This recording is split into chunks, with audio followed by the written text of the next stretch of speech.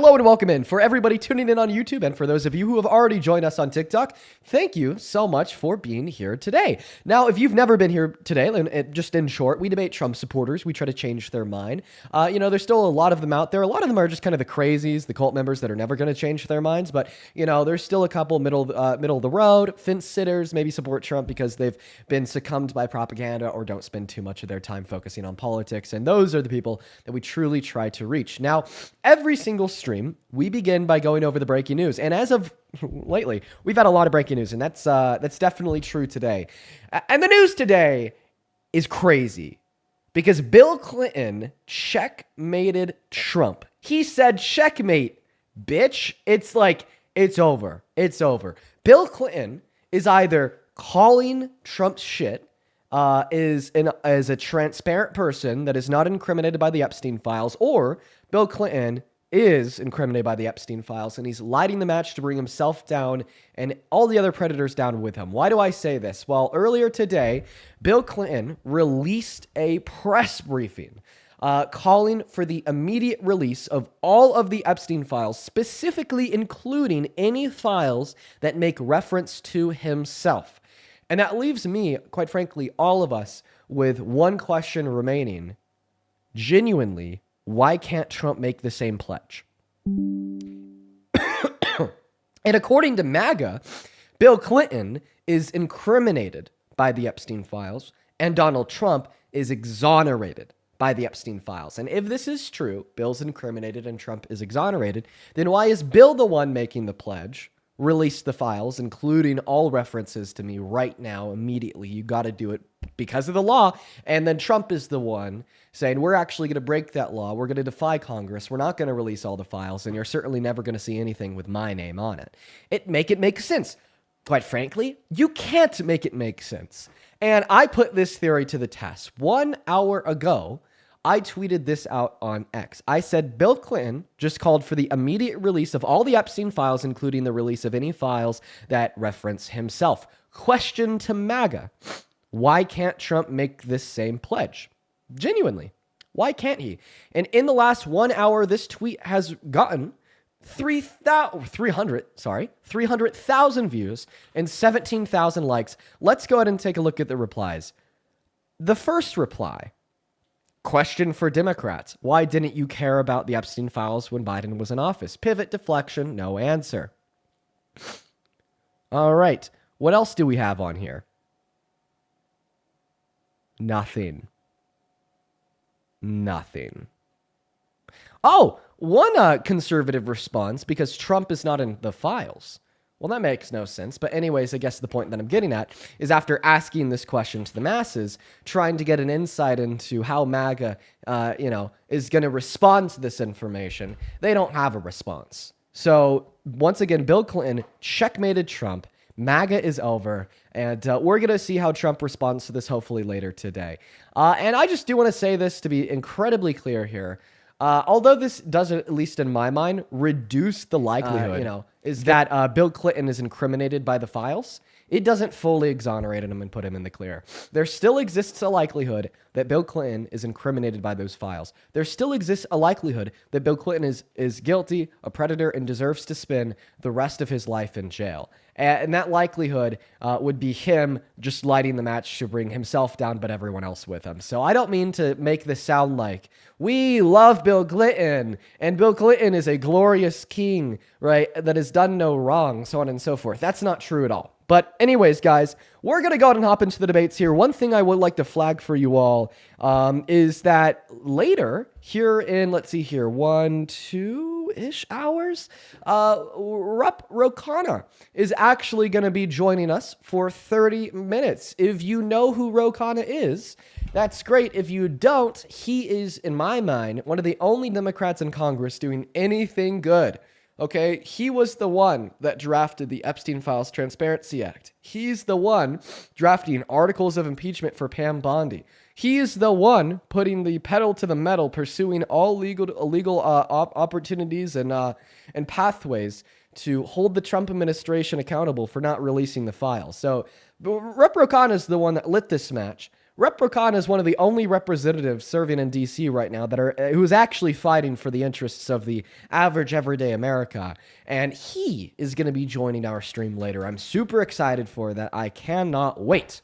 Now, let's go ahead and hop into those debates. Today is a day of reckoning for Trump supporters across this country because of the news and the continued trend that we've seen from Trump and his administration to defy Congress, to break the law, to fight against the interests of the American people, to say hell no to transparency, and conceal the Epstein files. Now, we already have our very first Trump supporter up here of the day. This is somebody that I spoke to a little bit before we even started our live stream on Parker's live stream, if you know who that is. If you don't, check him out. He's awesome. He does the same thing I do. And I had a little conversation with Joel down here about abortion. It was pretty quick. He, got, tied into a pretzel rather quickly. You tied into a pretzel. You heard me, into a pretzel. Wow. But the question that I want to ask to you, Joel, what are your thoughts? What is the cult member perspective, right? Because I don't know. I just think that you are a cult member when it comes to Trump, MAGA, the right, so on and so forth. With Donald Trump breaking the law, okay, ignoring the Epstein files Transparency Act. I know the vote blue no matter who people are not calling us cult members. That's crazy. You are definitely a cult member. I'm a cult member. Based on what? Based on the fact that you support Trump as president with good reason. But have I ever been critical of anything Trump has done? I wasn't done speaking yet. Yeah. Do you want me to finish telling you why you're a cult member, or could I just get to the meat on the bone? Go ahead. Because that was going somewhere. Yeah. Okay. Well, I think that you're a cult member because I think that you're willing to ignore reality and for an elevation of your own preconceived pro-Trump biases and actually change and contort reality to fit those biases. And I don't really think that you hold any red lines against Trump, because if you did, then you would have stopped being a Trump supporter when he was boasting about sexually exploiting women and girls, lied to the American people about where that money was coming from for the military service members' checks, or is now breaking federal law and defying Congress for refusing to release the Epstein files. Now, the first thing that I want to ask you about actually pertains to the breaking news that we went over. Maybe you were able to watch that from the queue. I don't know how long you've been here. So are you going to let me respond to what you just said, or are you just going to keep rambling?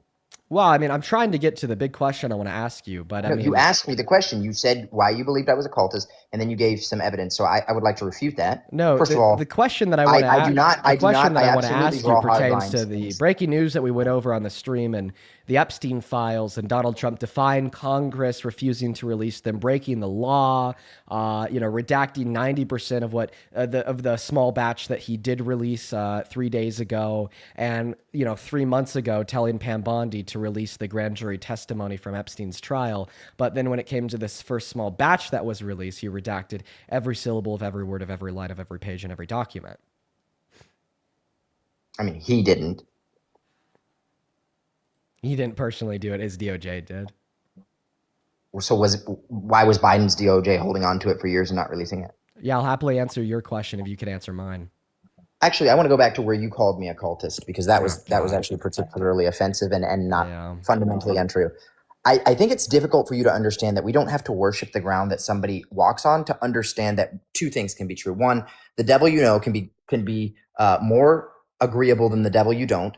And two, as long as their individual policies are in line with your beliefs, you can ignore how terrible they are as an individual. Because I don't know if you've noticed this or not, but members of Congress are objectively terrible people. You are more likely to find someone with an existing criminal record in Congress than you will if you were to take a random sample size of everyday Americans. So that's fundamentally just a fact that I'm not even going to debate. Secondly, I can move past the horrible things he did on an individual level because I'm not inviting him over to my home or allowing him around my kids. I am voting for an individual who's putting forth policies that I believe in, and that's where it stops. I don't worship the ground Trump walks on. I'm very critical of Trump. I speak regularly about the things that Trump does that piss me off and the things that I don't agree with. The fact that you objectively just called me a cultist, clearly not having any idea what my actual beliefs are, shows that you did not do your research. Thanks. I'm going to go bottom up. You said that I don't know what your beliefs are. We've debated like 3 times. I think I have a good enough idea to call you a cult member. Second point, you said that you could ignore his character because he's not your babysitter, and you're going to vote for him That's to not be the what I president. said. Yeah, you said that he's I not said coming over he's to your not house to watch your invited to my kids. home.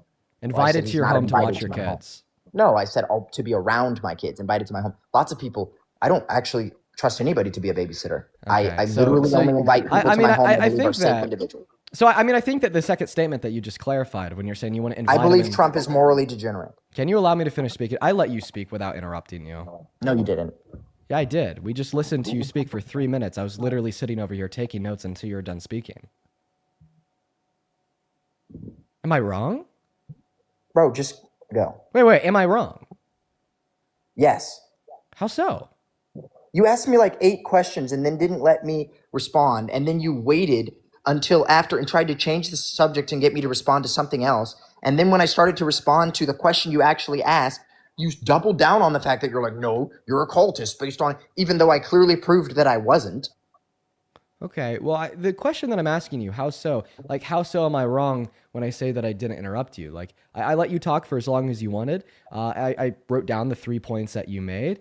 And then you finish speaking, then I start speaking, and then you interrupted me twice in the first 30 seconds. Then I was like, hey, man, can you not interrupt me? And then you were like, oh, you interrupted me too. And like, no, I didn't. I let you speak. Okay, whatever you say. Me speak too? Whatever you say. Go. Cool. So the second point that you brought up there was that, you're not inviting him into your house. You're not having him around your kids. And I think that you're kind of saying the quiet part out loud. You wouldn't trust Trump to be around your children, but you would trust Trump to govern your children. See, the thing is here, I think that we could all unanimously accept that predators should not hold power over their prey. And we could all universally accept, right, left, and center, that the office of the presidency is not one of self-service, but rather one of public service. And public service necessitates particular virtues of empathy, caring for others, wanting to do what is in the best interests of those in which you are leading. And now, I think Donald Trump lacks those virtues, fundamentally so, or else you would have, at the bare minimum, respect for the consent of naked teenagers. I mean, what? You heard what I said? I heard what you said, but one, they shouldn't be naked to begin with in public. That's ridiculous. They That's weren't crazy. in public. They weren't in private. They were in private. Were they at an event? They were at a private space in an event. No, they were not. Can we agree that even though a Walmart is public, the restrooms inside of that Walmart are private? Walmart is not public. It's private property. I'm surprised you didn't know that. Okay, a public space. Not public property, a public space. Walmart is not a public space. They can deny you entrance. They can deny you access. So a private space. They can trespass. So therefore, the beauty pageants that these teens were different. at. No, I'm agreeing with you. Listen, there are different levels of privacy. One moment, Joel. I'm agreeing with you. Okay, if Walmart's private, then so were the beauty pageants, where these teenagers were backstage in their dressing rooms getting undressed to put new clothes on. And by the way, Joel, you said, well, they shouldn't be naked in the first place. Well, you kind of got to get naked if you want to take the clothes you're currently wearing off to put new ones on. No, you don't. Yeah, you do. So did you ever play sports, Dean? I have definitely played sports before. Did you ever run track, buddy? I've not run track. I played lacrosse. Okay, well, we run track, and when we run track, we change uniforms, and we do not get naked on the track to change uniforms. Yeah, for track, you would probably leave your boxers on, but you do that in a bathroom, a stall, a change room, so on and so forth. No, a lot of times there were none of that. We were in a tent. Okay, so then you did it in a tent. I'm just confused on what this means. Like, all that I'm trying to say here is that Donald Trump doesn't respect. All that I'm trying to say here is that Donald Trump disrespected the consent of the. That's not what you said. You said Donald Trump was a sexual predator. I want you to give me evidence of that. Well, I don't think I did say that, but it's true. So I'll say that now. Donald, I don't think I clarified that to you so far in this conversation, but he is a sexual predator. I'll just give you the instance of him being a sexual predator that we're already referencing here. One thing that certainly proves that he's a sexual predator would be something that we've already begun to discuss. I don't know if you're too familiar with it. Barging into the dressing rooms of naked women and naked teens at Miss Teen USA and Miss USA and the pageants that he owned in the 90s and 2000s. Can you prove that he did it at Miss Teen USA? Yeah, I can prove that he did it at Miss Teen USA, and I could prove Okay. that he did it at Miss USA. Okay, go ahead, prove it. Okay, so the proof that he did this at Miss Teen USA would be him broadly admitting to doing this at the beauty pageants that he owned to Howard Stern on his radio show in 2005. Oh, wait. So you say he admitted to it? I mean, could you just let me finish speaking before So you believe Trump to be a truthful individual and the things that he says are true? You can make that point once I'm done speaking. I hear this point a lot, and I know how to refute it, but I just want to have a linear dialogue where we're letting each other finish. So before you start refuting my point, just let me finish it, even if you know what's coming. Okay? Thank you. So he admitted to sexually exploiting his beauty pageant contestants in a sit-down interview that he had with Howard Stern on his radio show in April of 2005. He said that he'd barge into the dressing rooms and look at them when they had no clothes on, making them naked. That's unconsensual sexual exploitation. And then, of course, your response to that would be, well, Dean, do you consider Donald Trump to be a truthful individual? Dean's response to you would be, no, I think that Donald Trump lies a lot, but the times when Donald Trump does tell a lie is when he's furthering his own self-interests, furthering the achievement of his own goals, or furthering the building of more of his own power. And the thing here is, when Donald Trump boasted about sexual exploitation, lying about that when it furthers his own self-goals, make him look better or give him more power. In fact, to do the opposite makes him look worse, makes more people be more critical of him, and reduces maybe his like social standing on this hierarchy of who's important and who matters and who's good in society. So I trust Trump when he says that he sexually exploited these women and girls. I find that he had no reason to lie about this. I find that he had no reason to joke about this, especially considering the fact that we have corroborating victim testimonies from the women and girls that he did this to at both Miss Teen USA and Miss USA. Okay, where are those victim testimonies? Those victim testimonies can be found on BuzzFeed. They reached out to Mariah Belgado and three other unnamed anonymous teens when Donald Trump was running for president in 2015. Mariah Belgado testified to the fact to them, shared the information that he'd barge in on them while they were naked, just simply reaffirming what Donald Trump admitted to Howard Stern. We also have other instances of other women saying the same thing, like Miss Arizona, who competed at his Miss USA beauty pageant in 2001. They're all over the World Wide Web, but at the end of the day, the victim testimony shared by the competition competitors for Miss Teen USA, Miss USA, only like just corroborate what Donald Trump admitted to in 2005. So we have an admission of guilt from the perpetuator of this sexual violence. Then we have the corroboration of this happening from the victims he did it to. You said that him looking at pageant girls was sexual violence? So I think that sexual exploitation is sexual violence. So when he abuses his position, no, it's not illegal. It's not illegal to look at somebody naked. Can I finish what I was saying? No, but you just definitively said something factually that was not true. So I want to respond to your first point. So your first point was, Dean, did you say that this was sexual violence? So let me clarify here. I do think that sexual exploitation is sexual violence.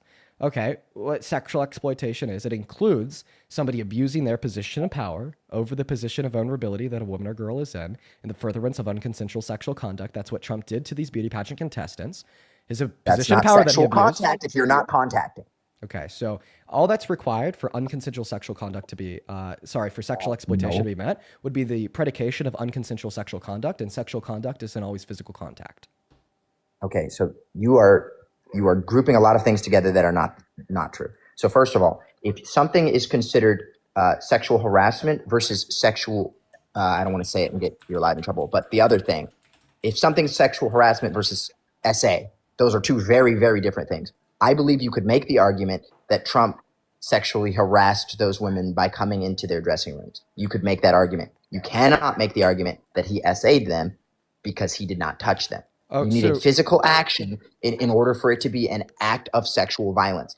Unlike what you just said, where him looking at them. Also, Dean, let me ask you a question. Can I respond to that first? No, can I finish? It will take 10 seconds, I promise. Okay, I better start writing your points down because you're throwing a lot at me at once, but go ahead. Okay, if you stumble into a women's dressing room because you tripped and fell, I guess, did you commit an act of sexual violence against those women in the dressing room? Or if you go into a women's dressing room because it was mismarked, did you commit an act of sexual violence against them? And my final point, do you believe that men belong in the women's dressing room?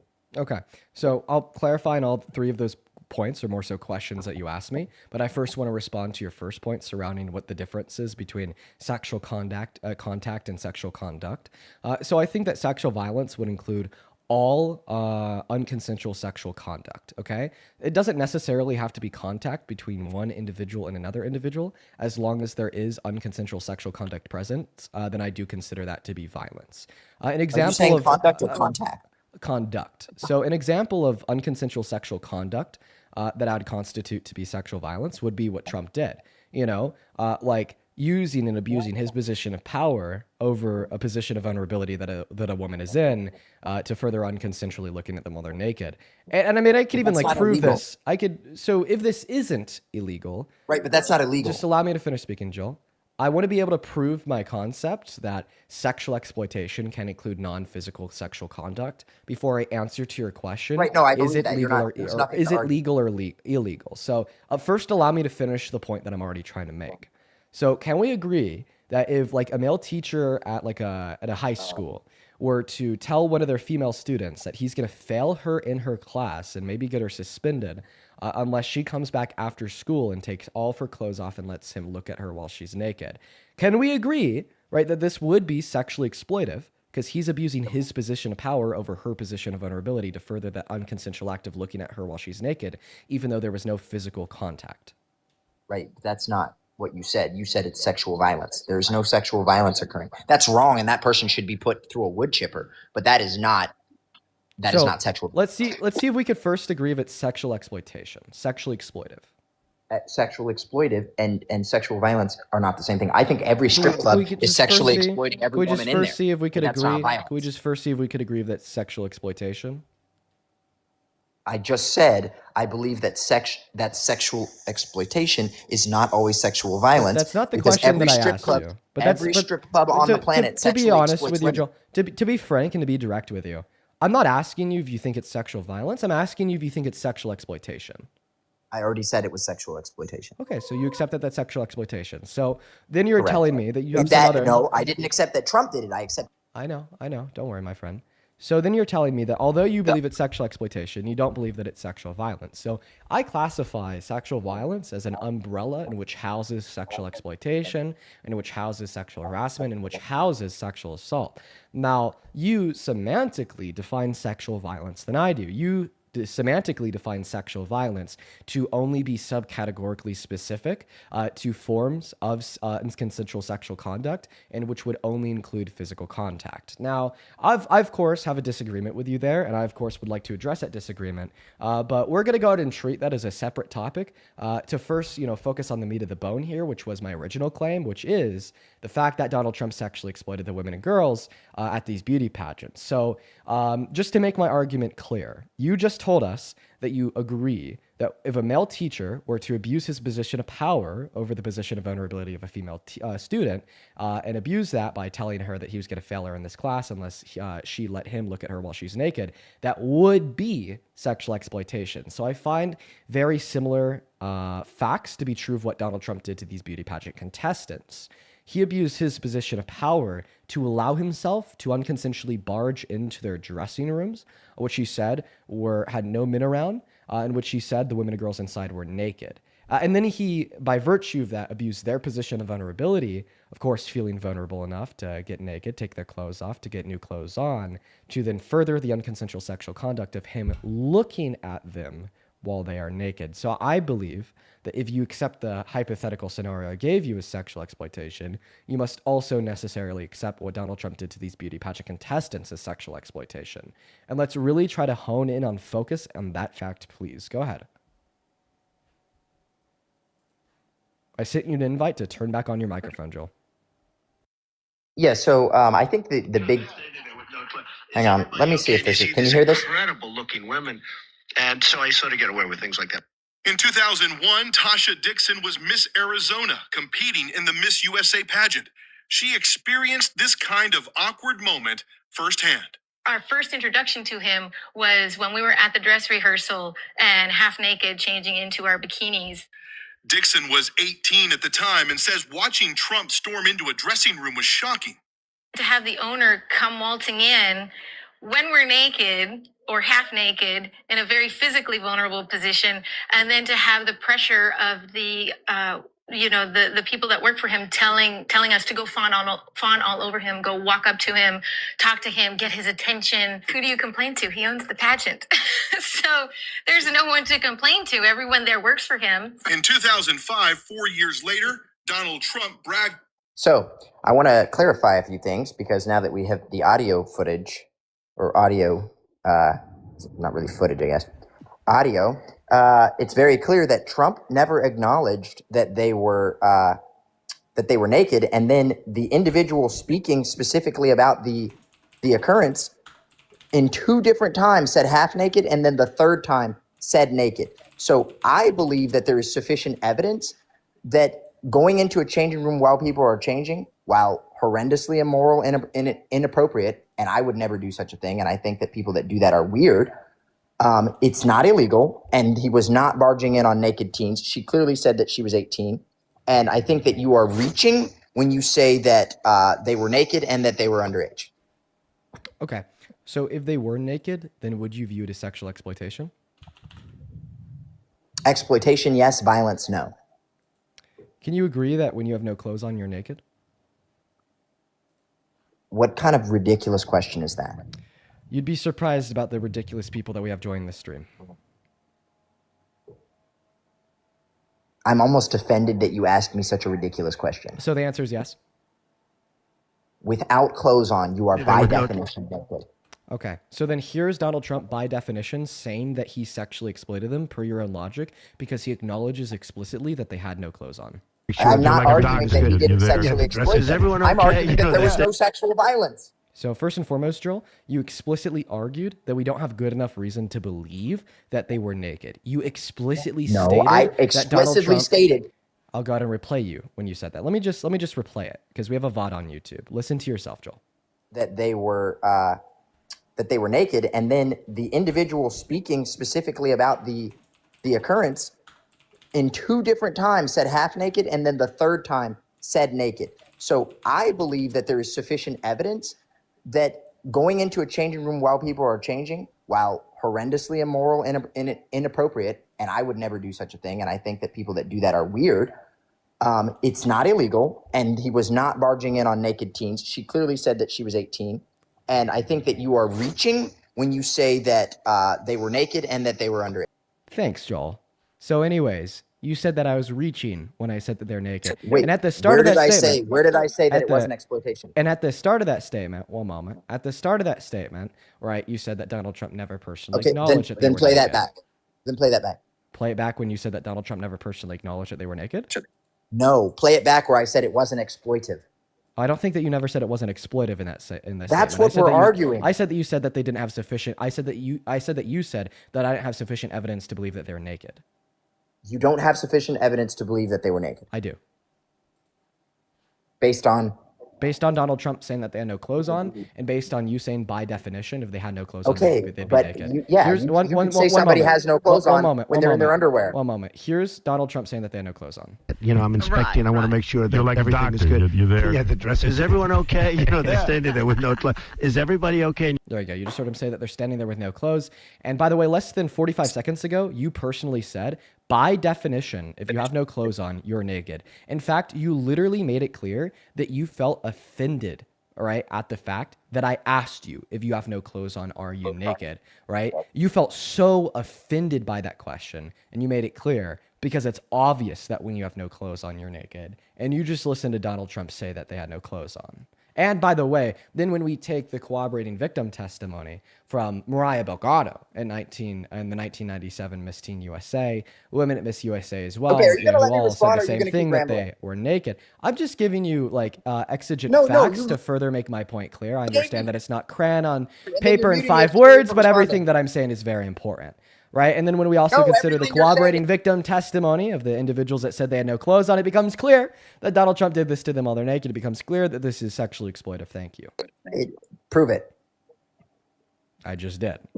You did not. You just claimed it. You didn't prove it. No, I proved it by playing you the clip. The girl literally said, I just played the audio for you. She just said half naked, and we were changing in and out of bikinis. I would consider people wearing bikinis not being fully clothed. That doesn't mean they're naked. Okay, so you played a clip from Miss Arizona in 2001 where she acknowledged that she was half naked in a bikini. What that could possibly mean, what I think it's more likely to mean, is maybe having the bottom Oh, on no, but not the no. top, She or said having she the was. top on but not the bottom. Okay, And by now the you're way, lying. this whole time when I've been referencing individuals giving corroborating victim now you're testimony, I've also been referencing Mariah Belgado from 1997, who said that they had no clothes on, they were fully naked, and that Donald Trump said, "Don't worry, ladies, I've seen it all before." But all that we need to know to understand that they were naked is what Donald Trump said when he argued they had no clothes on. Having no clothes on means that you're naked. You already affirmed that that's true, and you're not going to Not address always. that fact.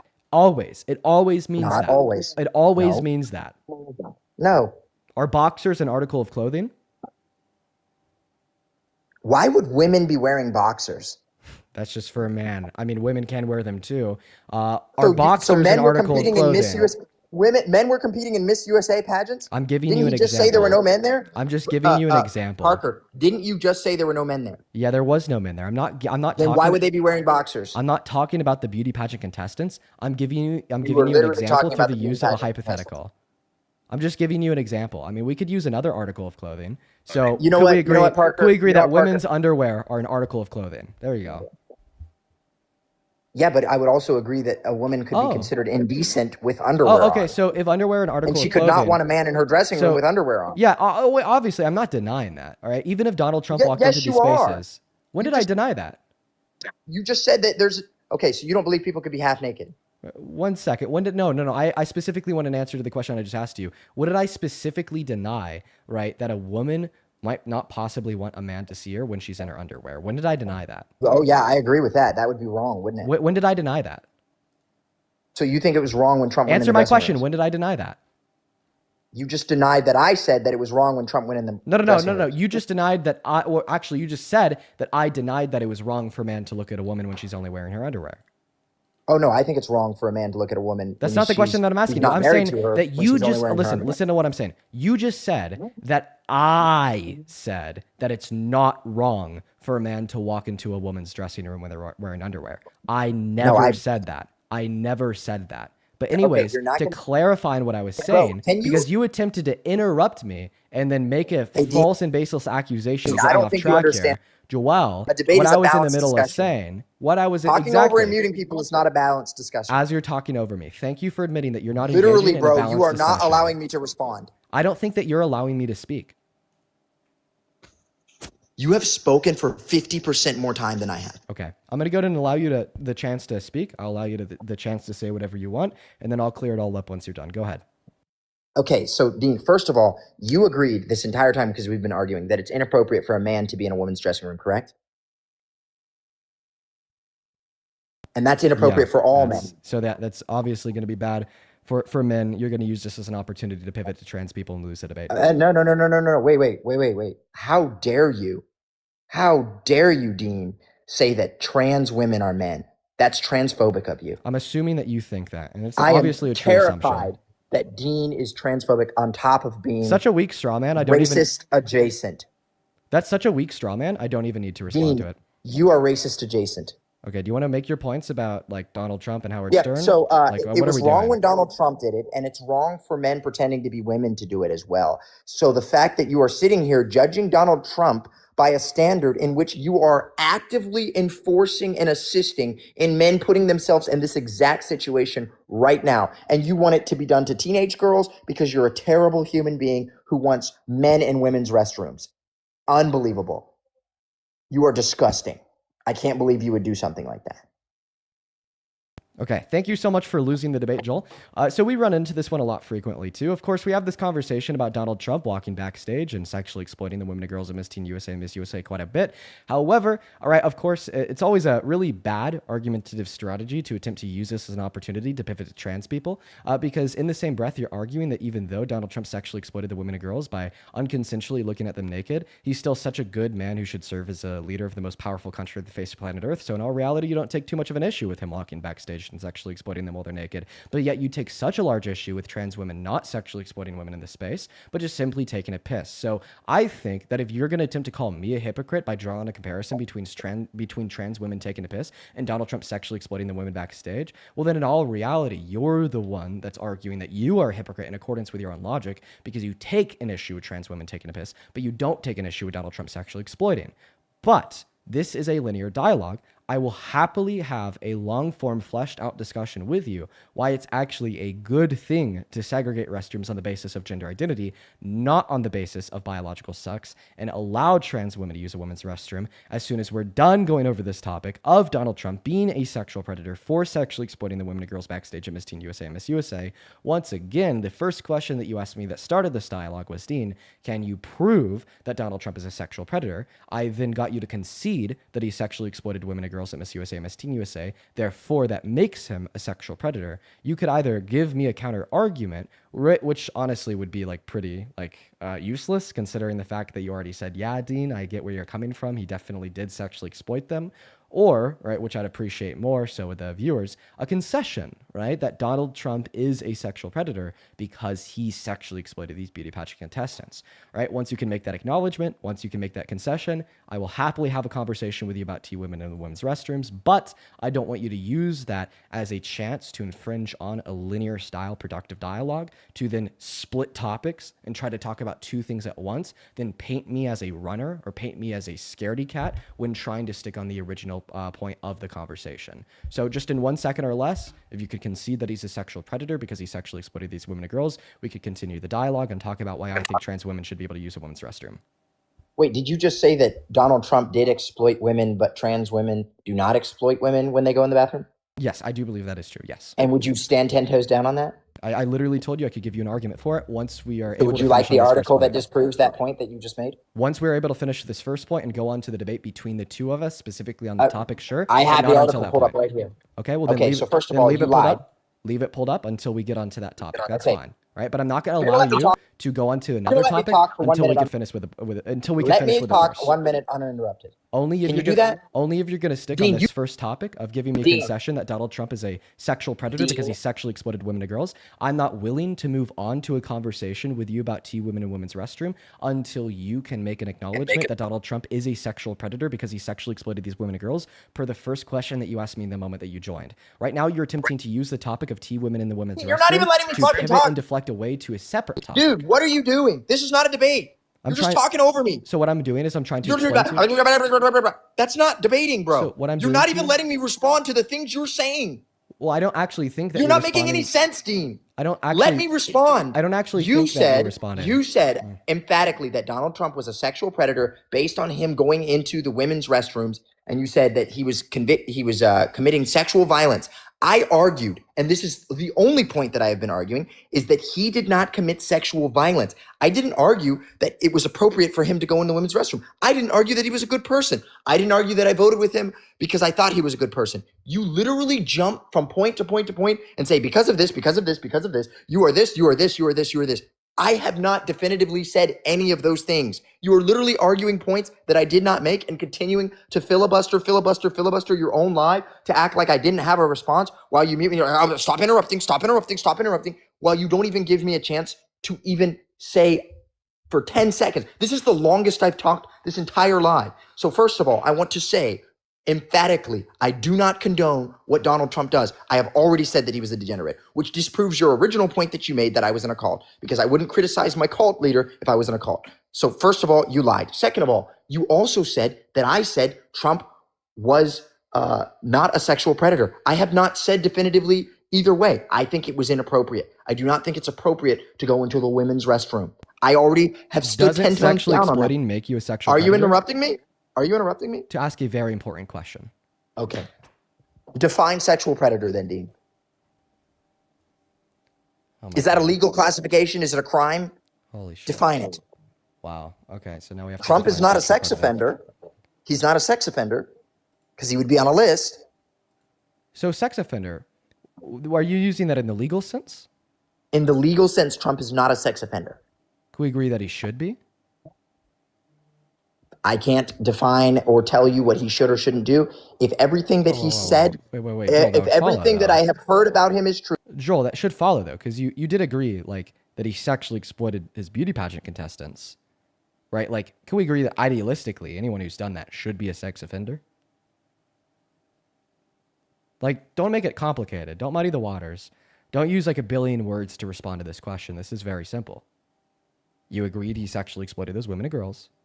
Idealistically, can we agree that should make him a sex offender?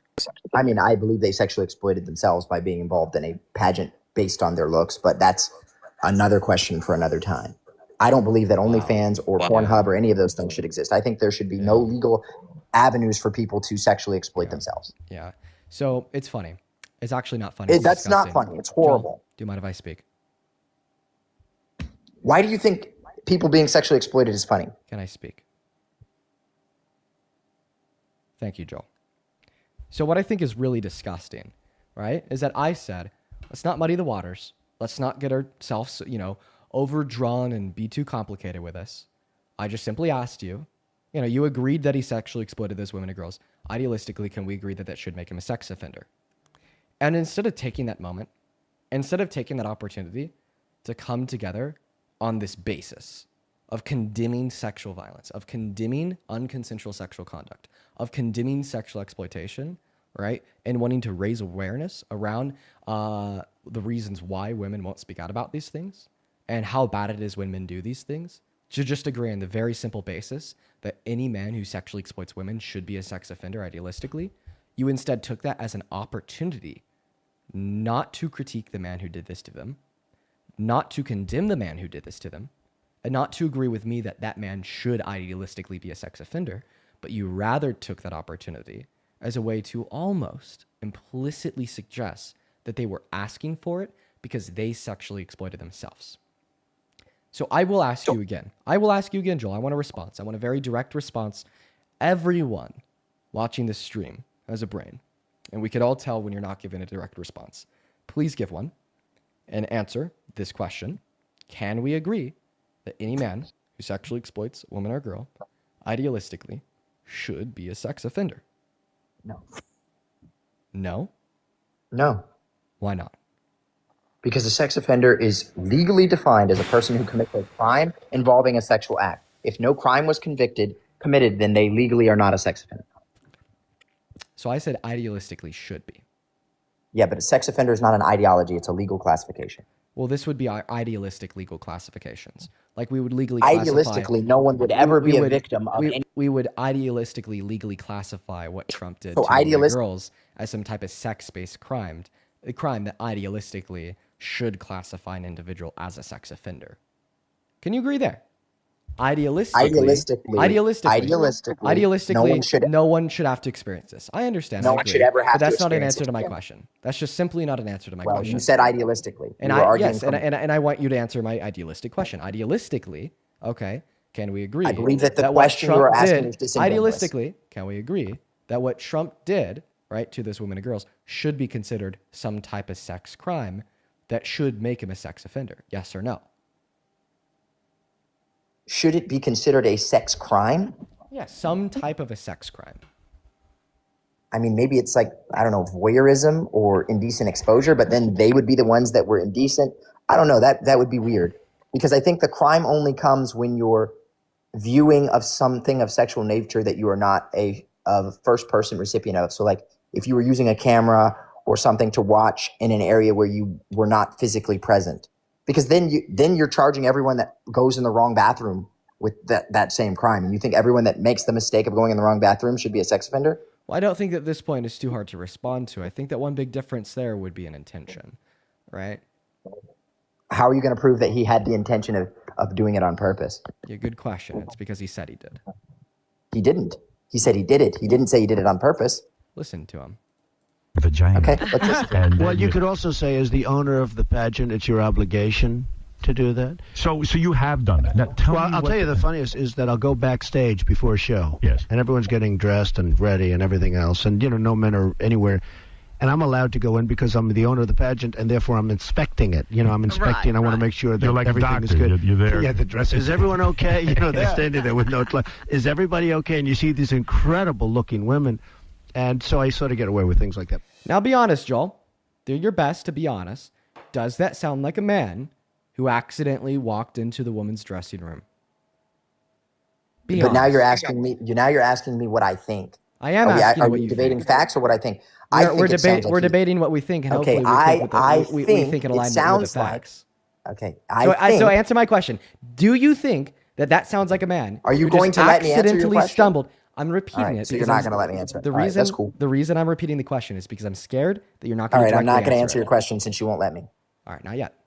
The reason I'm repeating the question is because I'm scared you won't directly answer it. In the same then way, be scared, you have bro. Let me answer not your answered question. questions in the past. Okay, I'm not going to answer it then because you're wasting my You time. could answer it after I repeat it. 10 seconds. All right, from listening to that clip, do you think that sounded like a man who just accidentally and honestly stumbled into the woman's dressing room? Not that I can recall. Thank you. That does not seem like an individual who did that by accident. Thank you. I appreciate you for being honest. Genuinely. Thank you for being honest. Why are you never honest? I am honest. Thank you. You're never Maybe the honest. galaxy. You sound Okay, do you honestly think that you have given me equal time to talk that you have taken to talk? I think I've done pretty good at allowing you your chance to speak. You absolutely have not. Do you understand that for a true debate, you have to allow the other person to respond? And I think I've done that. Okay, so if I said, hey, shut up, let me finish, is that me allowing you to respond? If I was interrupting you, I'd find it fair for you to say that because that's what I say to guests myself. So since you cherry pick the same topic every time, your topic is Trump's bad, prove to me Trump is good. Here's the thing. I don't need to prove to you Trump is good because I don't think he is good. I think he's better for the country because of his individual policies than his opposition. Really, even legislatively wise, I think that he's a terrible president. I mean, just look at what he's doing with legislation as we speak. He's breaking federal law. Is Trump a bad president for rich people? You are interrupting me right now, Joel. Thank you for allowing me to finish speaking here. So really, even legislatively wise, I think that he's a terrible president. And my evidence for that is, if we could just both look at what he's doing right now. Like right now, legislatively wise, he's breaking federal law. Right now, legislatively wise, he's defying every single member of Congress. Right now, legislatively wise, he is failing to meet and abide by the criteria set forth in the Epstein Files Transparency Act by not immediately releasing all of the Epstein files. So even when we talk about this from a legislative angle, I think that he's an ineffective legislator because he can't even follow the legislation that our Congress passes. Right. Ineffective legislator. Okay. Was he an ineffective legislator when he passed the big, beautiful bill that will effectively put more money into the pockets of America's wealthiest individuals? Yes. He was an ineffective legislator when he passed the big, beautiful bill. That would effectively reduce the tax burden of America's wealthiest individuals. Yes. That was ineffective legislation. Yes. And by ineffective, you mean it did not accomplish the goal to which he wanted it to accomplish, which was to lower the tax burden for the wealthiest individuals. So by ineffective, I mean significantly more harmful to America than beneficial to America. That's not what I asked. I asked if it was helpful at lowering the tax burden for wealthy people. Oh, well then sure. Then it was effective. Well, I'm not in the way that I define effective. No, so you're asking for someone to agree to do things in a way that would benefit you individually when you individually are not the targeted person they're trying to benefit. No, that's not true. You just strawman my position. The position that I set forth insofar as how do we measure the effectiveness of policy that would be signed into law and passed by our Congress would be what are the total cons in which it would harm this country and the people in it, and what are the total pros in the ways in which it would benefit how will this it country harm and this everyone country and the else. people in it? Good question. Thank you for asking. First and foremost, I'd like to point out that my argument that I gave you surrounding why I think he's an ineffective legislator to do the Epstein Files Transparency Act and A through Z, everything else that I mentioned, is something that went completely unanswered to by yourself. But, I just want to point that one out. The Epstein Transparency Act has nothing to do with... I'll give you an opportunity to respond to that. Put that legislation forward. First, he didn't put that legislation That wasn't his forward. legislation. He signed it into law, and it is the law. But it wasn't his legislation. So you're saying that Donald Trump didn't want transparency for who's a predator, and he rather wanted to protect rapists and PDFs. Is that the hill that you want to die on? Okay. It's not the hill I want to die on, but to say that was his goal in legislating and his goal in becoming elected president would be disingenuous, and you know it. Why would anyone want to put unflattering information about themselves into the public eye? Wow. Why would anyone want that? Wow, so you think that the Epstein files incriminate him? Are you new here? Are you listening? You just said, why would he want to put unflattering information about himself in the public eye? Are there images of Trump in the files that have been released? Yes. So then the Epstein files incriminate him. This is not an argument. It's a fact. So what are you arguing about? Well, I'm just really confused why you're a Trump supporter. You acknowledge this fact. Like usually this fact is only, just allow me a moment to speak here. Usually this fact is only acknowledged by people on the left. Usually this fact is only acknowledged by people with a brain, but somehow for some reason whatsoever, we have a Trump supporter on this live acknowledging that Donald Trump is incriminated by the Epstein files, acknowledging that he was one of his closest associates, his best friend, and acknowledging that the files have already incriminated him, right? Such as the letter that our subcommittee in the House of Representatives released, detailing the depiction of a naked body of a little girl with a statement, "May every new day be another wonderful secret," or an email that Epstein had sent to Ghislaine Maxwell in 2011, saying, "Of course, Donald Trump knew what he was doing with his girls all along." It's just like crazy that you acknowledge that, you agree that is incrimination, and then you still support him as president. Especially when we get to the point of you thereby also acknowledging, in virtue of those facts, that he doesn't want this information to be publicly available to you, me, and the rest of the American electorate base.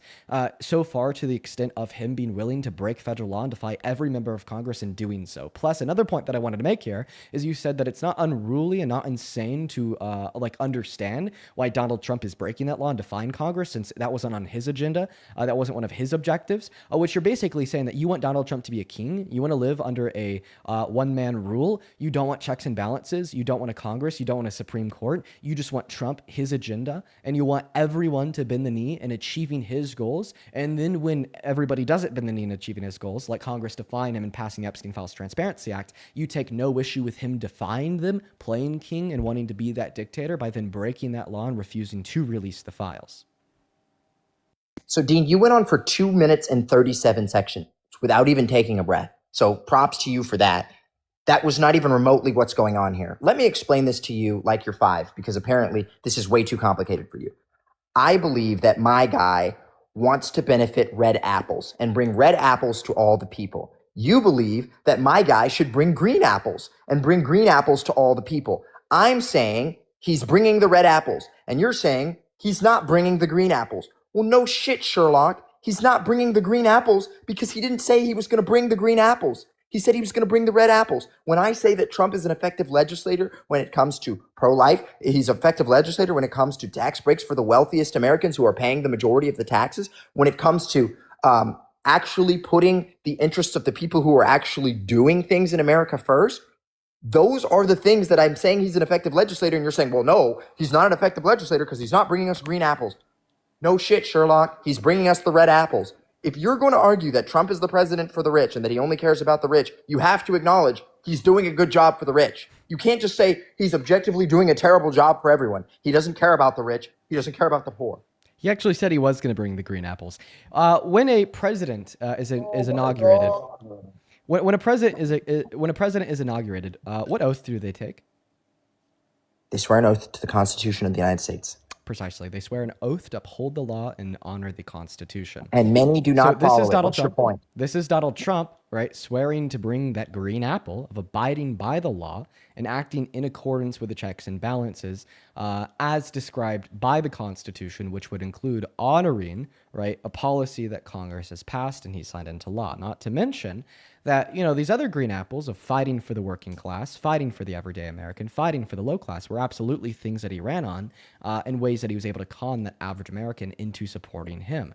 Donald Trump didn't run a campaign on serving to the best interests of the 1% on the backs of everybody else. In fact, he promised the exact opposite. He ran as a populist and promised to dismantle the deep state, get rid of the corruption, get rid of the cronyism, and serve to the best interests of the everyday American. Now, in all reality, what is Donald Trump doing? He's placing this country last. He is eroding our checks and balances. He's been challenging our democracy. He's been attacking the Constitution. He's been attacking the working class, the low class, taking their health care away, taking their food stamps away, reducing their purchasing power. And at the end of the day, you don't care about any of these things. things and more, like him being adjudicated to have raped Eugene Carroll, sexually exploiting the women and girls at the beauty pageants, or, starting terrible geopolitical conflicts overseas, committing war crimes in the South Caribbean, stopping all small parcel shipments from 36 other countries because he's serving in the best interest of the top 1%. Sir, I believe that makes you America last as well. So is Donald Trump a good? So is Donald? Because of the top 1%. Is Donald Trump is a good not legislator? One moment. Because the Is top Donald one. Trump? One moment. Is Donald Trump One moment. for the 1%? One moment. Yes or no? I'm still speaking. Thank you, Joel. I am speaking. I'm speaking. He spoke for 2 minutes. And I'm not done speaking. 2 minutes again. And I think we're going to go for another 30 seconds. Bro, you're in a shout every time. I don't mind doing this. It's fine. I'm very used to it. I've been doing this for years, Joel. I'm very used to it. No, you haven't. No, you haven't. Yes, I have. Anyways, to continue with the last thing that I wanted to add on to the culmination and end of To the useless rant. statement. Well, it's only useless to people that don't pay attention like you. I bet that It's useless. Those third grade math tests and lessons were pretty useless to you for the same reason why what I'm saying right now is pretty useless as well, considering the fact that maybe you didn't pay attention. But anyways, to finish what I wanted to say, hopefully I have your attention now. It's very rude to not give your attention. You to the don't person have you're my debating. attention. And we have a child on the live. It doesn't really seem like you're here for a productive dialogue. Dean, I'm older than you. Well, I'm not calling you a child because of how many times you've You been on the sun. I'm calling you your child because of your mental acuity, emotional regulation, Dean, and you're general level of intelligence, and my level of intelligence is equal to very mad and get very angry and be a real pain in my ass. Irritated, you are not being balanced, and you know you're not being balanced. You know you're not letting me talk purposefully to irritate me, so you can be like, "Look, guys, he's angry. Why is he angry? Not because I'm not letting him talk or anything. I'm just talking over him every 2 seconds and lying and saying he agrees with things he clearly doesn't agree with every single time." Bro, the purpose of the argument that I made was that Donald Trump is a good legislator for the rich. You agreed and then turned around and said, well, he's actually not a good legislator for the rich. Agree or disagree? This is not rocket science. Is he a good legislator for the rich? I never said that Donald Trump wasn't a good legislator for the rich. I said that Donald Trump wasn't a good legislator for America. Is he a good legislator? Are the rich Americans? There are Americans, but they're not constituting the whole of America. Then he's a good legislator for America. No. So personally, him saving the lives of a million Americans by banning abortion was a great legislation for the greater America. But you are now denying that Trump is benefiting the wealthy, which actually I think it's funny that you come on here and placate like you're not wealthy. When I know for a fact, Dean, you are individually wealthy. First and foremost, I explicitly said that I never made that claim. And second of all, well, I guess it depends. Dean is the rich he hates. You know what? Actually, Dean is the rich he wants to eat. Speaking of that rich, Coral, thank you for the $50 over on YouTube Super Chat, saying that this guy stinks. Show some love to Coral down below for the $50. Let's get 500 Coral W's. Let's also get 200 Kelsey W's for the $20 on Super Chat. Thank you for the love, Kelsey. And then Jenna, appreciate you for joining the channel team over on YouTube. I'd also like to thank Kelly for the $5 over on Venmo. Show some love to Kelly. Ben, appreciate you for the $10 over on Venmo, who says, that's like saying, yeah, he's reckless, drunk, and blindfolded, but that doesn't mean he'll crash. My brother in Christ, come on. Deadass Ben, show some love to Ben. Amanda, thank you so much for the $10 on Venmo, who says trans women are literally just going into the bathrooms to relieve themselves. Donald Trump went into the dressing room to be a creepy peeping Tom to sexually exploit them. Yo, dude, on God, Amanda, thank you for the $10. Spencer, thank you for the $5, who says, this guy doesn't believe in consent. Consent is the whole reason why we have an issue with Trump. Probably so. Thank you for the $5, Spencer. And Julia, thank you for the $20 on Venmo. Yo, W Motion. Let's get 200 Julia W's down below in that comment section for making me wealthy. Who says, Dean, thank you for all that you do. Today is my mom's birthday, and we both love listening to you educate the uneducated. Well, shout out to you and your mom. Shout out to Julia's mom. Happy birthday, Julia's mom. And thank you, Julia, for the 20 and Amanda for the 10. Show some love to Amanda for the $10 down below in that chat. And Allie with the $10 as well, who says, does Joel need a binky? Wah? I think he does. He's very mad that he's losing this debate. Show some love to Allie down below in that chat for the $10. Lovey, thank you so much for the $2. Lovey, send that to me in DMs, please.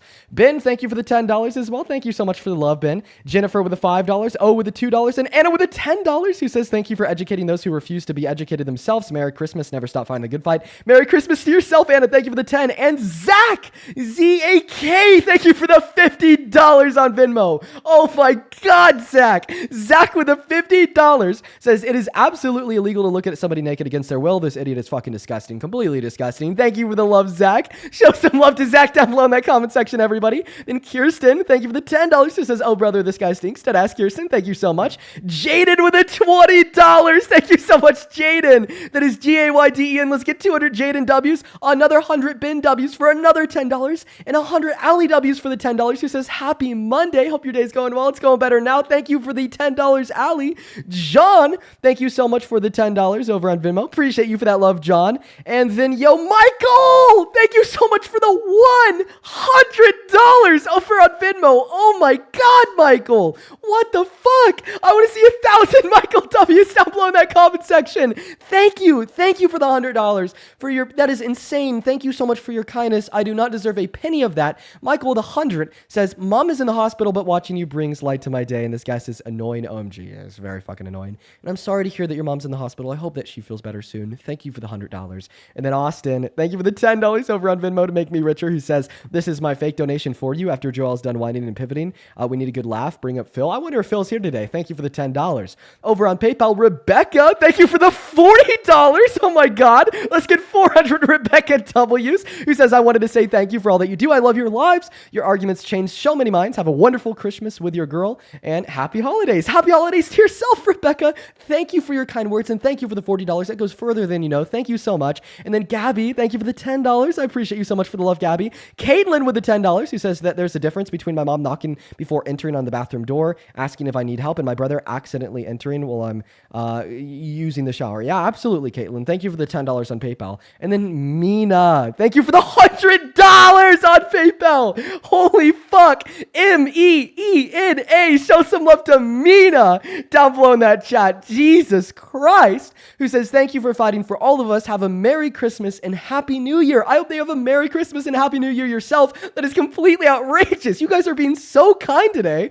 Mina, thank you for the $100. Let's get 1,000 Mina W's down below in that chat, as well as Carolyn with a 50. Holy fuck. Carolyn with a $50 says, happy holidays, Dean. Hope you have a great stream. Well, I hope you enjoyed this stream. Thank you for being here, Carolyn. Show some love to Carolyn in that chat. Show some love to Mina in that chat, Michael in that chat, all the donors. And the one person I'd like to thank you real quick, one last person, would be Poppy. This came in 54 minutes ago. Thank you for the $15 on PayPal. He says, Merry Christmas, Dean. I watch from the UK most nights, but haven't donated before. Wanted to send some Christmas cheer. Well, thank you. Thank you for your kindness. Thank you for your love. Show some love to them down below in that comment section. And we actually have two more people. Sarah, thank you for the $50 on Venmo. And Yvonne with $100 on Venmo. What the fuck is going on? Sarah with a $50 says, it's insane that he's happy Trump is helping out the top 1% instead of everybody else. Happy holidays. Love to support you. And by the way, yeah, this guy calls himself a fucking Christian, right? He forgets that Jesus made Matthew quit his job as a tax collector on the poor to become one of his disciples. Thank you for the $50, Sarah. Seriously, that is so fucking kind of you. That is outrageous. That's not what happened. And then Yvonne with $100 on Venmo, who says, worst guess ever. Thank you so much for the $100, Yvonne. Yvonne, sorry, that is Y-V-O-N-N-E. Show some love to Yvonne down below in that comment section for the $100 over on Venmo. They just keep coming in. Theta, thank you so much for the $50 on Venmo, who says, just found out I'm cancer-free today, so I'm passing the good vibes forward to others who deserve it like you. Happy holidays, Dean. Happy holidays, Thena. And let's go. I'm so fucking happy that you're cancer-free. That is fantastic. Thank you so much for telling me that. And thank you for the $50. Have a good night. Celebrate it. You deserve it. And please show some love to Thena down below in that comment section. Holy shit. Show some love to all the donors. You guys are going off right now. And now that we're done thanking all the donors, I did just get a little bit of a concerning text accompanied by a video. Let's just go ahead and listen to this quick clip. I don't care if Donald Trump lit a school bus of children on fire. He is better for the country than Kamala Harris.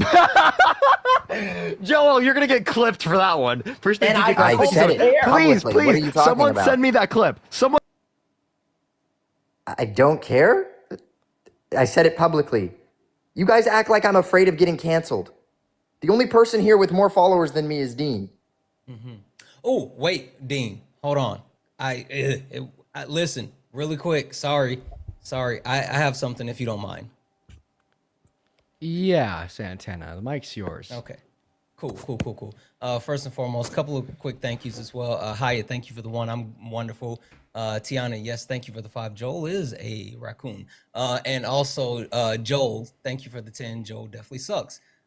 Listen. So, Dean, I that think was a that racial we could slur he just actually- read, and you It's didn't even not. check it. You're at all. disingenuous because you don't know. Dean, you slurs, are but that's racially fine. you are Listen, racially This insensitive is what and I racist. actually came up here for, Joel. I'm so serious. Like, I think that we can actually find common ground. I actually appreciate a few things about you. While I don't necessarily respect you, I do appreciate a few things about you. And something that I've learned over time, right, is the hard work, energy, dedication that it takes in order to do like what we do, right? Obviously, I do it on a much smaller scale than a lot of other people, but the amount of work, time, energy you have to put into building success is absolutely amazing. So I say things like this when I say like Dean, right? Dean has 4.8 million followers here on TikTok, but if you go over to his Instagram, he has 2.9 million, right? So, but then we take a look at people like Good Trouble, another one of my friends. He has 2 million followers over here on TikTok, but he has 1.2 million over on Instagram. Again, shit ton of hard work. Joel, you, my friend, you have 1.4 million followers here on TikTok On my backup account. on this account. Yeah. But you also have 1.4 million followers on Instagram. Yeah. Which is super interesting to me because, you know, the symmetry, right? I mean, I take a look at a lot of the actual people who people don't necessarily have dual success, right? That's interesting. I mean, again, Dean, 4.8 million followers on TikTok, 2.9 million on I was wondering. Instagram. I was wondering where this was going. Yeah, it's a little, I don't know, it's super interesting. I guess the question How I is there have, symmetry Joel, between backup accounts? the question I have, Joel, is I have 3 million on my while main account. you've been super successful with building your 1.4 million over on TikTok with your 1.4 million on Instagram. No, I have 4.4 million on TikTok. I have 1.4 million on Instagram. I have 900K on Facebook, and I have like 70K on Twitter. Listen, I will say here. Okay. I will say here that I did used to see Joel like all the time on my For You page. A couple years back. You know, did too, Dean. he was like, you know, the anti-BLM crowd just absolutely loved him. Yeah. But it still drags me kicking and screaming to my question, which is, Joel, how much did you pay for your accounts? Like, how much did that cost you, bud? What?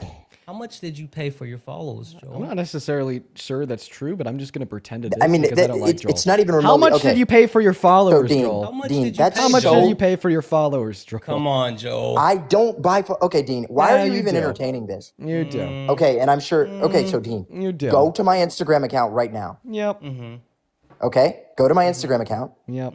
Take any random sampling of followers. Take any random video. Take any rambling sampling of comments or views, and So- see if any of it is inconsistent. I hate to be this guy, but what's your Instagram? Dean, that's wow. I'm sorry. I'm being honest. I don't mean for that. You know what my What's your Instagram, Instagram is. I use the same username on all platforms. Okay, what's your username on this platform? Joel Patrick. Thank you. Yeah.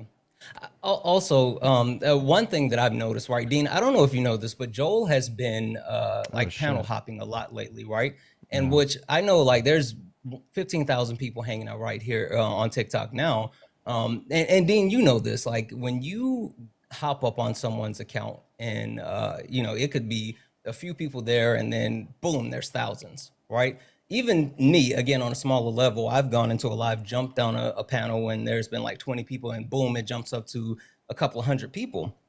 Well, Joel, for some reason, whenever he joins a live, it doesn't move at all. Well, I mean, I'm looking at his Instagram right now. He definitely gets like very low engagement for his amount of following. So I mean, I have just right around. it's weird. I've double his following. Dean, what are you smoking, bro? Listen, I've double his following, and he made a video 3 days ago that right now has 8,000 likes. So just like for like a comparison, That's not low engagement. I get like 8,000 likes on one of my Instagram posts in the first 10 minutes. right? And I Yeah. only have double his following. He gets 8,000 likes on Yeah. an Instagram post in 3 days. So Dean, I'm just wondering, Joe, because I've been fighting for my life and trying to build my Dean, platform there's as much literally as a post possible, and within I'm 2 just days wondering, with like, 30,000 likes. You're how being much did, disingenuous. no, but there's Joe, not. how much did 1.4 million Yes, there followers is, cost bro. you? Go to my account. But Joe, how much did 1.4 million followers cost you, bud? Oh, no. Oh, you're saying in 4 days, 30,000 likes. Yeah. So, I mean, that's definitely a lot of likes, right? But like, I don't think you understand just for- social media at all. just for Dean, like you are popping contrast right now. Just for like contrast, I get like 2 years ago, bro, I you get were like not getting more views than me. just for like contrast, I get like 30,000 likes in, I don't know, like an Because hour? half your followers think you're cute, Dean. Are you saying that I'm an None of attractive yours man? do. No, I'm saying your followers think that. Why do you think my followers think that? I don't know. I've looked at your comment sections. I mean, if you look at my comment section, it's usually like in reference to the video that I created. Like for instance, let's just go through the comment section of my most recent post here that I posted today before I went live. The top comment is, be safe out there. These people are not okay. Another one says, I see that you've had the Westboro Baptist Church. Another one says, quote unquote, how old is a minor? In reference to something that somebody said in the video. Somebody else said, even as a Brazilian, I'm speechless. So what the fuck is happening in the US? You scroll through the comments. You're not really going to find anyone calling me cute. So once again, why do you think that half of my following finds me cute? You could be honest. If you just think it's because like I'm a conventionally attractive Also, man. Like, Dean, that's a fair answer, by the way. Dean, I want That's you, a- that's a Dean, fair I want you answer. to look me in the eyes and say that That's a you fair think that I answer. bought social media followers. I want you to look me in the eyes and say that.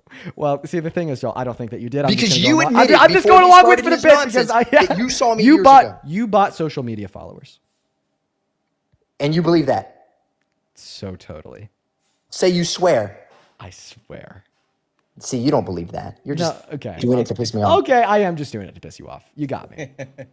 Personally, I don't think that you did. I think that maybe like 3 or 4 years ago, you experienced a massive blow up. You were everywhere because the anti-BLM crowd loved you. You sold the white privilege cards. You made $1 million. Then everyone forgot your name. And now like your notoriety and support has really dissipated over the course of the last couple of years. And that's why you have like millions of followers on platforms that have low engagements. And when you go into life, not many I people don't get join. low engagements. It's not because it's not necessarily because you bought your followers. It's just because you fell off.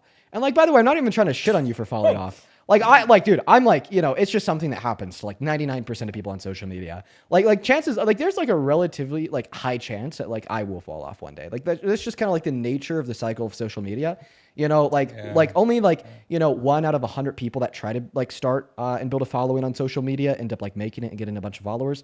Then out of like every 100 people that make it and get a bunch of followers, only like 2 out of that 100 end up like staying around in the long term. So there's like a relatively high chance that I'll fall off, just like you one day. Well, I'll say Yeah, this, but I Dean. haven't fallen off. I'll say this, Dean. I think I haven't fallen off. You made an excellent point, and so while I haven't fallen will off. say that maybe it's what. So, Dean, let me ask you a It's legit not, question. It's not 'cause 100% Santana doesn't sure know because that he's not Joel famous. actually bought his followers. I'll Santana say is a nobody. It's Nobody not knows who he is. probable, but it's definitely possible. Okay, Santana, Definitely explain to me why possible. you only have 70,000 followers, yet you're regularly on with Dean, who has over 10,000 live viewers. Because a lot of people know yeah, exactly who he is. Exactly. But why does no one follow him? Well, funny thing about that, one, I build my own platform, but two, this account You don't is- build your own platform. You're getting put on, bro. Right now, you're getting put on. Okay, yeah, sure. But the second thing is this account is like my backup account. My original account was permaban when I was like at almost 70,000 followers, so I had to start over from scratch. But Okay, it's I have perfectly started fine. over from scratch 8 times. It's fine. I will build my platform brick by brick. I just didn't know if like the cool thing to do was to buy 1.4 million followers, and if so, I just want to know how much that costs. Oh, I bought 1.4. Wow. You know what? Did I buy Jake Paul following me on this account too? Did I pay for that? Maybe he's definitely up for sale. Oh, he's up for sale? And like Okay. it wouldn't be above something that he would do. All right. And I'm sure I bought my way to the White House too. I went and visited the White House 4 times under the president.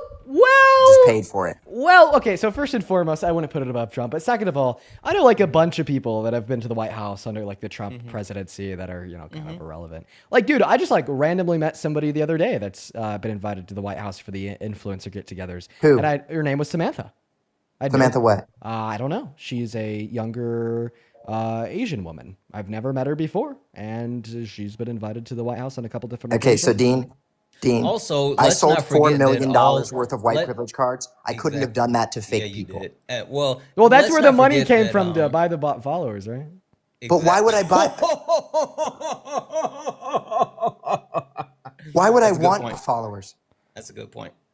Because you Ego. like it is an ego thing, probably. No. My ego gets lifted when I drive my $300,000 truck to the gas station. I can't go to the gas station anymore because people keep coming up to me. Did you just admit to talk that? to me?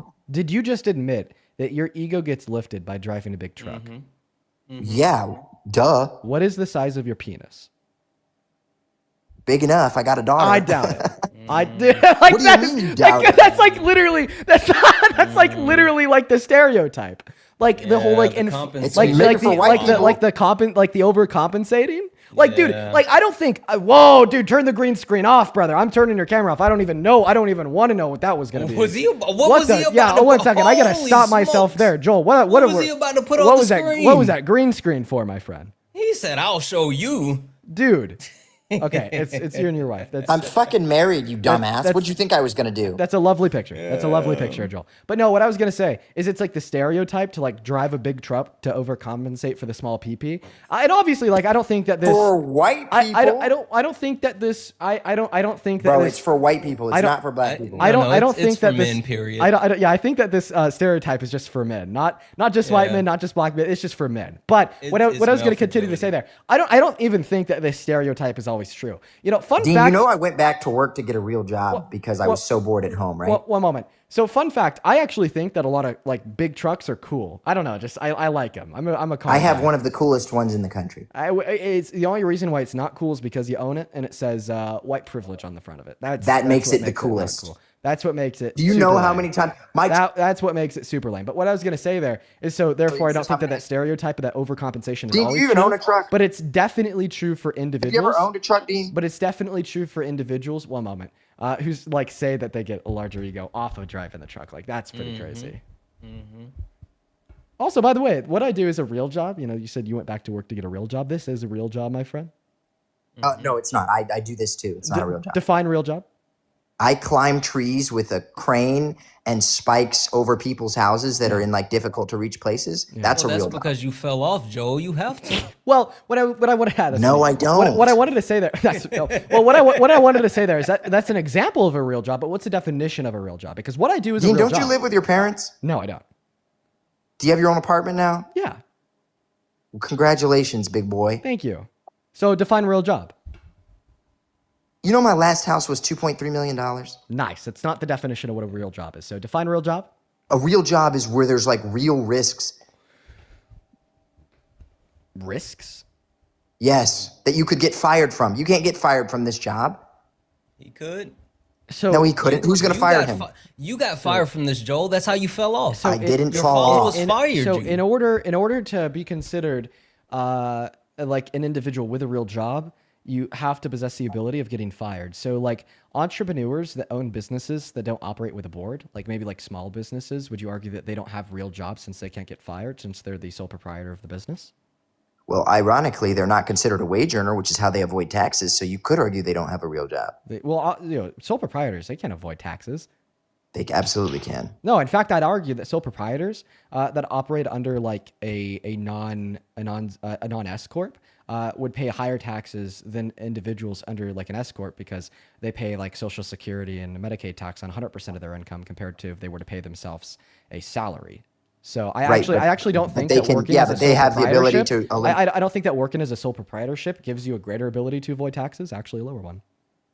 No, that's not correct because they have an ability to purchase things to. Oh, then you also said that your offset last their income. You also said that your last house was worth 2.3 million. What about the one that you currently live in? 1.9. Go ahead, Santana. I was gonna wait, but there's a couple of different people I have to thank, and even more so, Joel. A couple of people want to make sure they share a few things with you. W's in the chat for Anthony for the 5, for the got him did. Benjamin, thank you so much for the 10. Benjamin made a great point, and this is why I wanted to say this. That's wild. He has all these followers and still shows up here for attention. We've already determined that his ego is directly connected to the amount of attention he can get. That's why he's talking about the truck and the house and all this weird stuff. Andrew, thank you so much for the 5. Says Santana, who's this guy? He's a nobody. Don't worry about it. Not even that important. Jasmine, thank you for the 15. Santana, you're more of a nobody than me. follower. That's not a dig. Jasmine, thank you so much for the 15. You're awesome. For Moonraven, thank you so much for the 10. Said Dr. Lynette, tell Joel I've never heard of him before tonight. Because you're not a conservative. And I you're not a conservative on he'll be social forgotten media. by the end of this live. Yes, he's very, very Sure, I forgettable. will. Stephanie, thank you so much for the 25 for he fell off. He did. Wait, Santana, Listen, since I'm so forgettable, and how last come but you not remember least, me every single Rihanna, time I come thank back you into so the much live? for the 20. You said, who is this Jelly Bean Joe guy? Happy holidays. Happy holidays as well. Thank you all. I appreciate each and every one of you. Dean, I think you owe me an apology. For what? You know good and well that I have millions of real followers on the internet and that you've seen me before today. He's so pissed about it. You just Damn! did that because it's annoying. What if I said, Dean, that you bought all your followers and that you were funded by the DNC? Well, I'd laugh in your face. I wouldn't be annoyed. I'd just laugh at you. Okay, well, your best buddy. Does that mean that I'm a little bit more? Your best buddy Harry was funded by the DNC. Does that mean that I'm a little bit more secure than you are? Mm-hmm. Well, no, you're not more secure than me. Well, I mean, it sounds so because you sit on the internet begging for money all day. And Wait, then have the whoa, audacity to begging say for that. money? I don't beg for money. What do Yes, you mean? you do. No, I don't. What do you mean by that? And you make $1 million a year begging $1 people for million money. a year? Jesus $1 million a Christ. year. Wait. Okay, first and foremost, if I did beg for money and I did make $1 million a year, I'd be the most successful beggar ever. Second of all, I don't beg for money. Individuals that are watching this stream, like the 15,000 people on TikTok, just have the free ability to go to the link tree in my bio to find my Venmo, my PayPal, also top of the phone screen. So you receive donations for money. So what are you, a charity? One moment. Or the people watching over on YouTube, the 5,300 people over there, can also find the V and the P in the pinned message to send me a donation or get 100% of the proceeds, and you can attach a message that I can read off on live right now. I'm not begging for money. And by the way, you said, what are you, like a charity? No, these are... I am perfectly okay with people giving you their money, but they're making you a millionaire. These are seed investments, okay? In what? These are seed investments. They're not investing. They're just giving you their money. And the Dean Withers LLC for financial security and growth dynamics through structural Which is crazy integrity. considering you are independently wealthy and that your parents were rich before you. And the continued prosperity of the company. Dean, what's this of you on the private jet that somebody just sent me? Oh yeah, I was on the private jet on my way to LA to shop at a bodega. Is that what they call them? And get myself a Louis V belt. So how rich was your dad? I never went on a private jet. It was a fucking meme. Thank you. But actually, it was fake? Speaking of the donos, yes. Jay, So thank you for the $100 over on Venmo. I appreciate you so much for the love. Well, Dean, are your parents rich? I'll repeat to you what I've shared on the internet. So growing up, my father had money. My mother did not. Actually, at multiple points throughout my youth, my mother was homeless, and we would be sleeping in the sunrooms of friends' houses, relying on the local church to eat. And then there's other points, in my youth where my dad had a higher level of money, a lower level of money. I mean, so he owns his own business. It really crashed with the 08 housing crisis. Then after that, it was pretty bad on both ends, but he eventually built it back up to a pretty good point. But let me go and thank a couple donors here. Lupin, thank you for the $5 over on Venmo. I appreciate you for the love. Here's a contribution towards the $1 million salary. Jenny, thank you for the $5 over on Venmo towards the Dean LLC. Haley, thank you for the $10 over on Venmo, saying, where did you come from and where did you go? Where did you come from, Tiny Dick Joel? Wow, these are really great points you're making. Yeah. Then Robin, thank you so much for the $20 over on Venmo for baking so hard. Show some love to Robin. Lee, thank you so much for the $25 on Venmo, saying, Dean, I beg you, take my money. Thank you, Lee. Olivia with the $10. Thank you so much, Olivia. Show some love to Olivia. Jessica Lynn, thank you for the $10 as well. He says seed investment for the Dean Withers LLC. Matt with the $5 for the seed investment, even with the $1. Hannah with the $10. She's saying this guy's so ignorant, it's painful, dead ass.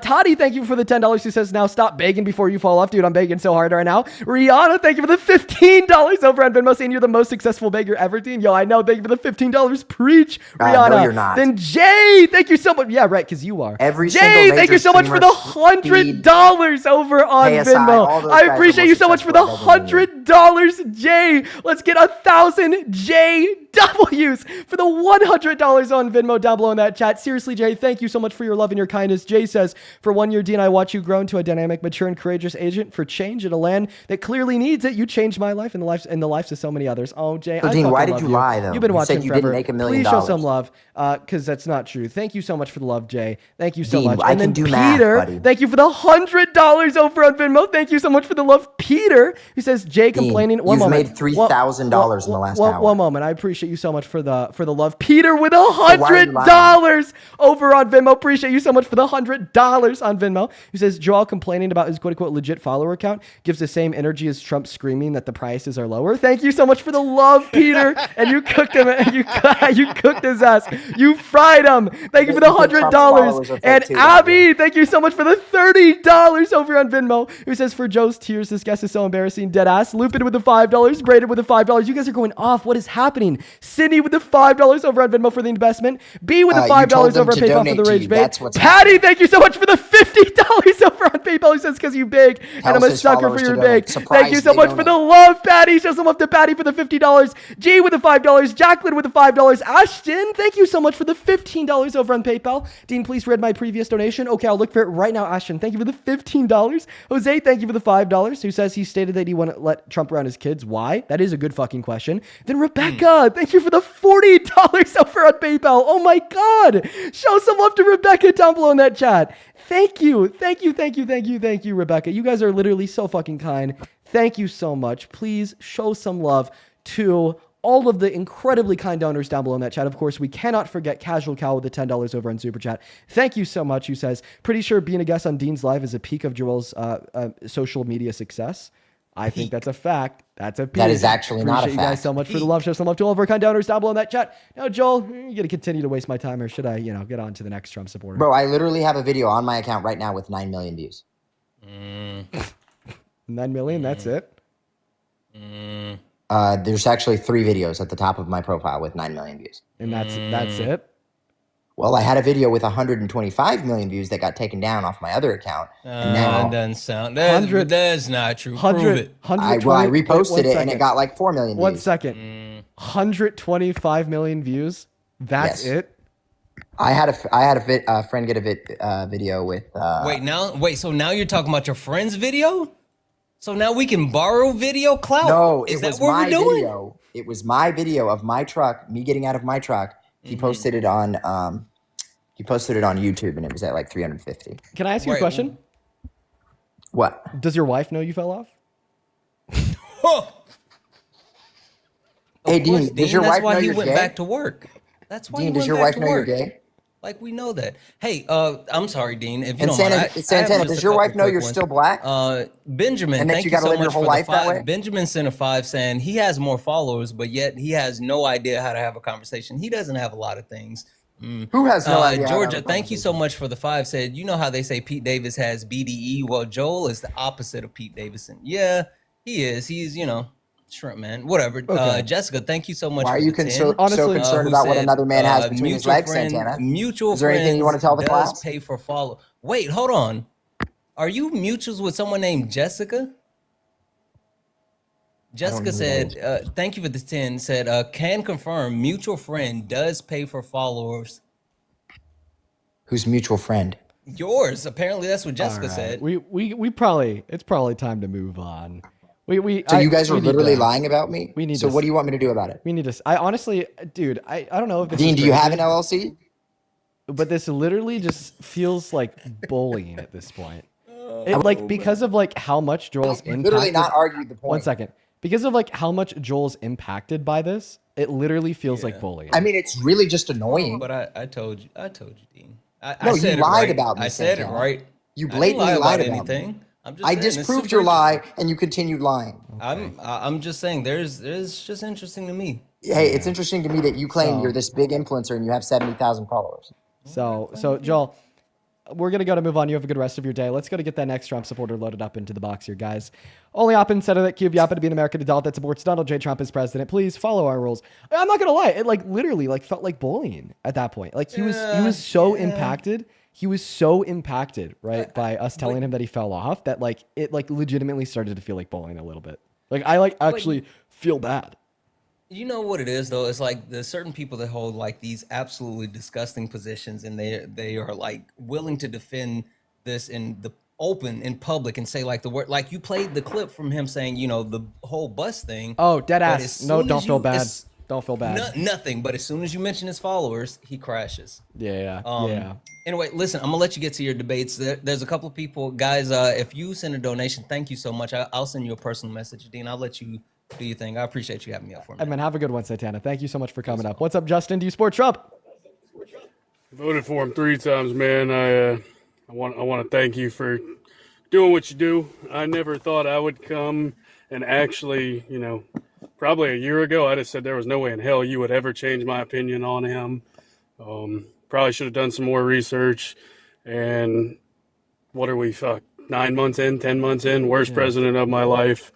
And I talk to my sister actually all the time about, I have apologized to my sister as a victim of SA that he ever had my vote. So, man, keep doing what you're doing. Don't let these people that are so narrow-minded, and people like me a year ago that would have said, you ain't ever going to change my mind, man, keep doing what you're doing. Justin. And if you got any way like that you do, local kind of stuff where I could ever join and help, it'd be a privilege, dude. Justin, so I don't know if the camera's picking it up. I'm literally like teary-eyed after just listening to what you just told us. Thank you. I want to say thank you. You are the reason why we do what we do here. You are the future. Okay. I just want so many more people to be like you. And I have so much respect and so much love for you. And I'm so totally and incredibly thankful for you having an open mind and changing it based on good reason. And then even taking that extra step to, to say what you did to your sister in reference to what you just shared with us. And what state are you based out? I don't want to get too specific here. No, you're good, man. I'm in Virginia, so I'm from Louisiana originally. Lived there the first 2 times I voted for him. So, it's really, really deep red area. So it's it's one of those places that you always vote party lines, right? And you vote that way because, hey, this is too. So yeah. Actually, as I moved and kind of experienced more of the world, opened my eyes to some stuff. So. Yeah, no, man, I guess that would be my message to people is be willing to learn things, right? Like, I can fully admit it. I don't know everything. I don't think anyone knows everything. So be open to change. So, Justin, I hit you with a follow on my second account. If I ever find my way out to Virginia for any reason, I'd love to invite you to speak at any event that I may or may not host. But thank you for coming up here. I hope you have a good rest of your day. Absolutely, man. You too. Take care. Chat, that is what a real man looks like, okay? I want to imprint that on everybody watching. That right there is what a real fucking man looks like. Let's go and get that next guest loaded up into the box right now, guys. Only up inside of the queue if you are an American adult that supports Donald Trump as president. That was beautiful. That's just beautiful to hear, man. Beautiful to hear. Moving on to the next Trump supporter right now, y'all. Moving on to the next Trump supporter right now. We're going to go to get that next guest loaded up into the box as we speak. Only join that queue of A, you're an American, B, you're an adult, and C, you're at least 18 years of age. Welcome in, Tyler. Do you support Trump? I do. How old are you, man? I am 25. Sounds good, brother. You got a little bit of like noise in the background. I think I hear like a TV or something. So if you could like possibly mute that, turn it down. Sorry, I can put an AirPod in if you want me to. That's the Polar Express movie in the background. No worries here. So while you do that, I'm just going to thank a couple people real quick. Jordan, thank you for the $50 over on YouTube Super Chat. Thank you for the love, Jordan. Please, please, please, please, please, please show some love to Jordan down below in that comment section for the $50 Super Chat. Jordan with the 50 says, thank you for every time you stand up for native rights. The Falling family line was the Cherokee/Irish line who invented bourbon. Right now, the falling graves are under construction, and I'm very concerned they're being destroyed. Wish me luck. I wish you luck. Sending your ancestors to you for comfort. Thank you so much for being here, and thank you for the $50 over in Super Chat. Thank you so much. Please show some love to Jordan down below in that chat, everyone. Thank you for the $50. And one other person real quick that I want to thank you before we hop into the debate. Thank you for the $100, Wombly. over on Super Chat. Holy shit, you guys are going so crazy to get today. Who says, have a wonderful holiday week, Dean. Well, happy holidays to yourself. Merry Christmas. Happy New Year. Thank you for being here. And thank you for the $100. As always, Wombly, it is good to see you. And thank you for your unprecedented level of love. You are always showing up here and showing out. Thank you, thank you, thank you. And real quick, back to you, Tyler. A bunch of people in the chat are spamming, no, not this guy. Have you debated me or Parker before? I debated Parker earlier on this evening. Oh, boy. All right. Well, we still have a couple other people to thank over on Venmo and PayPal. I'm going to hold that off for now so I could pass you the mic and you could tell us why the hell you support the worst president of your life, Mr. Trump. Recky, thank you for the diamond guide. Go ahead. It's a great way to kick it off. I know, right? I mean, it was the same thing that I was telling Parker earlier. It was more so his first term, more so than his second, because there's a lot of stuff that's happening with the second term that I don't really agree with. But there were points that got brought up, and me and Parker started talking about later on when we were having our conversation. How about I didn't this? really call it a debate. How about this? So give me a reason that you support Trump that you didn't already share with Parker, because he honestly would probably give you the same or even better responses than I could. And if you can't think of any, that's also fine. And I'm just going to move on to the next guest.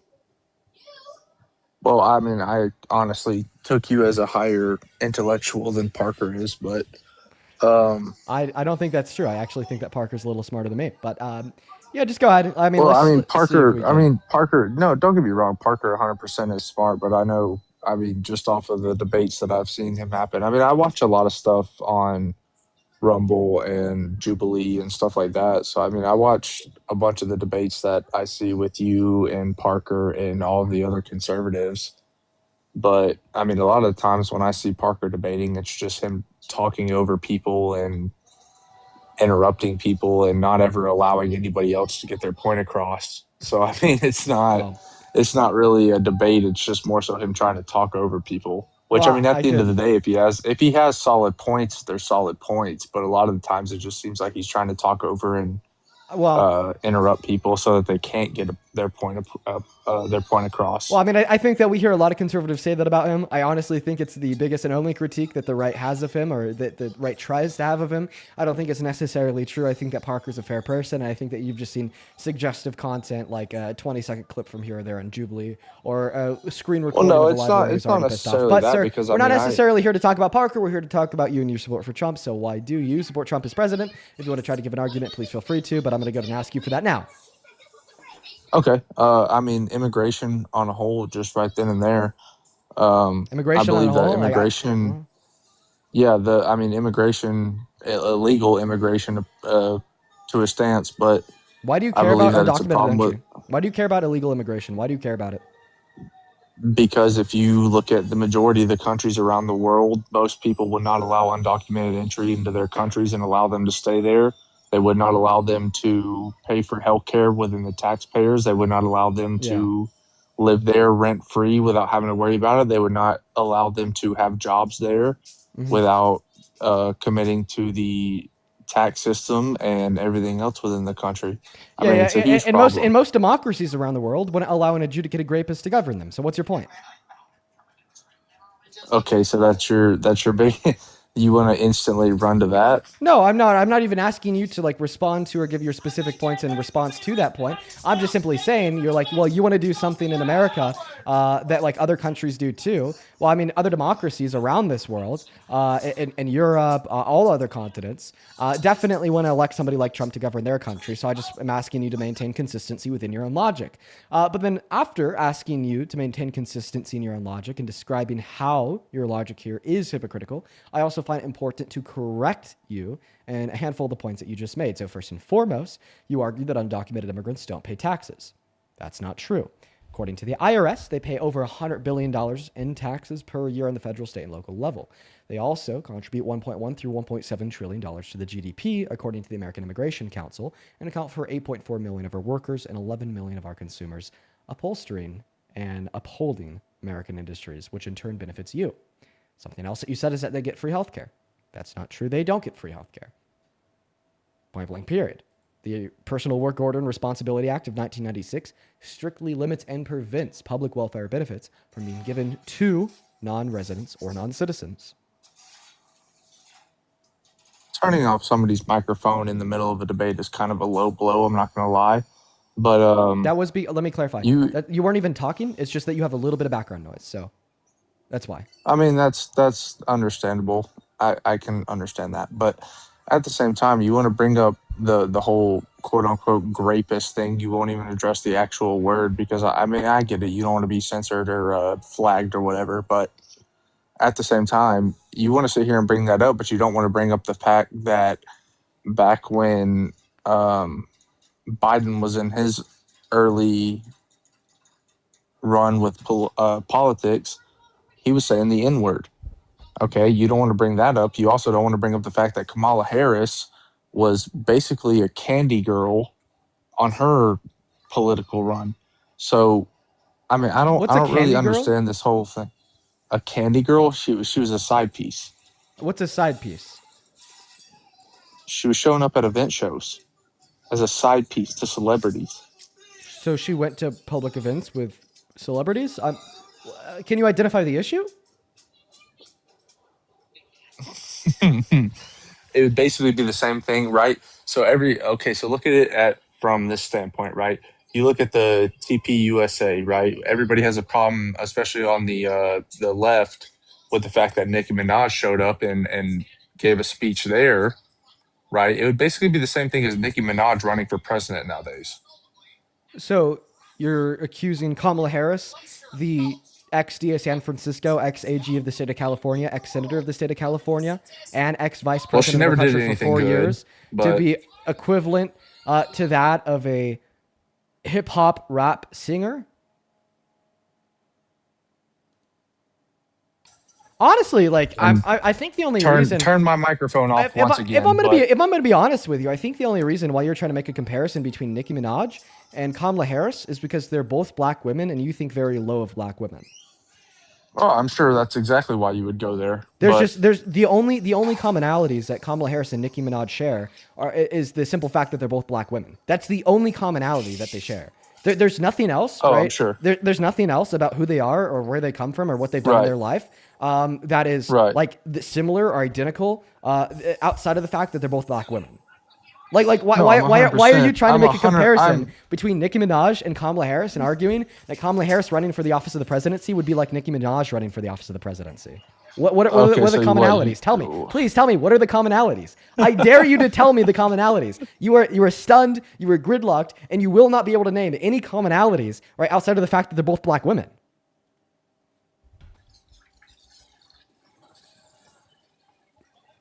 I think it cut out right there, but I mean, Kamala Harris is just low IQ, and I mean, we saw that in the last 4 years of their presidency. Wait. So then you're saying the commonality between Nicki Minaj and Kamala Harris is the fact that you think that they're both low IQ. Then why did you specifically choose? No, Nicki I think Minaj? Kamala Harris is. I think Kamala Harris is. I think the only person low IQ here is you, but I digress. I want you to tell me, what are the commonalities between Nicki Minaj and Kamala Harris, where they come from and what they've done in their lives that make you say that Nicki Minaj running for president is just like Kamala Harris running for president? Prove me wrong. I think the only reason you said that is because they're both black women and you think very lowly of black women. You could very easily prove me wrong by just pointing out the other commonalities that they share and who they are and where they come from and what they've done in their past to refute me and prove that you're not a racist.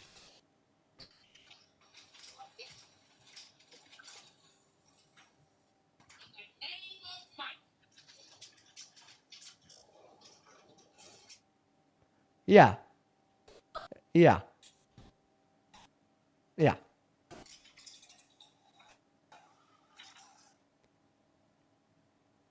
Yeah.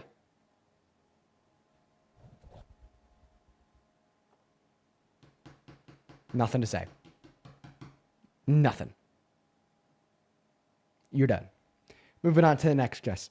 Only op inside of that QV to be an American adult that supports Donald J. Trump as president. You're done. Moving on. Here we go. Let's go to get our next guest, bearded and caffeinated, up here. We also have a couple of people to thank. Thank you so much, Chanelli. I apologize if I butchered her name, for the $15 over on Venmo. That is SHAINELLE.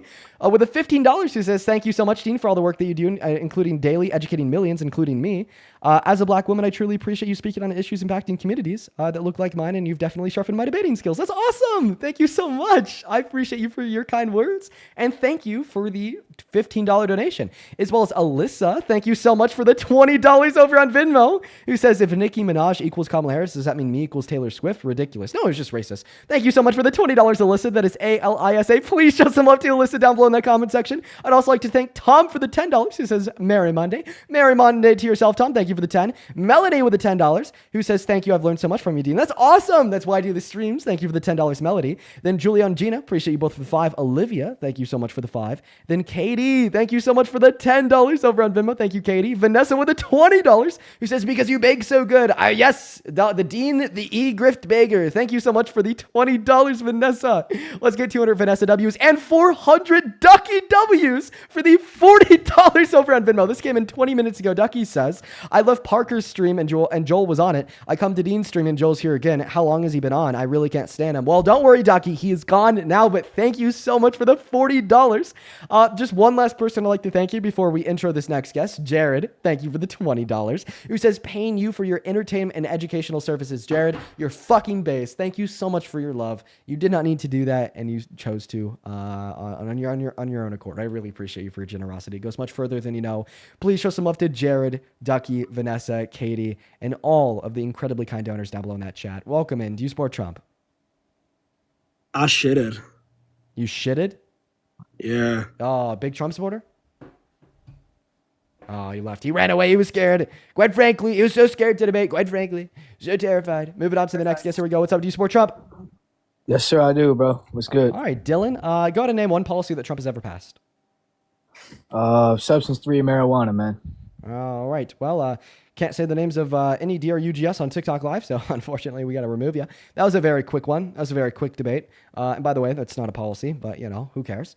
Moving on to the next guest, only opposite of the queue. If you happen to be an American adult that supports Donald J. Trump as president, I would really appreciate it if you guys could please try to follow our rules on live. And if you happen to be one of the 13,000 people watching live on TikTok, make sure that you're double tapping on that phone screen. Share out this live with a handful of friends as well. If you're on YouTube, make sure to drop us up. And if you're watching anywhere and you want to support me and support what we do here, you can find my Venmo, my PayPal, and the link tree in my bio on TikTok and pin message on YouTube. Hello, honey-colored girl. Do you support Trump? Can you hear? No, I don't. Well, super based. I think that's awesome that you're not a Trump supporter. Unfortunately, we are just looking for Trump supporters. Moving on to Jordan. We also have a couple of people to thank over on PayPal. Lisa, thank you for the $10 on PayPal for the LLC. We also have a couple of people to thank. Thank you for the love, Lisa. Let's get 100 Lisa W's. What's up, Jordan? Do you support Trump? Hell no. Base, Jordan. Okay, listen. For everybody watching in the guest requests, leave now if your answer to that question is the same as Jordan's. We are just looking for Trump supporters. Please do respect that. And then Gina, thank you so much for the $10 over on PayPal. As well as I like your question, Gina. I'm going to keep it to myself so the Trump supporters don't expect it to come. But I'm going to make sure to ask somebody that. Thank you for the $10, Gina. That is G-I-N-A. G-I-N-A. What's going on? Do you support Trump? Yes, sir. Okay, are you like on the move? Or are you like running? Hello? Are you in a car? Hello? Sorry, his delay is just too bad, guys. Unfortunately, we're going to have to move on. Moving on to the next guest right now. Hello.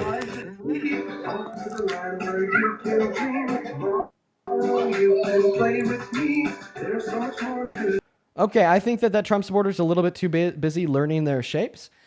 Chevy, once you're done learning your shapes and how to count to 5, feel free to hop back inside of the queue. I don't want to disturb your lesson. Moving on to the next guest, Bray. Here we go. Everybody just do be patient. Everyone just do be patient. As well as Matthew, thank you so much for the $20 over on PayPal. He says, I'm not sure what holiday a lizardkin with fairy blood celebrates, but I hope you had a good one. Oh, Matthew, you remember that. Does anybody else remember like the crazy psychic that came up here and like telling us that we have like lizard and fairy DNA or whatever the fuck? Thank you for the $20, Matthew. And that was quite the fucking stream. As well as Brenna, thank you for the $15 over on PayPal. Appreciate you for the love. Who says, Joel is just salty. He's not getting donations. That came in 20 minutes ago when he was up. I think that he was salty for a lot of reasons. Definitely very insecure, man. As well as M, thank you for the $10. Appreciate you for the love, M. You guys are being so kind today. Show some love to all of our donors. And we actually got a big one here. Holy shit, dude. Oh my God. Annabeth, thank you for the $200 over on PayPal. Oh my God. You guys, what is going on today? Annabeth with a $200 says, "Hey, Dean," in all caps, by the way. Hey, Annabeth, in all caps, by the way. I sent the same to Parker earlier, but I wanted you guys to know how much I respect and appreciate y'all with what you put up with. Remember to take care of yourself as well. Annabeth, that is like literally so kind. I don't deserve a penny of that. Thank you for your love, your generosity, your kindness. From the bottom of my heart, very sincerely. I don't even think saying thank you says enough. So please, for everybody watching, while we hop into this next debate, just take a moment to show some love to Annabeth for the $200 donation down below in those live chats. What's going on, Ragtag? Do you support Trump? Used to. Used to? You don't anymore? Awesome, Ragtag. Moving on to our next guest because we're just still looking for the current MAGAs. Moving on to Lewis, guys. If we don't get our next Trump supporter up here pretty soon, we are going to go ahead and put the rule overlay on top of the phone screen just so everybody knows what the rules are. Go ahead and let me know down below in that chat if you happen to be an American adult that supports Trump. We'll happily load you up from the chat as well, just because there seems to be a lot of people inside of the queue that are not here to debate.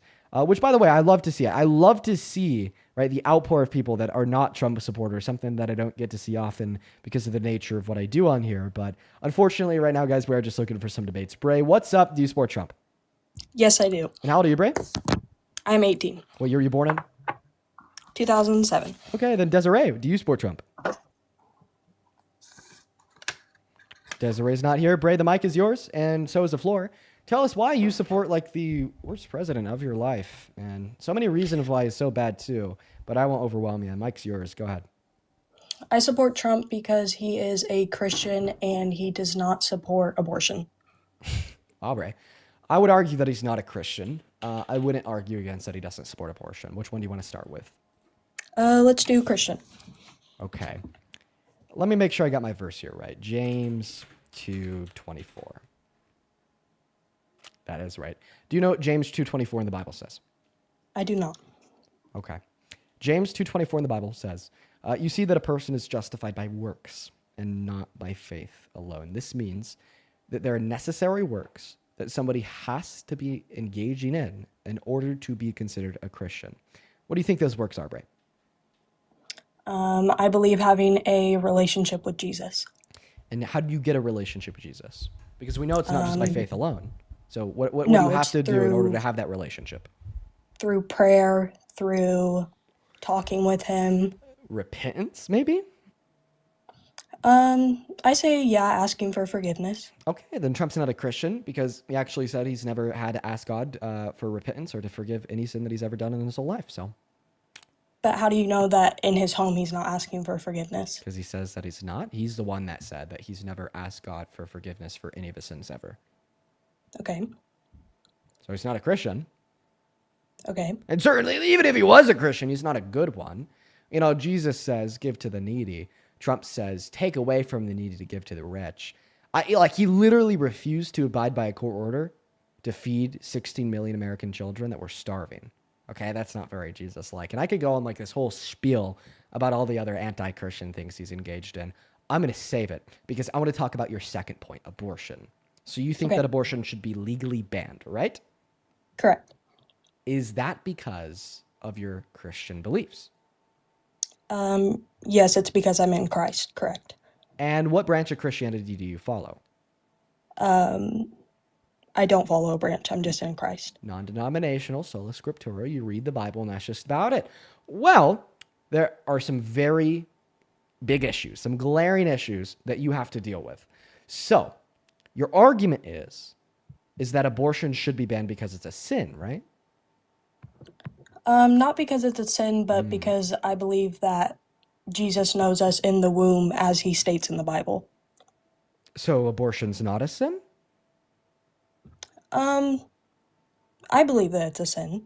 So then you think it should be banned because it is a sin, since the fact that it's a sin is what makes it morally wrong? Correct. Okay, so then your argument is that abortion should be banned because it's a sin, right? Sure. Okay. Anywhere in the gospel, do we find any clear framework that informs us that maybe some sins are worse than others outside of blasphemy? Or for the most part, do you just believe that all sins are equal in the eyes of God? I believe that they're all equal.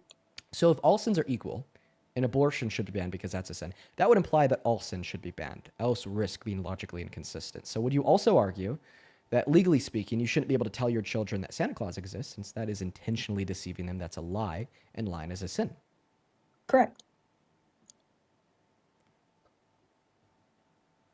Did you say correct? I'm sorry, I'm just still processing that. Yes, I said correct. You don't think that Americans should have the legal ability to tell their children that Santa Claus exists? I mean, I believe that everybody is going to sin, but me, whenever I'm going to be a parent, I'm not going to tell my kids about Santa. Okay, but I'm not asking you what you're going to do in the future. I'm asking you what you should have the ability to do in the future, even if you don't do it. Do you think it should be legal to tell your children that Santa Claus exists? No. So people should be like criminally penalized for like celebrating, right, like this traditional Christmas with Santa Claus coming down the chimney, eating the cookies and drinking the milk. Correct. I don't think that you're being honest, because I don't think that anybody thinks that. I don't like. How can you accuse me of that if I'm telling you the truth? Because that's just too crazy. It's way too crazy. But we have other laws. Like, you believe that people should be able to get abortions, but I could say that you're lying. Let's see if you're gonna double down on this, because you seem to be accepting these like crazy absurdities because they're implied by your logic. Because, you know, once again, all sins are equal. You think one sin should be banned, therefore logically you think that all sin should be banned. Do you think that all sin should also yield the same consequence since they're all equal? Like going to hell?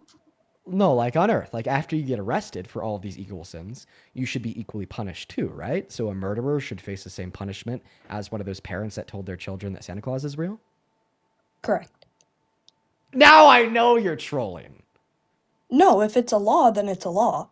So you think that child rapists should get the same punishment as parents that celebrate a traditional Christmas with their children?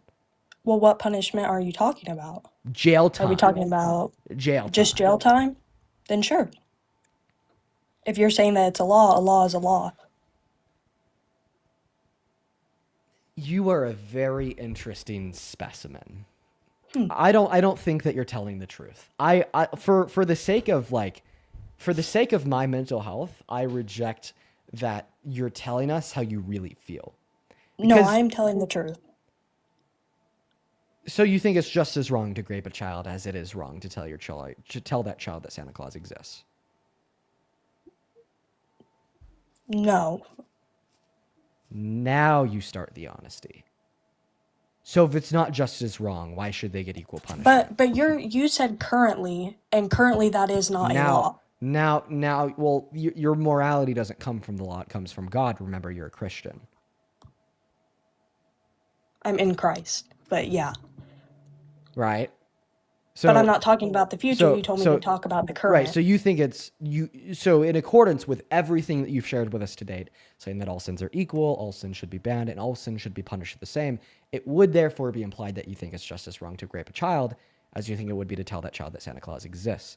But I just asked you if you think it's just as wrong, and you said no. So now you're starting to switch up, but I actually appreciate the switch up, because I would hate for you to say that you think that child rape is just as wrong as a traditional Christmas. So if you can agree that child rape is more wrong than telling a child that Santa Claus exists, why do you think they should yield the same punishment? Well, is breaking a law a sin? Not necessarily. From the Christian worldview, Right. You'd argue that if the law is... I'll leave my answer to not necessarily. I'll leave my answer to Right. that. Now, can you please answer my question? Yeah, can you repeat it again? If you think that it's worse to rape a child than it would be to tell that child that Santa Claus exists, then why do you think, in your idealistic world where both of these two things are illegal, that they should yield the same punishment?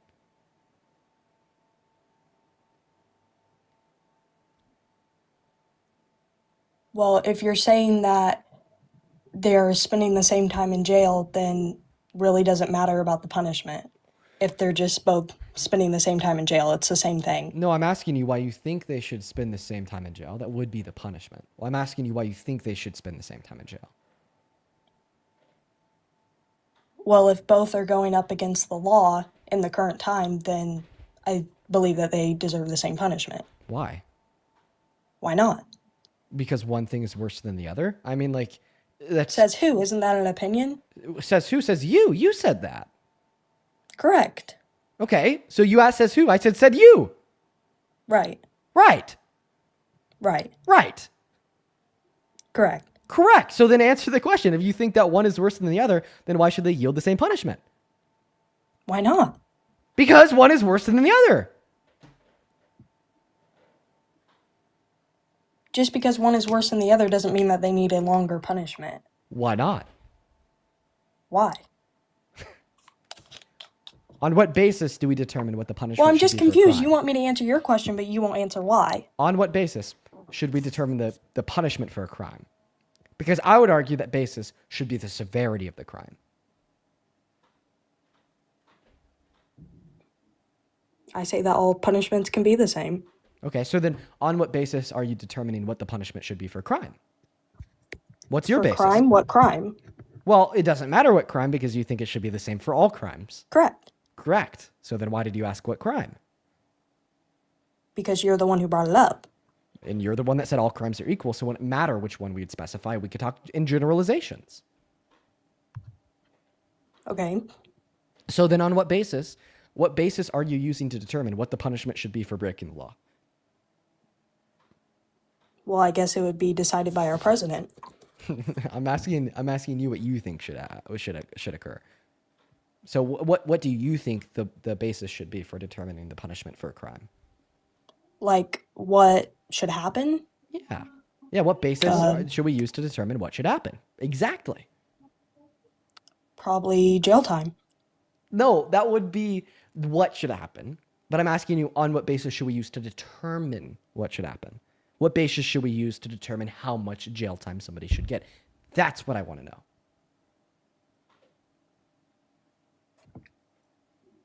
I don't really understand your question. What do you mean by basis? Or were you lying about your age? I could show you an ID. I'm not lying about my age. Then I have no other explanation for what the fuck is going on right now. I have no other fucking explanation for what the hell is going on right now. You're telling me that you're seriously 18. Please, if you were lying about your age, just tell us. Like you. I am not lying about my age. Oh my god. Okay. Wow. You know what? I want to see what your response is to this. This is going to be interesting. Like at this point, I'm just interested in seeing how your brain works. So you told us that abortion should be banned. You vote for pro-life for Trump because he's pro-life.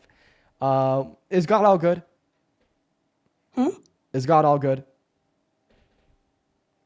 God used to have anger in the Old Testament. It's not the question I asked you. Is God all good? Is God all good? Yeah. Correct. Okay. First and foremost, somebody in the YouTube chat, just before I actually talk about this, I'm going to go ahead and delete their message so no one could find it. Somebody in the YouTube chat just said that they're 14 and they could understand Dean perfectly fine. Point number one, okay, you're young. If you're 14, like you shouldn't be like too involved with politics. Like you're young, you know. Go do something that isn't like focusing on the existential crisis of the socio-political climate of the world. Now, point number two, I also hid your message so nobody could find it because you're minor. We're gonna protect you.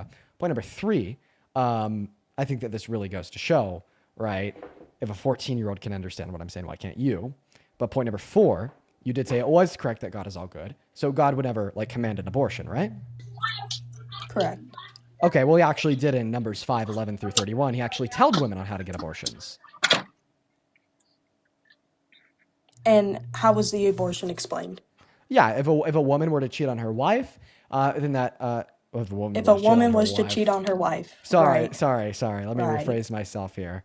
God, a kid's a little freaky sometimes. Don't know if he gets, that freaky. I guess he did make them. He did make lesbians. He's all knowing too. He knows what it's like to go to Scissor City. Where does it say that he made lesbians? Well, the fact that you said earlier that God made us when we were in our mother's wombs, and being a Correct. lesbian or being gay is He also hard gave us coded free into. will. Yeah, free will over the things in which we could control. But like in the same way that you can't control the size of your foot or the color of your eyes, you can't control your sexual orientation. But It's driven by I can biological control who I preconditions. like. You can't. I can. No, in reference of like sexual orientations related to being gay, straight, bi, queer, pan, and all the other options, you can't. But she left. Hey, welcome in, Jenny. Hey, y'all, can you hear me? Yeah, so you're a Trump supporter? Hi. Yes.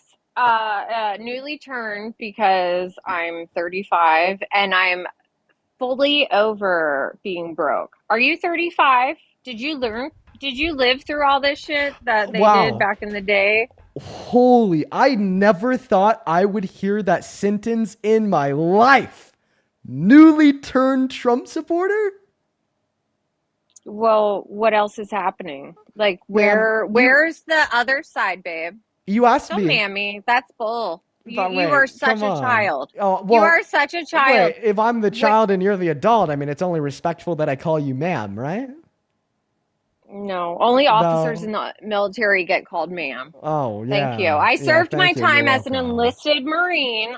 I served my time as an enlisted Marine. I don't need ma'am. Yeah, Ma'ams then are for also, officers. you Thank you very said that I'm a much. child. Could you try to be a little bit nicer? That's really rude and demeaning. I'm 21 years As old. what Thank you you. just gave the last person, you don't know her age. You don't have any Well, she kind did of tell us that factual she's information. 18.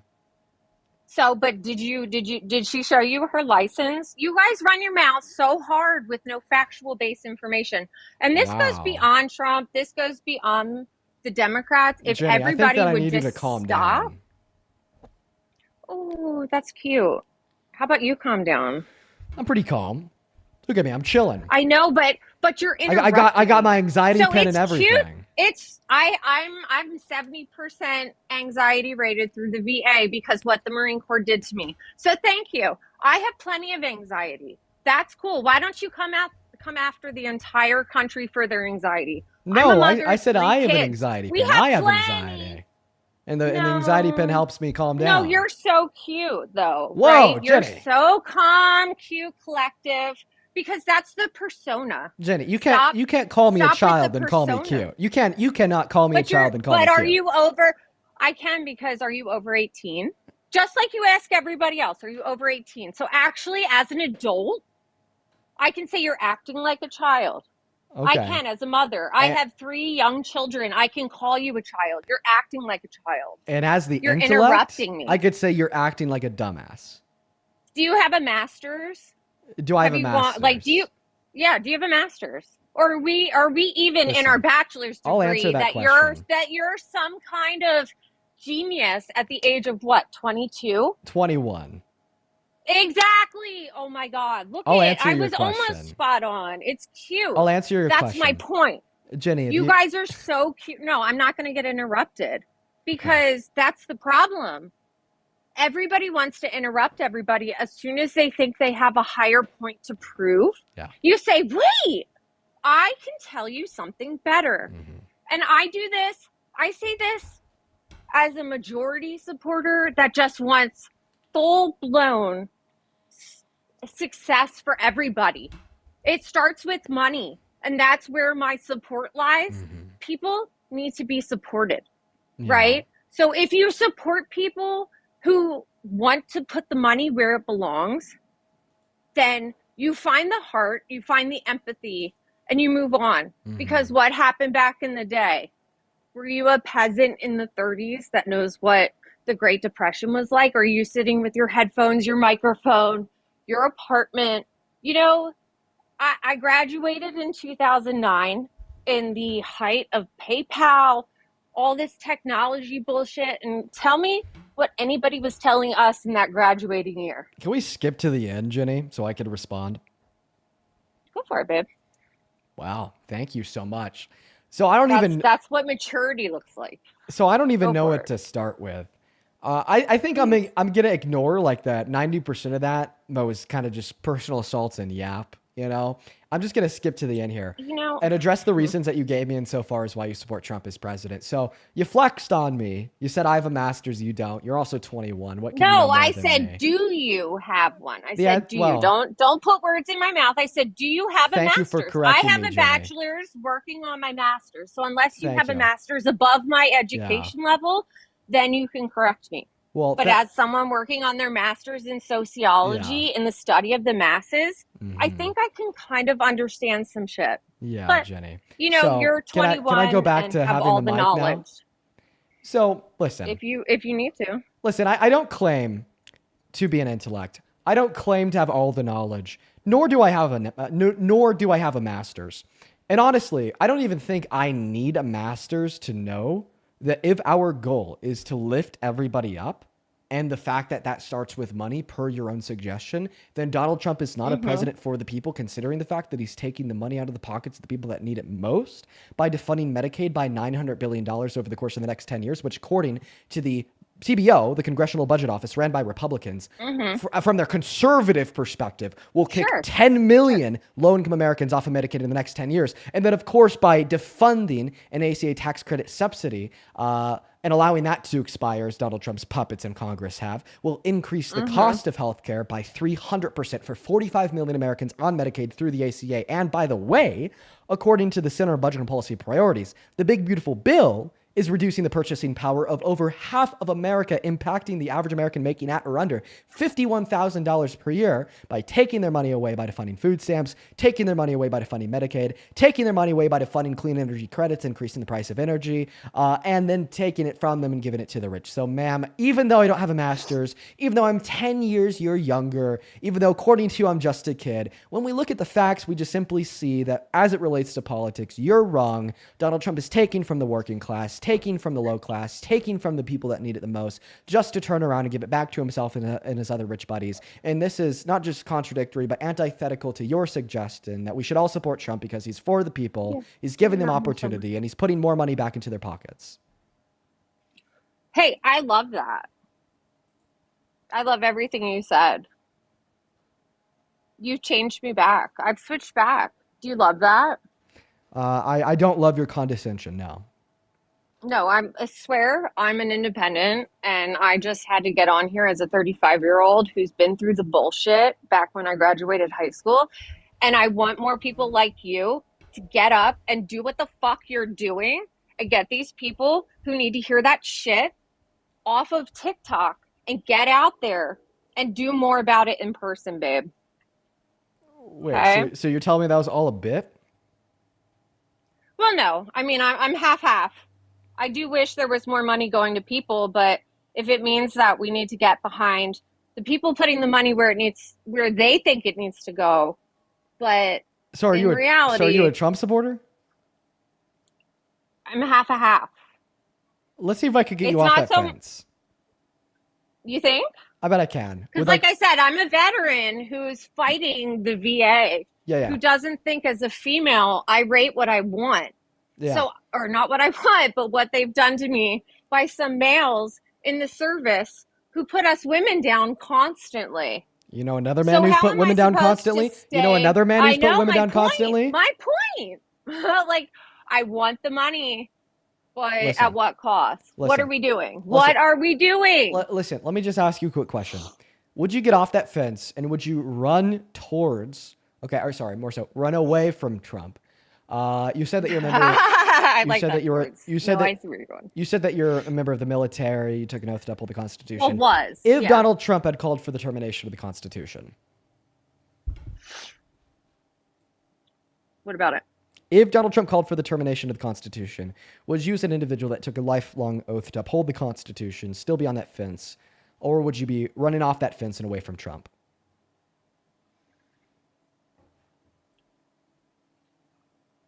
So you'd have to.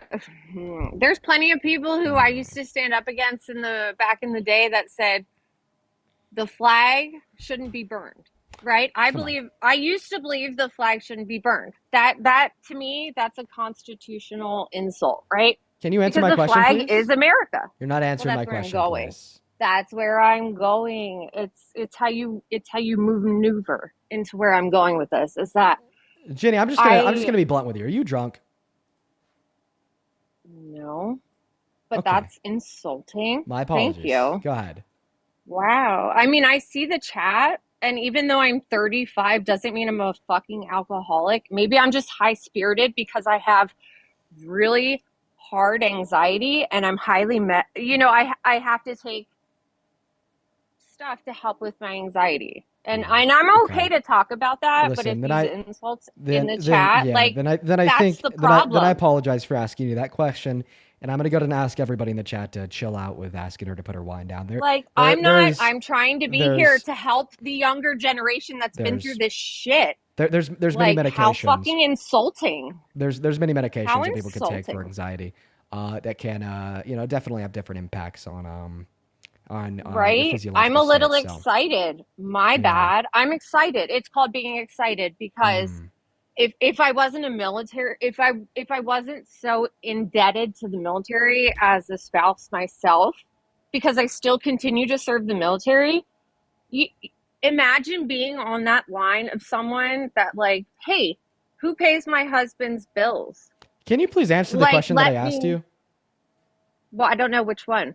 Yeah, the question. You helped me, and you helped me a second ago by helping me with the chat where everybody's an asshole. Okay, I'm just gonna ask you the question, Jenny.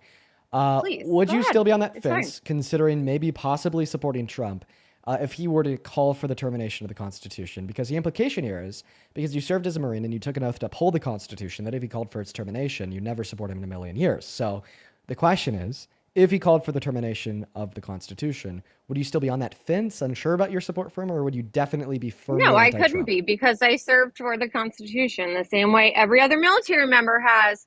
But ask your National Guard who's stuck up there. Ask me how hard it is to walk away from a contract from the national government. What I'm actually going to tell you instead is that that's something Trump has already done. December of 2022, Trump called for the termination of all rules, regulations, and articles, even those found within the Constitution, because he was so pissed and mad, total baby rager, that he lost the 2020 election. So you said you would firmly never support Trump in a billion years, and you'd be staunchly anti-Trump if Trump called for the termination of the Constitution. He did it 3 years ago, Jenny. So now that you know this, can I trust you to be a firm anti-Trump American, true patriot? You know, as long as every person in the chat tells me they're sorry for being such an asshole. How's that? Oh my God. Does that work? Can we do that? Look at them all. So your patriotism and the oath that you took to uphold the Constitution hinges on a bunch of people on a TikTok live stream placating to your wishes and needs. Really? So, like I said, can I just circle back 2 seconds and I won't waste your time because I'm done. I'm not going to keep going with you guys because, like I said, I'm 35. I missed the PayPal window, whatever. And, you know, it's really hard to live your life as a 35-year-old with 3 kids and still not succeeding, right? So then maybe you should have voted for Kamala Harris, who wanted to give you a lot of money because of your children. We're talking 35 years ago, though. What about Bush? Wait, you had 3 kids when you were born? You said 3 kids. You're 35 years old, and then you said we're talking about 35 years ago. So when you were literally just born, 0 years old, you had 3 children. No, my opinion, my life started 35 years ago. Yeah. Well, hey, See listen, how that works? Jenny. My life. Okay, babe? My life. Listen, I appreciate you for coming up. You have a good rest of your day, Jenny. I'm going to have to go ahead and end the conversation there. Johnny, what's up? Do you support Trump? Kind of. Just, like, listen, please, bro. Nah, bro, you're like 4. Get the hell off my live. Moving on to the next guest, guys. Only hop inside of the queue. If you happen to be an American adult that supports Donald J. Trump as president, I would highly appreciate it if you guys would please follow the rules. Moving on to the next guest, Alex. There's a couple people that I do have to thank in the meantime. Rihanna, thank you for the $25 over on Venmo, who says, when will people understand that a degree is not a direct measure of your intelligence? Some people are of the smartest people I know are like high school dropouts. No, I absolutely agree, Rihanna. Myself, I'm a fucking college dropout. My GPA in high school is 2.8, so I don't think it's necessary correlation, but there is a positive correlation. It's just not a necessary one. But thank you for the $25, Rihanna. Show some love to Rihanna down below in that chat for the big 25. What's up, Alex? Do you support Trump? Hello? Hey, man. Yep. Hey, before you do anything, I put this profile picture on because I know you would choose me. But I'm going to talk to you. It's not you? Reasonable person. What? That's not you in your profile profile picture? That's picture? not me. Do I sound like that man in there? I don't know. You could. All right. I want to have So how old are you? a reasonable debate with you. How old are you? All right? How old are you? I'm 18 years old. What I do can you- show you anything you want. I'm 18. You know September what? 6th, 007. Sorry, man. I actually got to kick you because I don't want to cause more people to do that. So you're gone. Thank you. Just a couple other people that I do have to thank here. One moment. Hannah, thank you for the $10 over on Venmo. He says, not sure if you touched on the topic yet, but Trump is fully taking all of the credit for reclassifying the green stuff. Oh my God, dude. Didn't the big beautiful bill overturn the federal declassification for CBD? Correct me if I'm wrong. What a crazy move. Thank you for the $10, Hannah. And then Nabil, thank you for the $10 as well. He says she might not be drunk, but her line of logic is making me want to drink. Cheers, babe. Nabil, you're funny as shit. Appreciate you for the 10. That is Nabeal. Show some love to Nabil in that chat. Also, show some love to Emily in that chat for the $20 over on Venmo. Thank you so much, Emily, who says Dean Winnie the Pooh was in the Epstein files.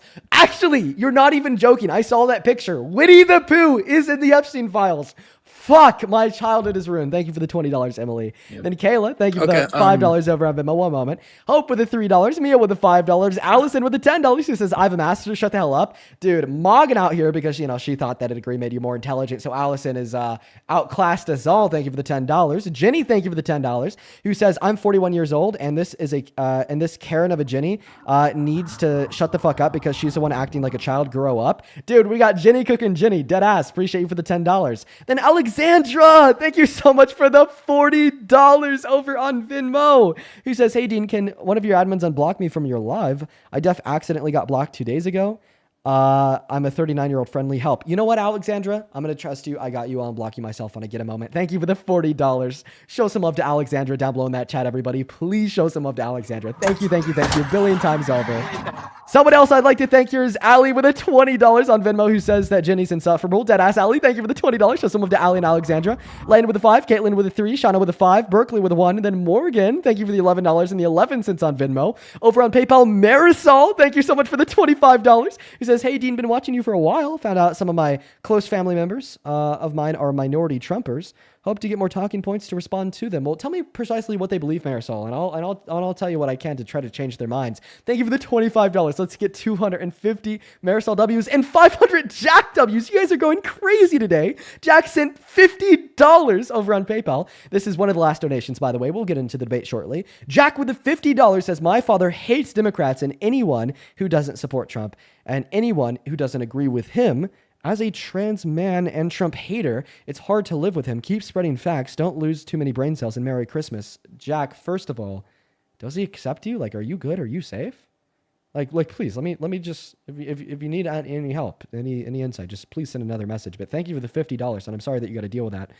Then also Alyssa with a 5, Andrew with a 5, and Craig with a 5. Appreciate you guys so much for the love.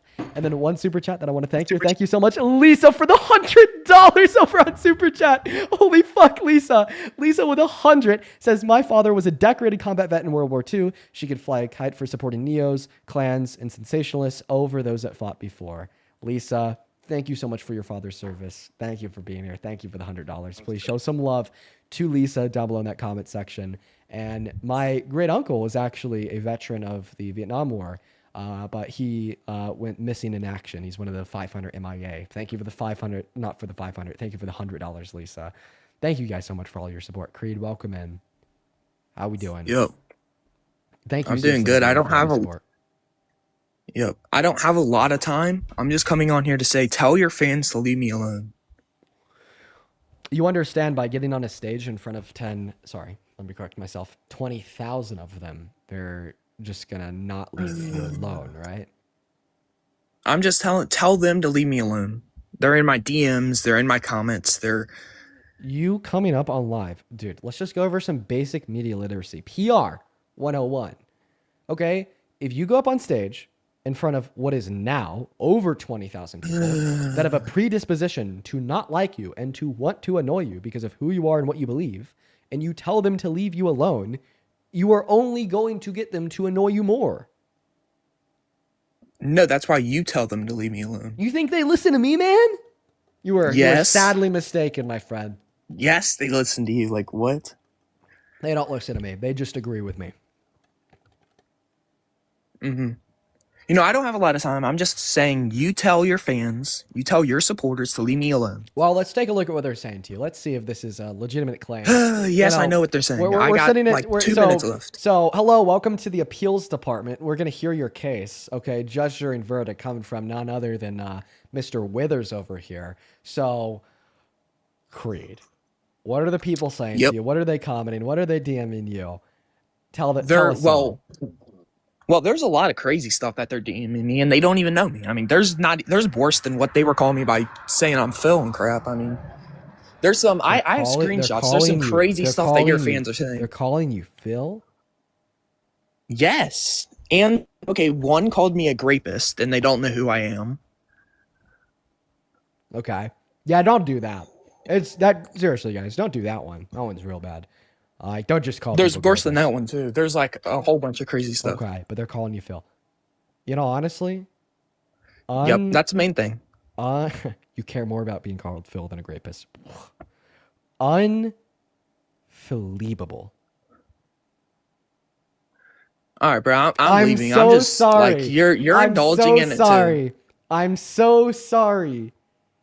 They've hurt your feelings. All right, bro. Such a grave way. All right, According, bro. no. According to my philosophy. All right, bro. You're not funny, bro. Is like morally. You're lucky I don't see you in real detestable. life, buddy. I'd slap the shit out of you, dude. I would backhand the shit out of you, Dean. You say that to my face on everything. It's same with all your fans too, bro. This is like you guys think it's some sort of joke, bro. You guys are disrespecting me. You don't know who I am. So you want to hit me? Yes, because you're disrespecting me. Yes. Your voice is shaking, and we're just talking over the internet. I don't know if you'd make it 10 seconds. Bro, because you're making me so mad, bro. Your voice is literally fucking shaking. Like, we're just talking. Dude, take a chill, Phil, please. Take a chill, Phil, okay? Take a chill, Phil. Moving on to the next guest, guys. You know, we've actually ran into that quite a bit. So this guy named Kai. Yeah, hopefully you haven't heard of him. If you have, you know, I feel bad for you. This guy named Kai, he's a Mormon, but he's also like far right, very racist. He's a race realist. He's a crazy motherfucker. He approached me when I was at America Fest in Arizona, right as me and Parker were walking away for the day. We just did 6 hours worth of film and debate, so on and so forth.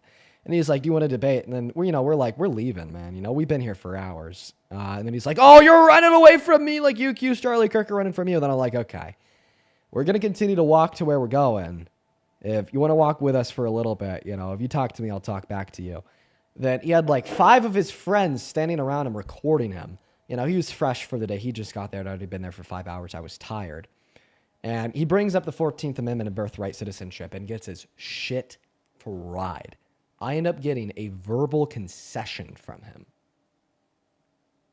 And then he goes on Twitter, posts a still frame image saying that he mugs me, gets 3K likes. Respond to that by bringing up the fact that at the end of the conversation, he reached his hand out to try to shake mine. I didn't shake his hand. Of course, I said no. I said, "I'll pass. See you later, Kai." But his hand was shaking after debating me. His hand was going like this. And I told him on Twitter, any aura that you think you gained from this photo will be lost the moment you post the video of our debate. You got absolutely slammed, and you were slammed so badly, but at the end of the conversation, you were shaking and you admitted to it on camera. Post the video. You know, we're 5 days out since, you know, the great downfall of Kai with that banger. And we still haven't seen him or any of his friends post the video of our interaction. So, I mean, he's just completely ignoring it, completely dodging and pivoting. Can we get a RIP for Kai in the chat while we're trying to load up that next Trump supporter? Let's get a rip Kai down below. Because dude's over. Rip Kai, even if you don't know him, you know. Give him some of your condolences, because that is something I wouldn't wish on my worst enemy. Welcome in. Do you support Trump? Yes, some points. Yeah. How old are you?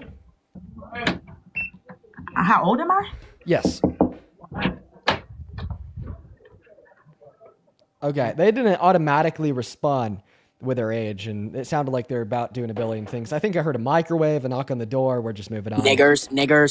Well, I'm a Nazi. I definitely know that you're a Trump supporter. I mean, you definitely are a Trump supporter. A lot of the people on the right are very racist, but you obviously can't slur on TikTok Live, and even if you could, I still want to debate you.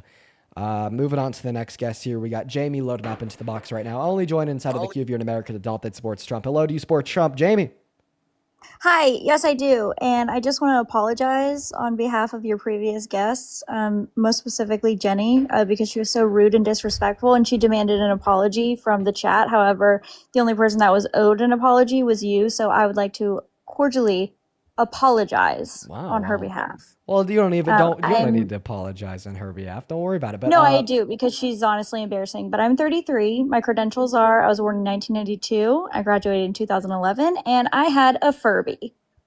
A Furby, very nice. Well, I'm going to go and thank just a couple of people here, then we'll hop into the debate. Hannah, thank you so much for the $10 over on Venmo. Wait, I already did thank you, but thank you once again. Then Caroline, thank you for the $10 over on Venmo. Says, we don't obey, we're not MAGA, dead ass. We're not a hive mind. We're not a creature, right? We're individuals with our own experiences and our own values, right?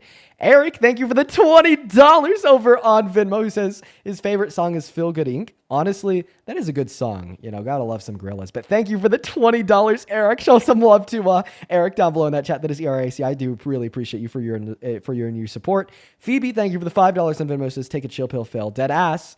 Jay, thank you for the $5. Thank you so much for the love. And Jay, I will look for it right now. I think I might have missed it. I'll look for it right now. Then Kira, thank you for the $10. Who says breaking news: DOJ just halted $90 million of congressionally appropriated funding for human traffic survivors. Dude, oh my God. Okay, somebody has to be inside of the Trump administration trying to destroy them from the inside out. Whose decision was it to halt funding for SA survivors while they're actively defying Congress and breaking law by not releasing the Epstein files to protect rapists and PDFs? Whose decision was that? Whose decision? Okay? And obviously, this isn't me like pushing blame off of Trump. I just think, he's just okay to do whatever's like worse for America or whatnot. But I'm more curious, who's the one person responsible and in charge that is smart enough to know, right, that if they do that, then it will lead to like every American with a brain hating them even more. Like, oh geez, like who made that one? That's insane. Thank you so much for the love.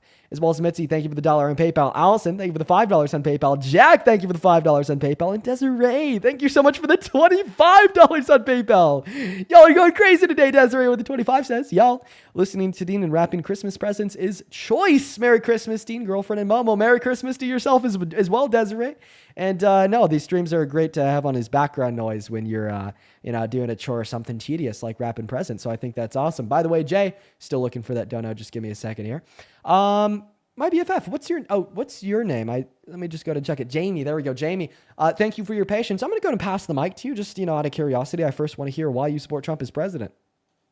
Honestly, I'm pretty conservative. And to be honest with you, I was a huge fan of Charlie Kirk. And I actually wanted to jump on here for the apologies. Also, yes, I am 33. Thank you so much. God bless. I wanted to ask you two things. One, if you knew what your grandfather did in Vietnam, like if you knew like what, I can't remember what it's called, but the reason I ask is my grandfather was in Vietnam and he's done extensive research on it. So if there's anything that I can send to you on his behalf, I'd be happy to. And then selfishly, I'm just wondering if you're following Candace Owens and if you have anything to say about anything as of late. So the answer to your first question was, it was my great uncle. And I think the word's captain. He was the captain of a helicopter that got shot down over the sea off the coast of Vietnam, and he went down with it in the Air Force. And no, I'm not following Candace Owens. I've consciously decided just to stay out of the loop with her and what she's reporting. I totally get it. Now, I really want to talk to you about your support for Trump, okay? Because you seem like somebody that could be open-minded. You seem like somebody who could be really good to talk to, a mind that I could possibly change. Is there any way that you'd be willing to stay up here just for a short conversation, even if it's super quick? And I'll be kind to you. I'll be kind to you. I'll be super kind. I'm just trying to change your mind. I think I could. I'm open for it. Okay, perfect. So usually when we get people up here, I ask them why they support Trump. They answer and I tell them, well, maybe why there's some flaws in their reasonings. However, when I come across somebody that I think is more inclinated to be open-minded compared to my typical guests, I take a different route, okay? The route that I've taken with guests similar to yourself and the route that I want to take with you is something that I haven't coined with an official phrase yet, but it's a red line test. Basically, I ask you a question or a series of questions. Would you still support Trump if he did X? We get your honest answer. And then I tell you if he actually did it or not. I prove it certainly. And this usually changes the open minds of the minds of individuals who have open ones. It was a really butchered sentence, but you get the gist. So first question, would you still support Trump as president if he, with no good reason, called for the execution via the means of hanging of his political opponents. Of his political opponents. Yes, Democrats. No, I don't agree with doing that. But if he did do that, would you still support him as president? That's tough because he says so many outlandish things that I don't agree with, but if the answer to the question is no, you could say that, okay? Like, yeah, sure. Like, it's crazy that your answer is no, but just be honest. Just be honest. I know the pickle I'm being put in, so I can't, as awful as this sounds, I can't say that that would change my mind. Okay. Would you still support Trump as president if he had sexually exploited naked women and naked girls?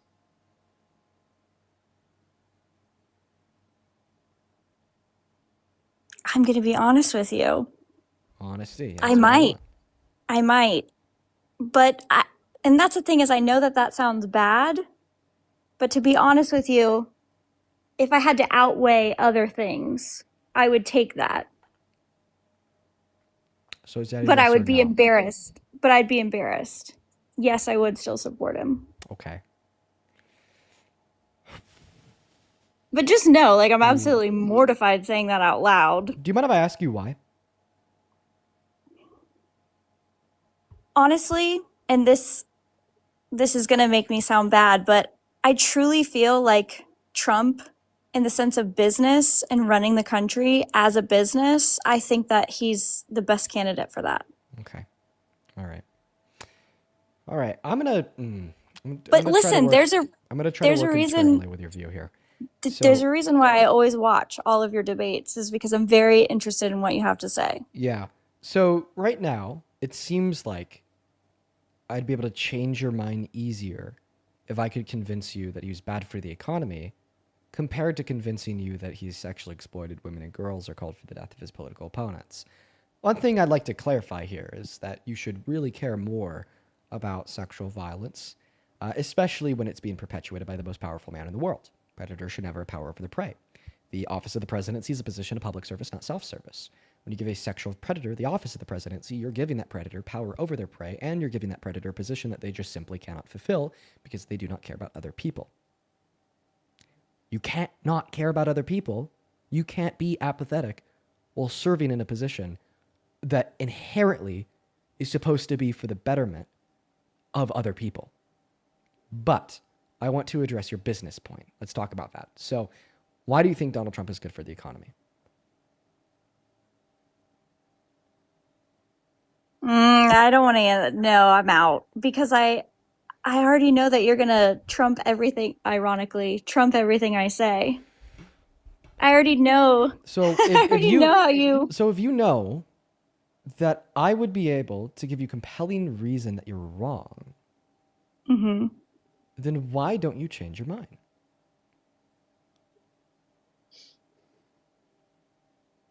I don't know. Do you feel like it's cognitive dissonance? For years, I was Catholic. I grew up in a Catholic family, went to a Catholic school. And when I hit the age of around 13, 14, people started giving me compelling reason why I was wrong.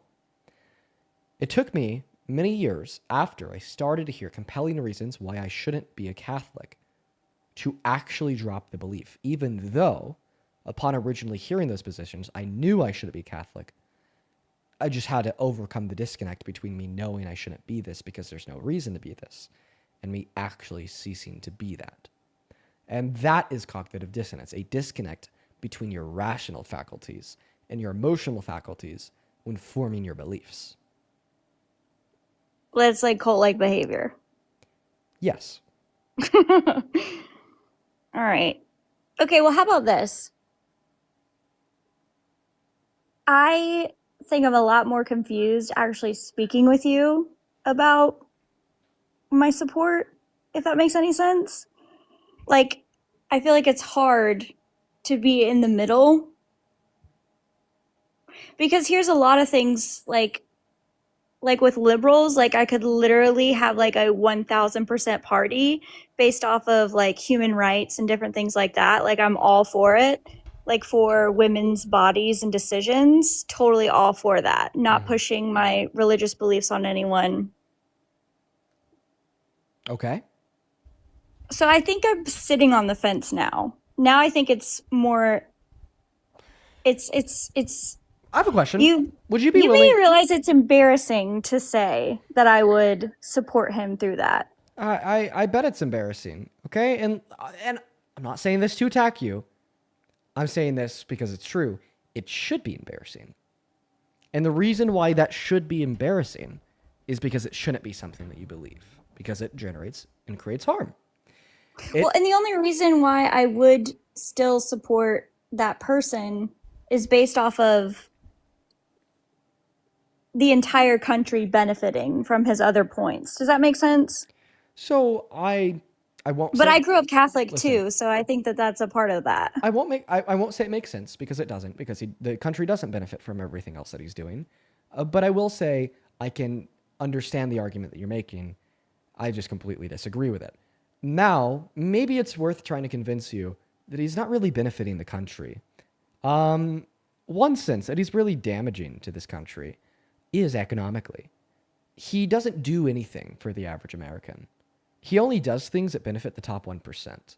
The big, beautiful Now bill. that I agree with. I have not seen him do anything economically as of yet. The only thing that he's done that I agree with, that I know that the entire chat's going to blow me up for, is immigration. What has he done in the realm of immigration that makes you support him?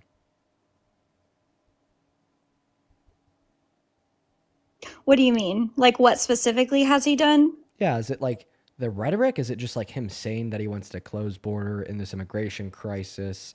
Or is it him like actually doing the deportations and having a super like, final get him out wall of inevitability built up around this idea? Like, what is it? So specifically, it's deporting people. And the reason why is because where I live and the life that I have with my family and the business that we're in, just like in 2008, for example, like construction development, it is directly affected by contractors who are uninsured. And whether they're illegal immigrants or not, people are working on people's houses, building them, fixing them without permits, without insurance and things like that. And not only is it hurting businesses who actually pay for the insurance, who actually pay to be licensed. I'm so sorry. I just got a text. It was a really important text. I'm going to tell this to you right after. But could you just please repeat yourself?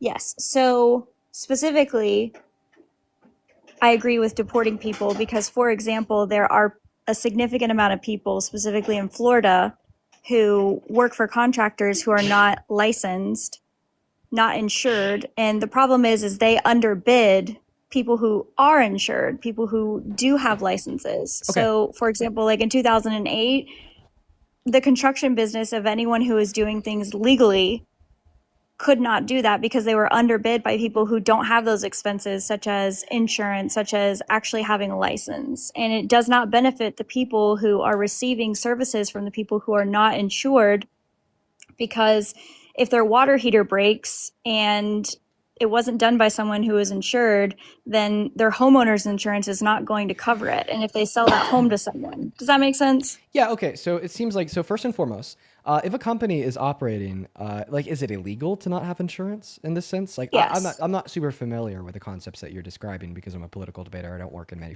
in construction. Okay. So you said it is illegal. So couldn't we just like target the companies that are engaged in this illegal practice of foregoing the cost of insurance to lower, the price of their product to outbid competitors instead of, deporting undocumented immigrants? Like, so I feel like we could, like, two things could be true here. We could go after companies that are selling products for lower prices because they're not holding to this legal standard of having insurance. B, we could give undocumented immigrants a pathway to residency or citizenship, so then they actually have more bargaining power in the market, because they're not under the threat of being deported. They could access social benefits when they need them. So it's not, you need this job or you're going to starve to death. Which will then increase their median wages, meaning that a company can't hire undocumented immigrants and pay them less on average, which would result in the conclusion of more economic productivity, more companies acting in adherence and accordance with the law, having insurance, not underpaying their employees because they're undocumented, because now they're residents or citizens, which would then result in other companies not being outbid or harmed. And this is incredibly preferable to mass deportation, which is us just destabilizing the industry as a whole, because 1 out of every 7 construction workers is an undocumented immigrant. Yeah, I agree with that. But in addition to that, for example, not only are people, it's not necessarily that I'm saying that immigrants are taking jobs from Americans, because in this specific example, it's not necessarily that they're directly taking the jobs, they're working and doing the labor. But the problem is companies are able to hire them and pay them under the table. And I don't think that people should have to work under the table to make money. But so that's not true. Undocumented immigrants don't have to work under the table in order to work a job. You have Obama to thank for that. He created a program giving work permits to undocumented immigrants. So undocumented immigrants can legally work over the table and pay taxes as a W-2 employee through ITINs. But once again, even if you were right and they could only work under the table, the obvious solution there wouldn't be to remove them from the market and harm them and us and the market, but to rather give them that pathway to residency or citizenship. But not only that, for example, so anyone who comes into this country, obviously that's illegal. And I'm not saying like... Here, by the way, everybody, Rokana is going to be joining us on stream here in literally 5 minutes. He was originally slated to come up here for a 30-minute conversation, but because one of his meetings ran late, he's only going to come up here for 15 minutes, but still valuable time. If you don't know who that is, he's the most effective legislator in Congress right now. He's the only Democrat doing shit. He did the Epstein Files Transparency Act, and he's towing the line with holding the Trump administration accountable. And I can't even believe that we're getting him on the stream. I mean, I'm like over here like, wow, what the fuck? This is awesome. But because he's coming on in 5 minutes, I do need to go use the restroom real quick. So I have Parker up here just for a second. I'll let myself out. Thank you so much. Actually, if you wouldn't mind just going over that last point with Parker here for like 30 seconds while I use the restroom, I'd really appreciate it. If you want to leave, no worries. But I did bring Parker up so he could just kind of like finish out this conversation like super duper quickly while I'm using the restroom. If that's something you're open to. No, the chat's over me. I'm out. Okay. All right. Parker, how you doing? I'm doing pretty good. I can just talk to the chat for 30 seconds and just inform them that you're going to be gone. Okay. All right. I'll be right back, everyone. All right, everyone. Hey, everyone. What's up? Good to see everyone. No one leave. I will ban you if you leave. Okay. You'll be banned. I promise you. I will. I'll know. I have a crystal ball right here. It's going to tell me if any single person leaves this live stream. So don't do it, okay? Stay right here. He always gets back pretty quick. I swear. He always does. But how have the debates been today, everyone? Let me know in the comment section. How the debates been today. For me, they were pretty unhinged. I got banned on my main account because someone was spreading misinformation. You know, it's interesting. We got Phil. Oh, God. Good? I actually see a decent amount of people saying good. Wow. It went well for Dean, but it didn't go well for me. Yesterday, I had like the most insufferable guest ever. Emily, by the way, thank you for the $10 on Venmo. Extra scary today. They were pretty scary on my live stream. Wild. A lot of them wild. That makes sense. I think I started off with Joel. Yeah, that was for a while too. Oh, he's already back. Look at that.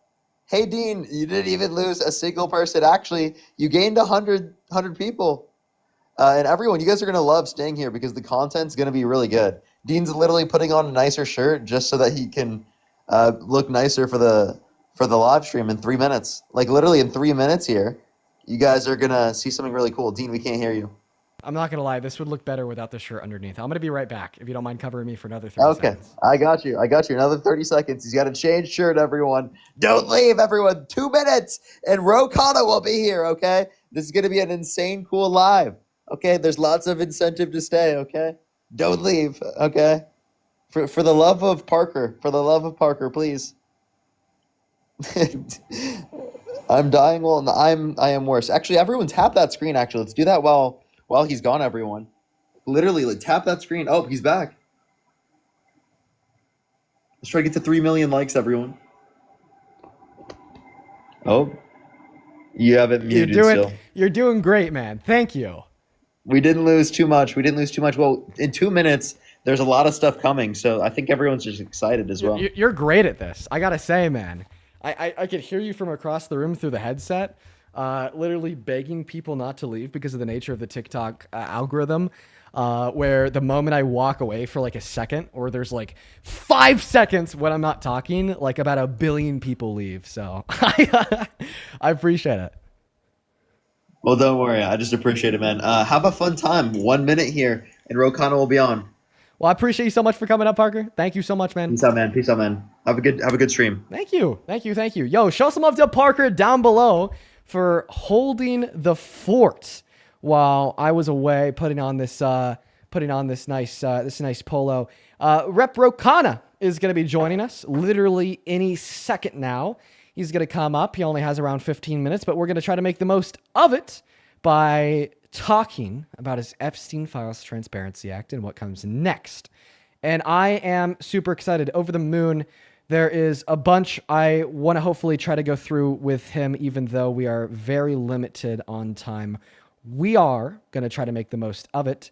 So let's go ahead and look for him now. I'm going to go ahead and actually shoot a text to his team and see if he's ready to join. Here we go. Oh, he's going to be on in 5 minutes. Sounds good. So I'm actually just going to go to thank a couple people real quick. Tony, thank you for the $20 over on YouTube Super Chat. Thank you so much for the love, Tony. Tony with the $20 says, will Ro kinda bullshit us? I heard Hillary, I heard Bill. Will Ro BS us?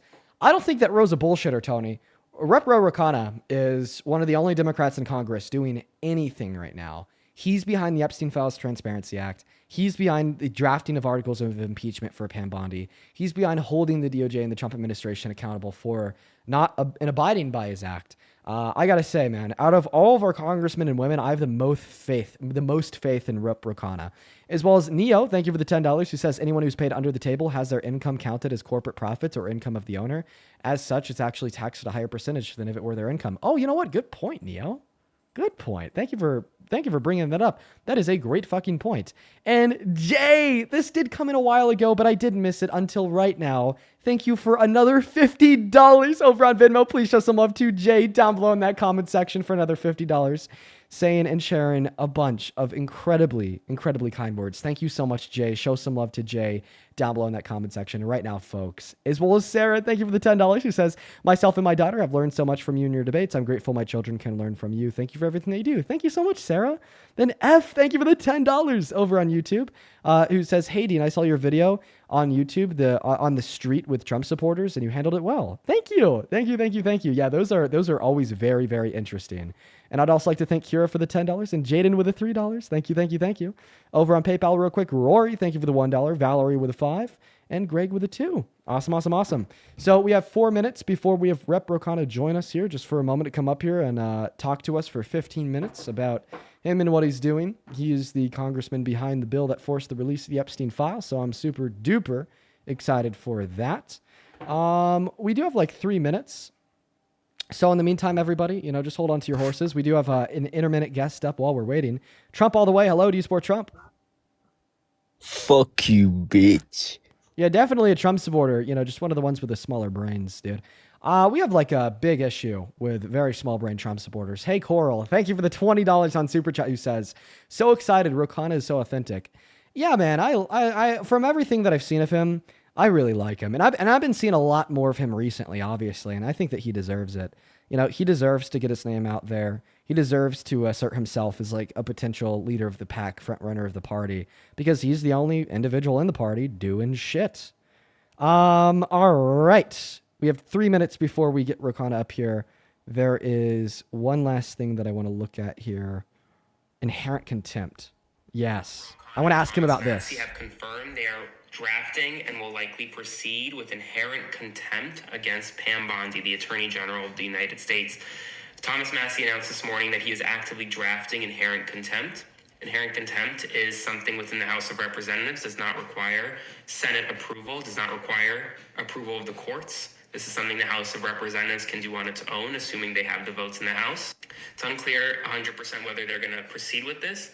I think right now it's a major threat, in the case that the DOJ doesn't reverse all of the damage it's done with the Epstein files thus far. Under inherent contempt rules in the House Sergeant at Arms can take someone into custody, in this case, Pam Bondi, for proceedings to be held in Congress. It's a very archaic rule. It's almost never used, but it would require the Sergeant at Arms in the House to theoretically detain Pam Bondi and force her to appear in front of Congress for congressional contempt proceedings. We'll see whether this actually happens, but they are drafting it right now.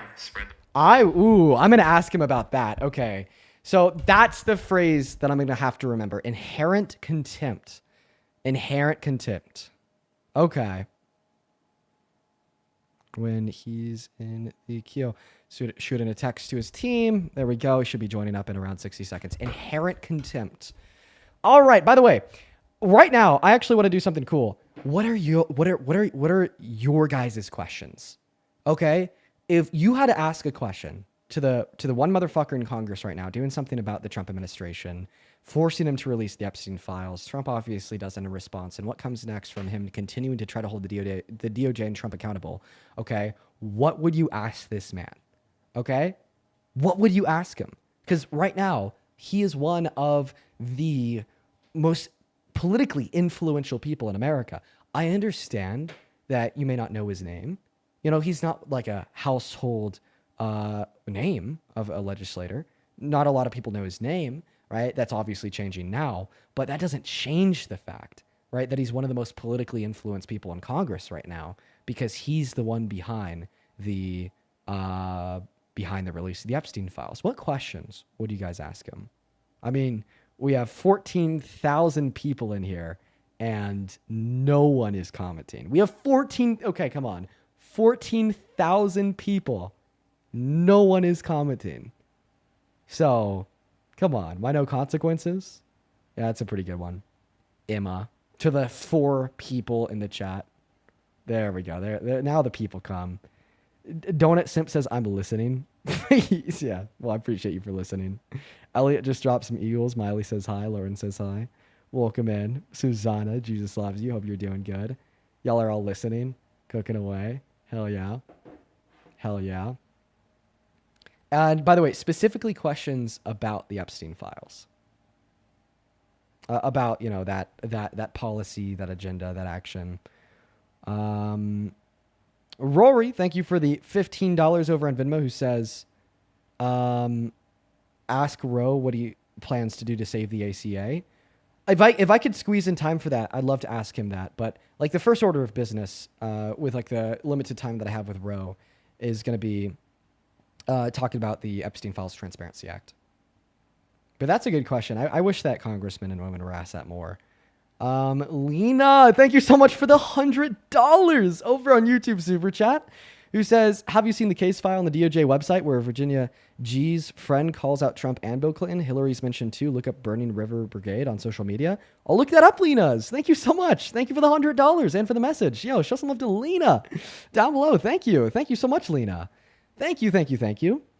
So Lily in the chat says, why no consequences? Okay. All right. Yeah. Let's kind of talk about, like, express the fact that I and many others just don't really think that there's many consequences. Like, what are the options here? How do we hold them accountable while hiding so much in the files? Well, I mean, I think that's a question that Ro can speculate on just as much as, you know, me and you, all right? Because it's Trump and his DOJ that redacted the files, and it's me, you, and Ro who's pissed about it. Someone else in the chat says, does it stop with Bondi? Ooh, that's a good question. Sharon, thank you. Thank you, thank you, thank you.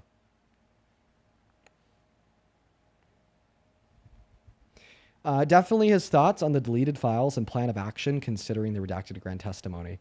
Yeah, I specifically want to ask him about the grand testimony because that is something that Donald Trump said he would release months ago. Okay. All right. And he's here. Let's go and get him up. Boom.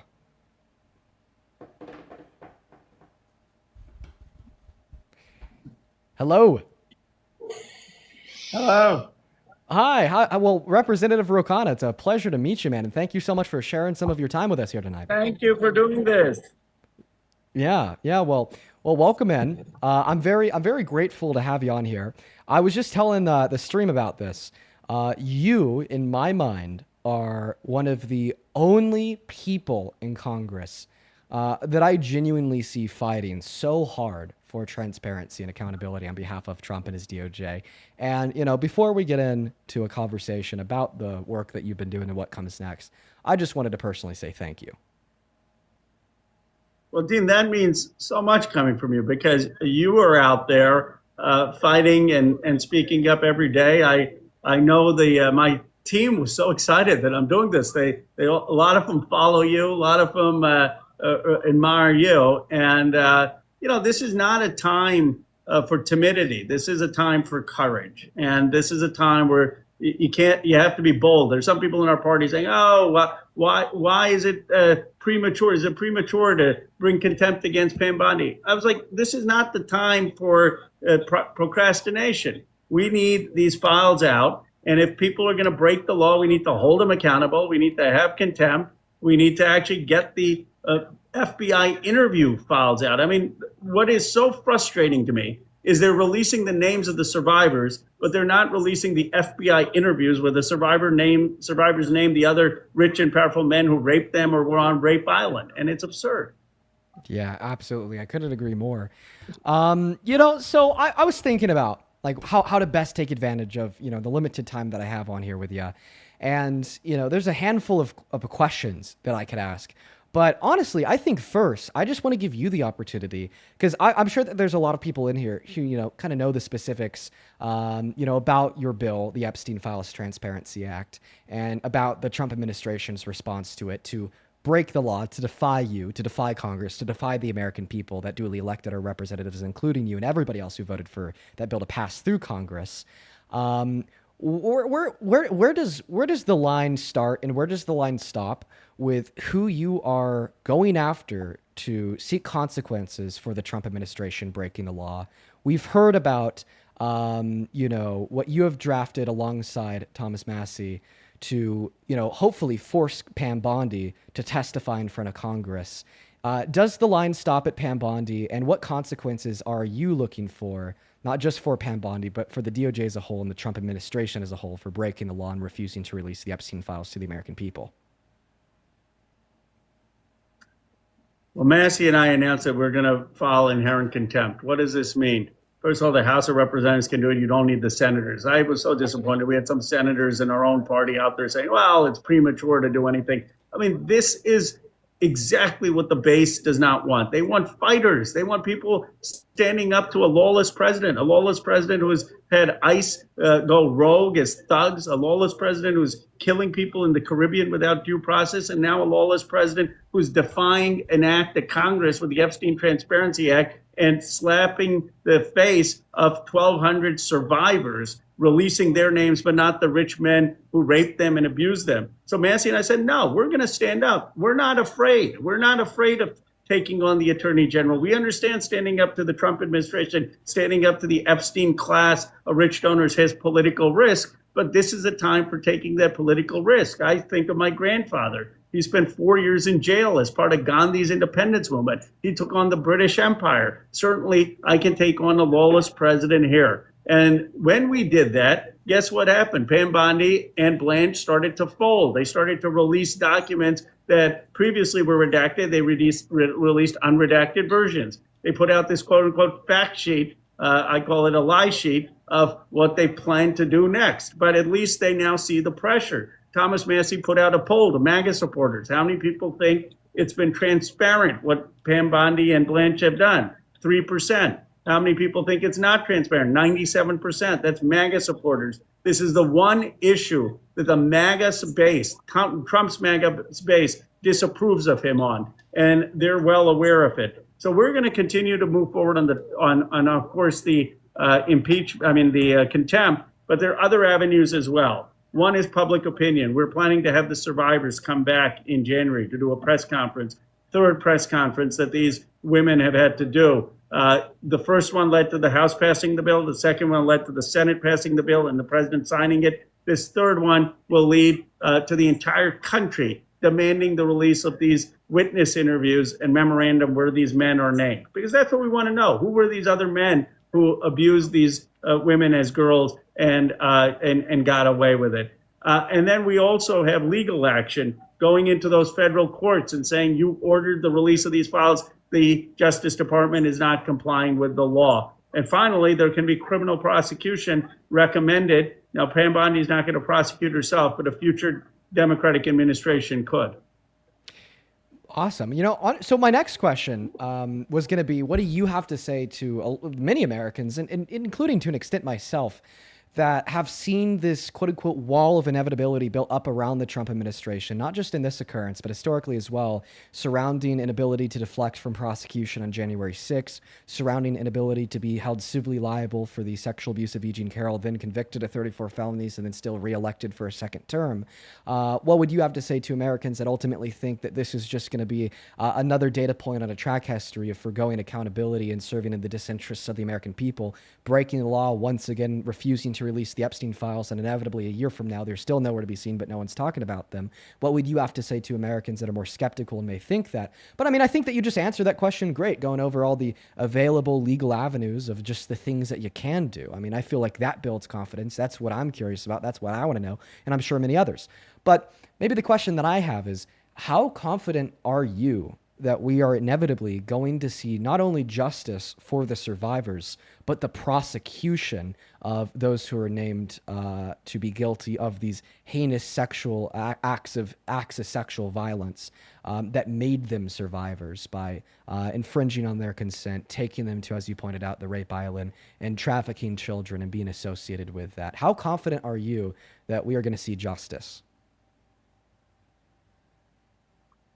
Well, Dean, first of all, I understand people's skepticism because you're right. Donald Trump has gotten away with lawless action after lawless action.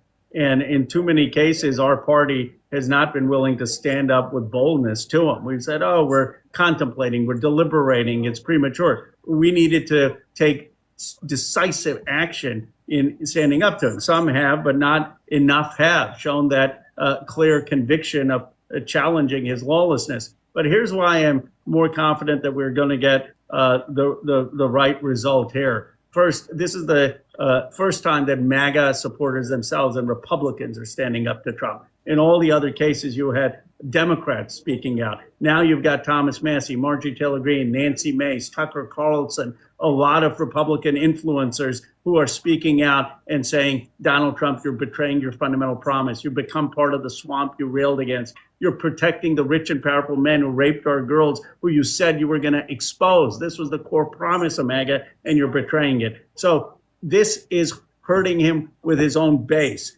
And either these things are going to come out or he's going to basically become a lame duck president. And that's why I have more confidence that we're going to see truth. Second, these survivors are more courageous, more credible, more compelling than any politician. And when they're out there, 1,200 survivors, many of them raped as girls, stories of 13 and 14-year-old girls being paraded around in sex parties where you had powerful men from Wall Street, politicians at these sex parties. Even if they didn't engage in the sexual action and rape, they were watching as these 13 and 14-year-old girls were paraded around naked. And they are out there telling their stories, showing their pictures of what they were like when they were girls and abused. And that has shocked the conscience of this country. And I'm confident that when these survivors come out again in January, that the pressure is going to continue to build to get this information out. Now, unfortunately, I don't have confidence in the prosecution criminally. I mean, we should and we must,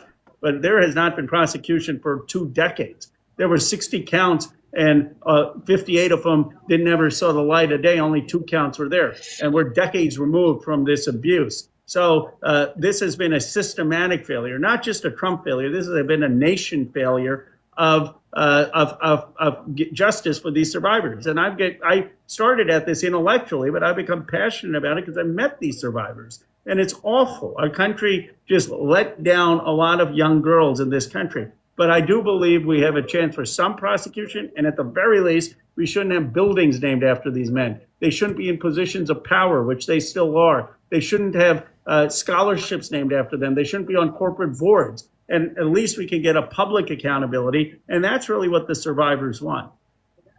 Yeah. And I agree. It isn't just a Trump problem. It's a system problem.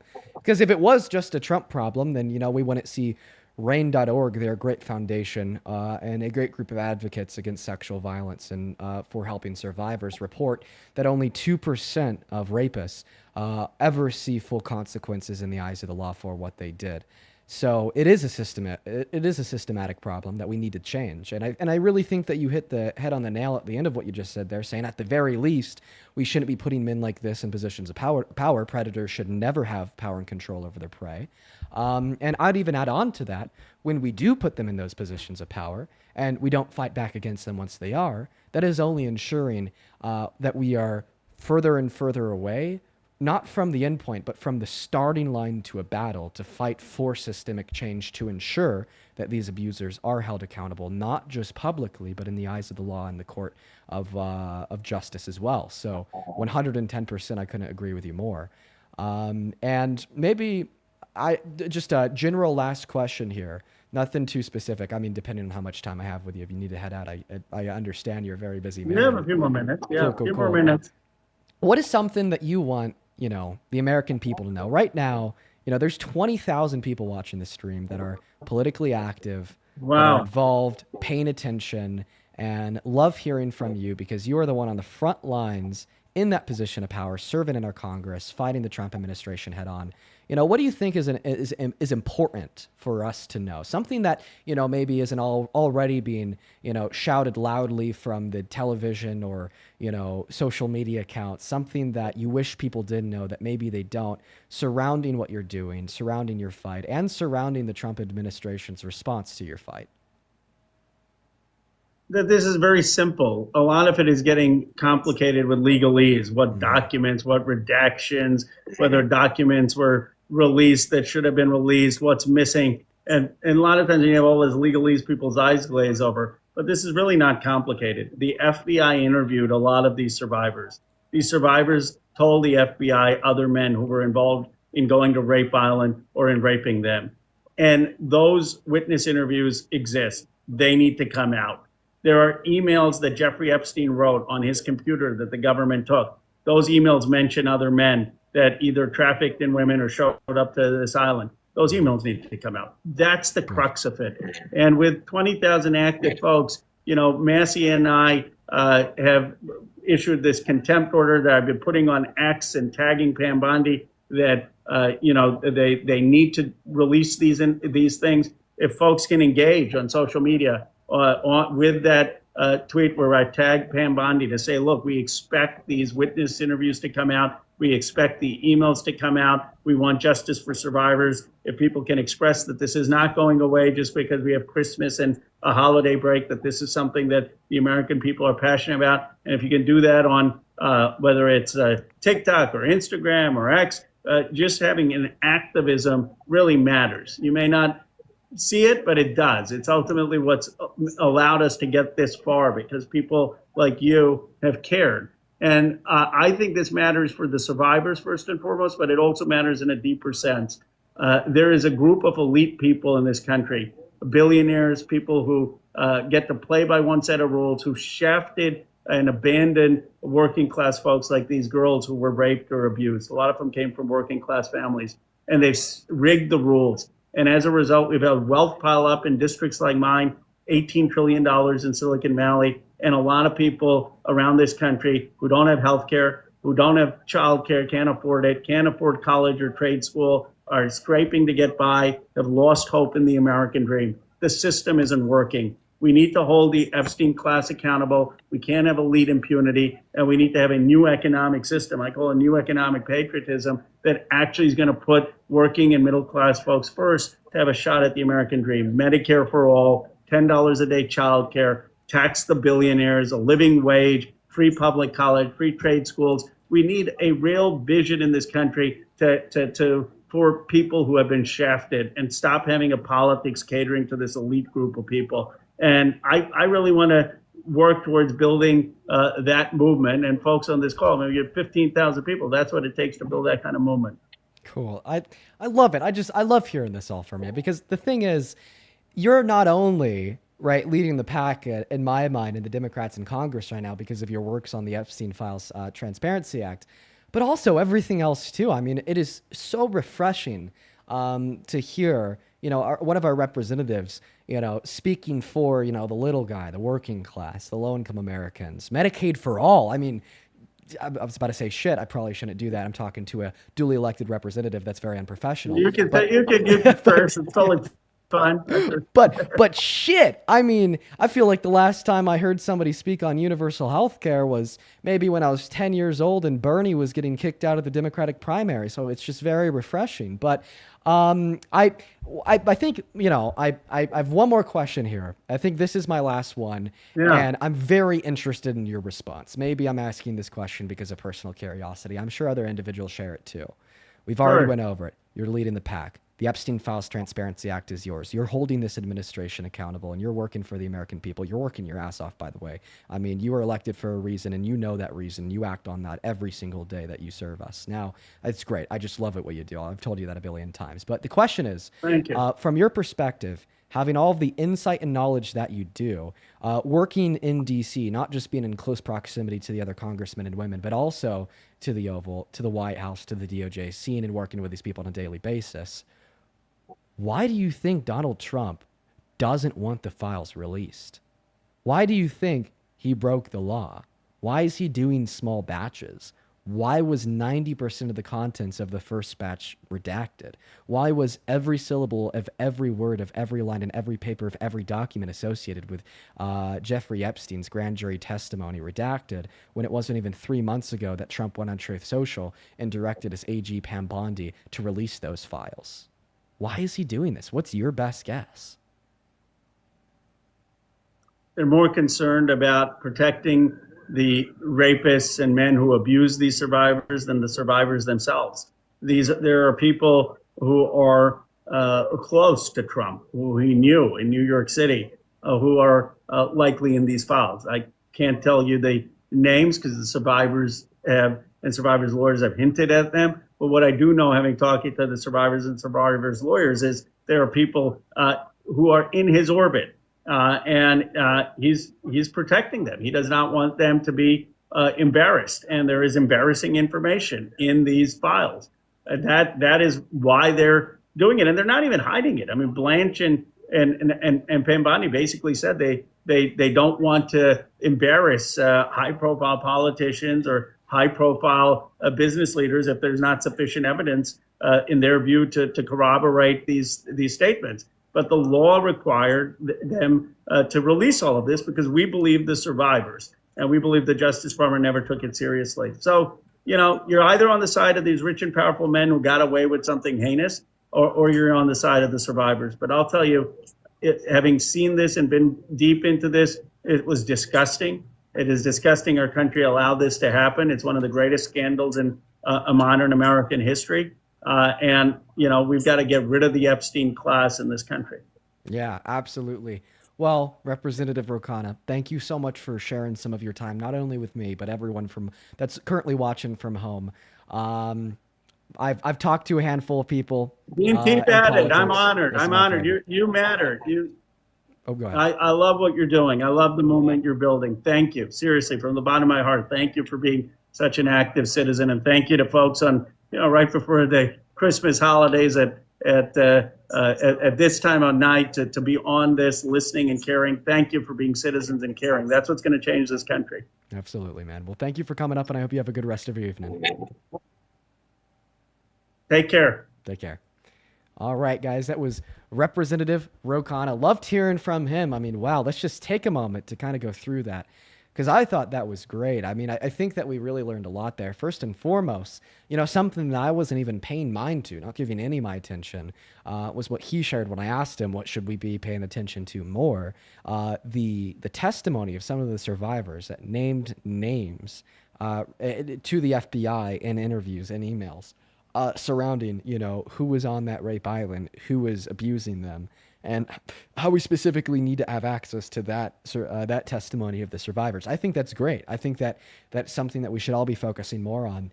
And I think that this is so important, you guys. Like, there's a reason why Rokana came up here.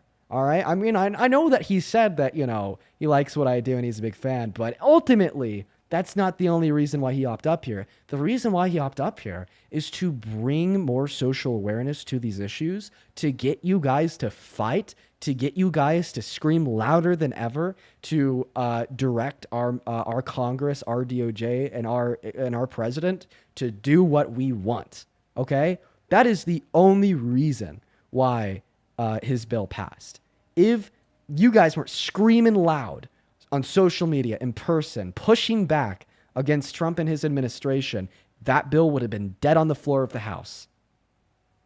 But because of y'all, because of us, Americans, including the millions of people that aren't watching this stream and don't even know who I am, that's how many people, so many people here, right? That's why that bill passed through Congress, with the exception of one Republican congressman in House, all unanimous. So that was great. That was great. And then one other thing there, you know, at the end, I asked him why he doesn't think Trump is releasing them because of people in Trump's close orbit. You know, in my mind, it's not just people in Trump's orbit. It's him. It's himself, right? And you could look at this from, you know, a liberal or a conservative point of view, not on the political spectrum, but, you know, how incriminating does it get in the files for himself? You know, you could take the more conservative perspective. It just makes him look bad, like his letter to Epstein, you know, like his Epstein's email to Ghislaine Maxwell, where he was saying that, of course, Trump knew what he was doing with his girls. Or you could, you know, go for the more, people might argue, likely outcome that he's in there abusing some of the survivors. So, and I think that there's a reason why Representative Rokana didn't say that. Of course, I'm not going to speak for him. I don't know why he did or didn't say that. Maybe he just doesn't believe it. Who knows? All we could do is speculate. But speculating, I would argue, it's to try to like get more Republicans in Congress on board with what he's doing, because ultimately he is going to need some of their support because, you know, the Dems are a minority.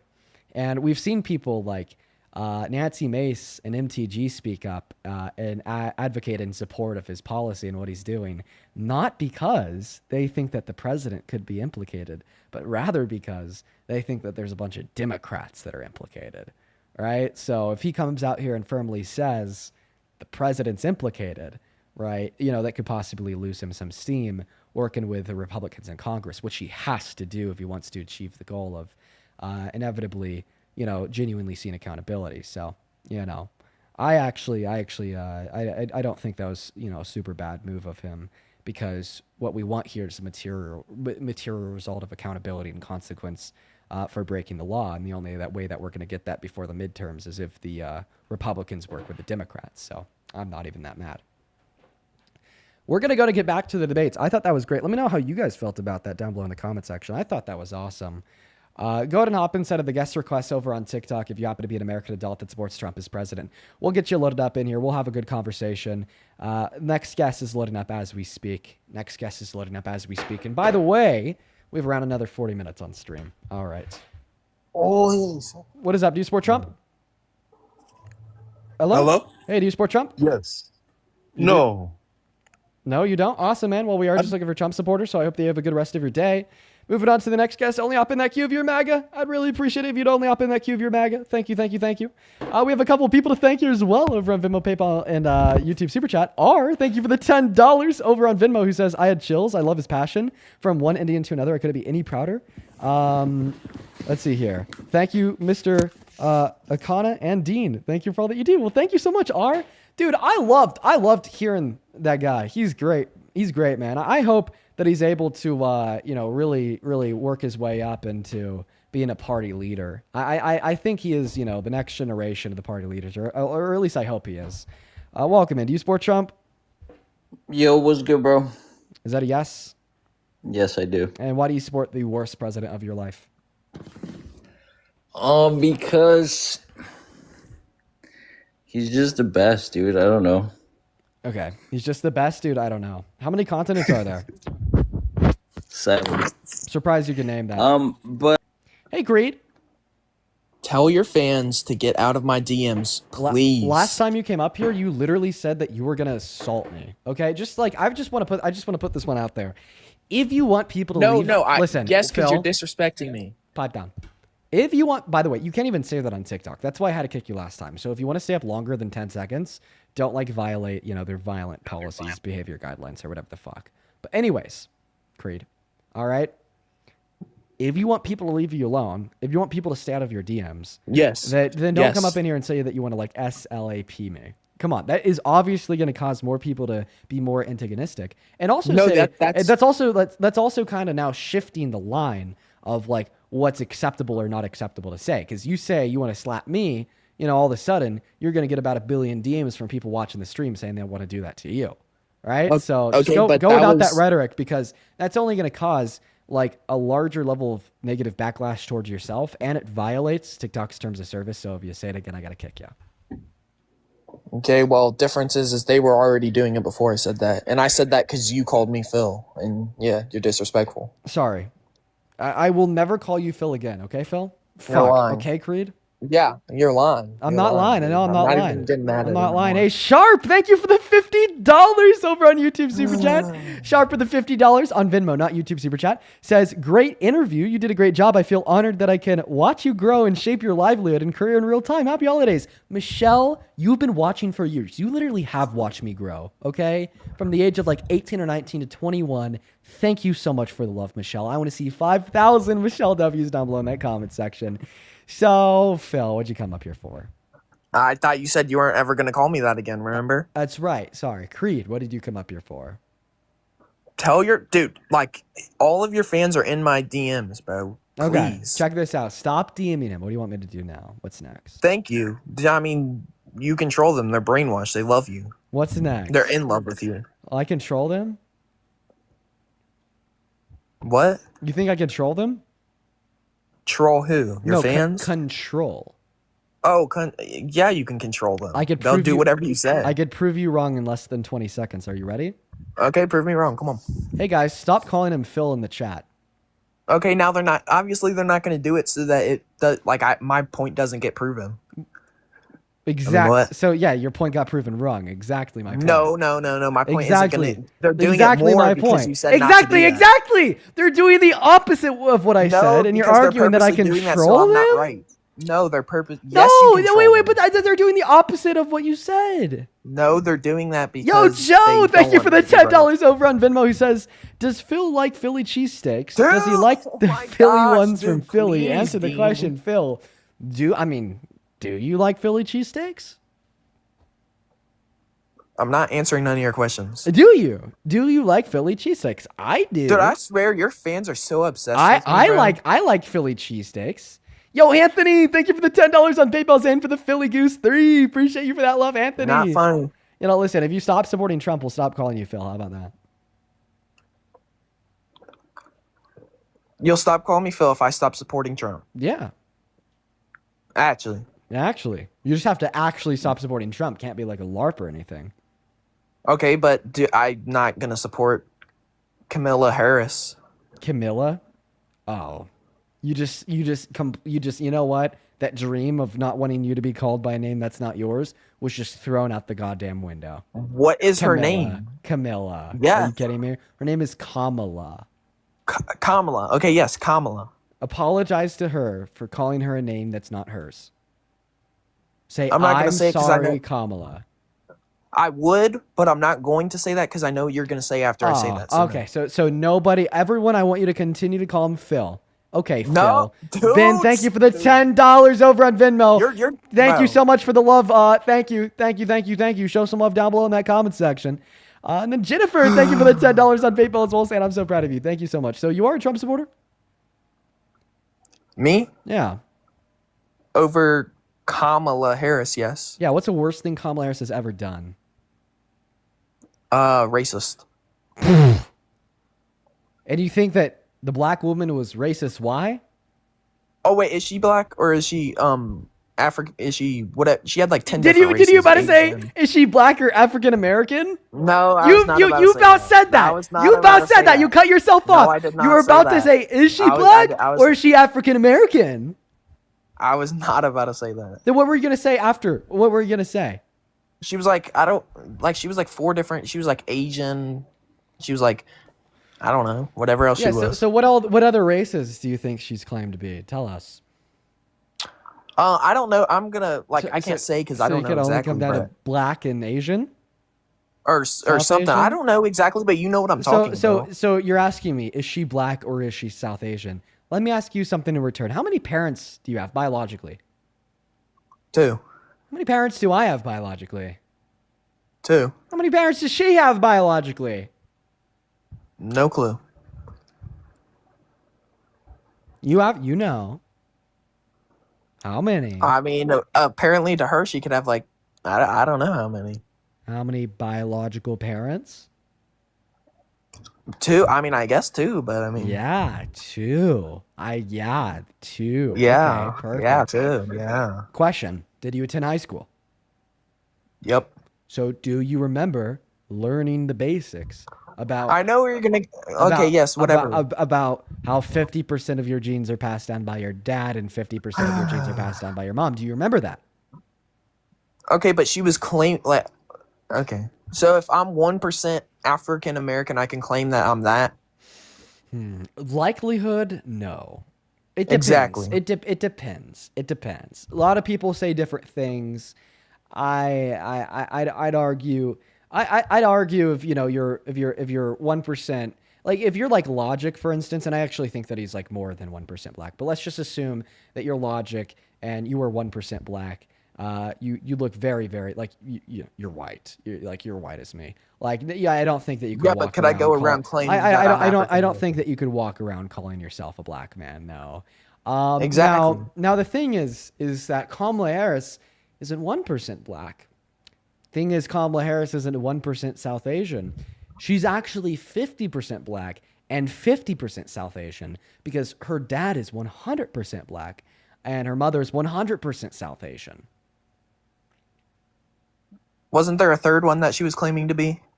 No. Or was that just it? That's it. She's black and South Asian.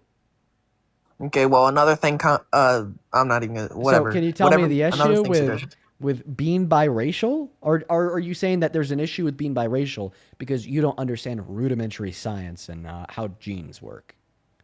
Well, I didn't know her dad was 100% and her mom was 100%. Either way, Okay. to the other thing. Yes, because I thought she was like, yeah, and she was. Wait, were you about to say that she's like 1% black? No, not that. I thought she was like 1% Asian, and she was saying she was or whatever she was saying. And what led you to that conclusion? She don't look Asian to me. She don't look Asian, so you're saying that she doesn't have an Asian phenotype. What is the Asian phenotype? No clue. So then how would you know if somebody were to have the Asian phenotype? By looking at them.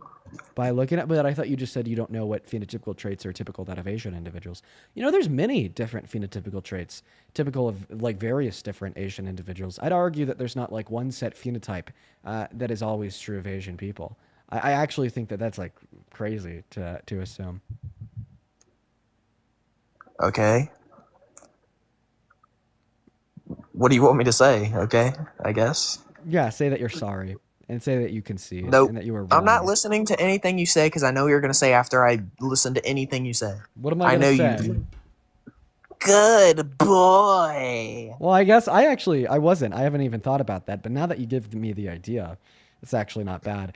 Kaya, thank you for the $10 over on Venmo. He says, do you think that Phil's from Philadelphia? Phil, are you from Philadelphia? Not fun. Dude, why do you automatically go to reading these? Ben, thank you for the $5 over on Venmo. Dude, all right, tell them to stop commenting that. That's not...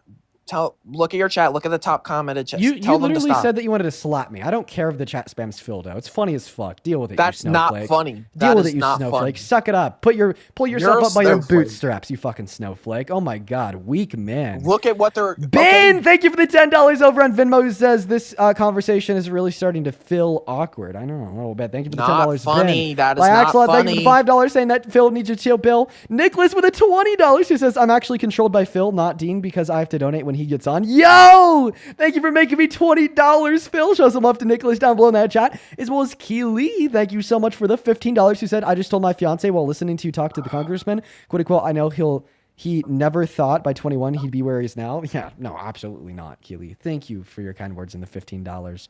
And then Megan, thank you for the $10 over on Venmo, says, wonderful interview. Thank you, Megan. And then thank you so much, Benjamin, for another 10.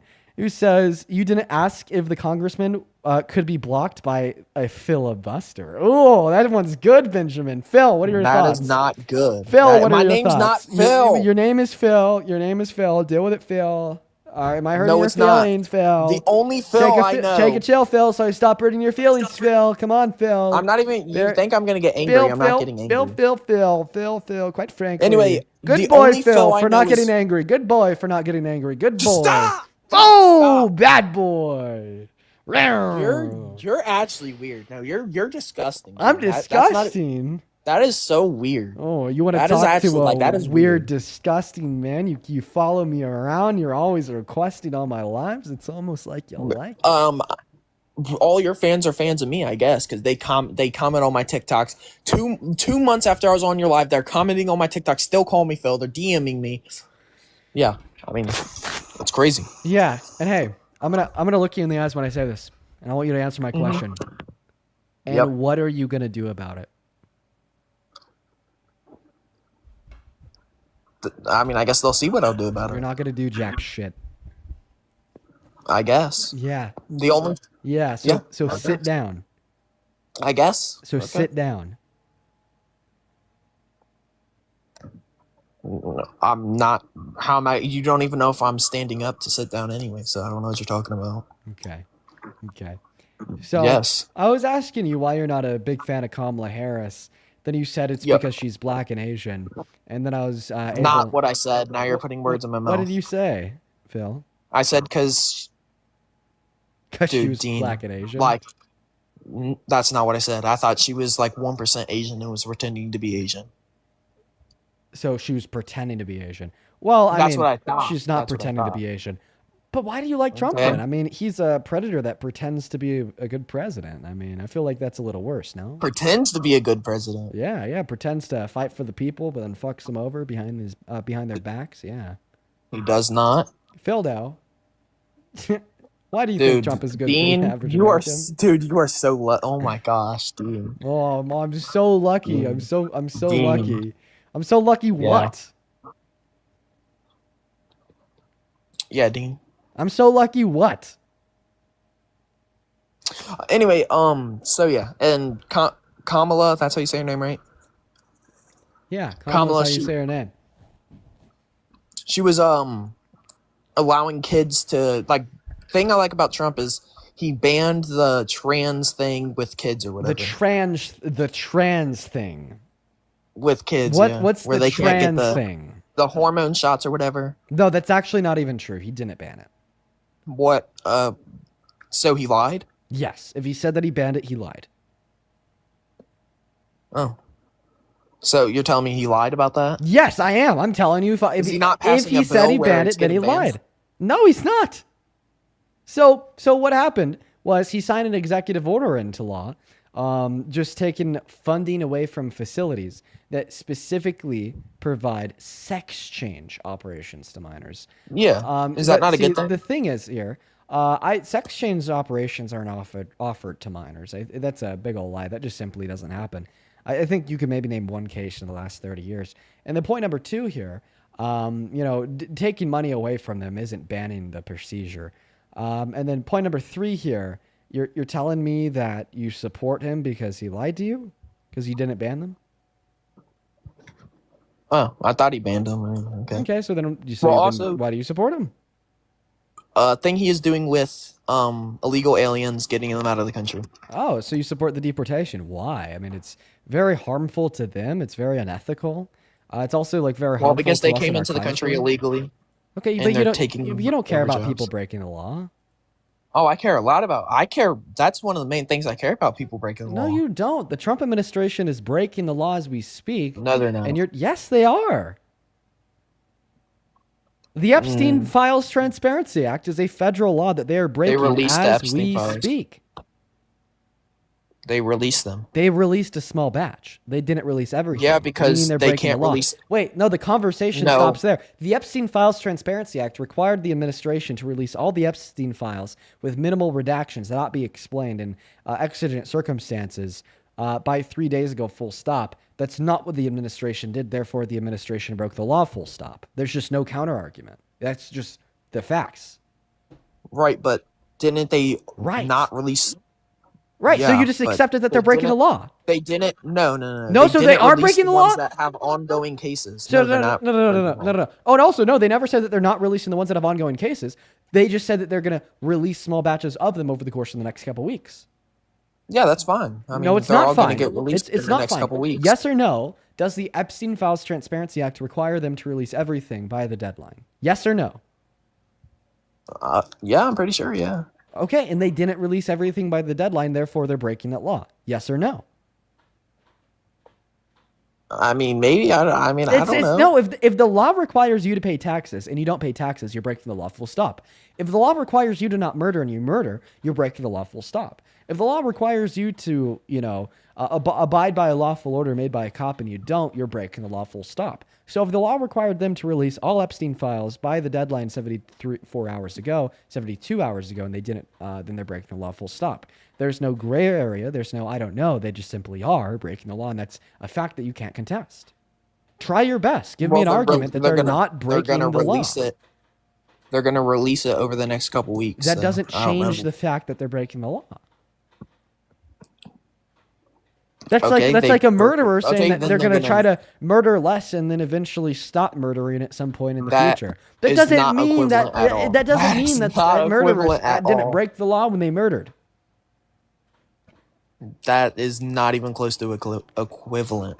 It is, and the equivalence there No, is it's that not. even though they're going to try to release more of the files in the coming weeks, they're that doesn't going to. change the fact that even if we knew with 100% confidence that they're going to release everything tomorrow, still yet they'd be breaking the law because they didn't release everything by 3 days ago. Okay, well, they're going to make up for their mistake and release it. Make up for their mistake. So the it was a next couple mistake. weeks. It wasn't a mistake because it was intentional.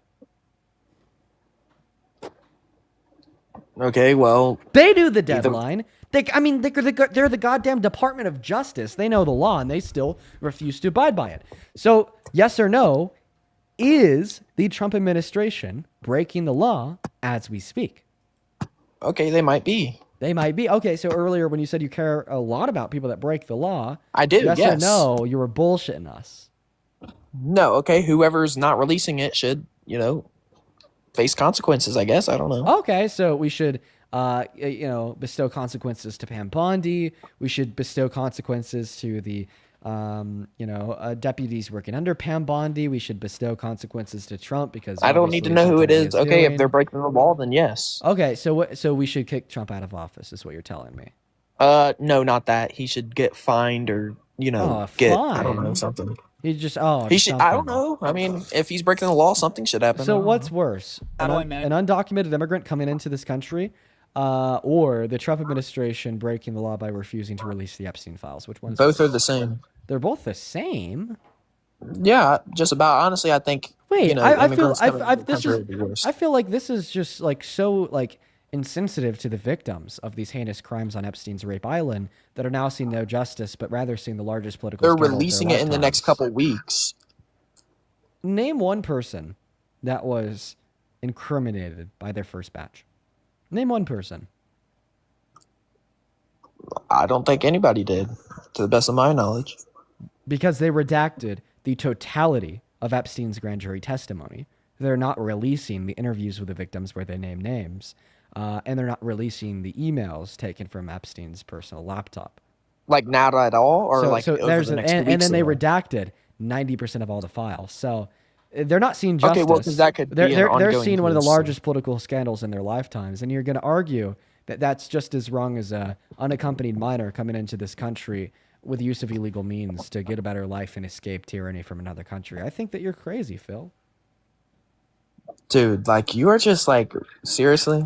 I think that you're nuts. I think that you have your priorities all out of Seriously? alignment. I think that you're a terrible person, and I'm a terrible person. Yeah, you absolutely are a terrible person. How's that? Because you just argued it's worse to be an undocumented immigrant than it is to be Trump breaking federal law, defying Congress to push off accountability for victims of rape. Well, if they sexual release it abuse, over the next PDF couple files, weeks, so on I and so think. forth. If they release it over the next couple weeks, I mean. How do you know that they yeah. are? How do you know that they are? Well, if they don't, then they should come to justice. So you admit that you have no good reason to believe that they will. Got it. No, I believe that they will. I'm just saying why? if they Why don't. why do you believe that?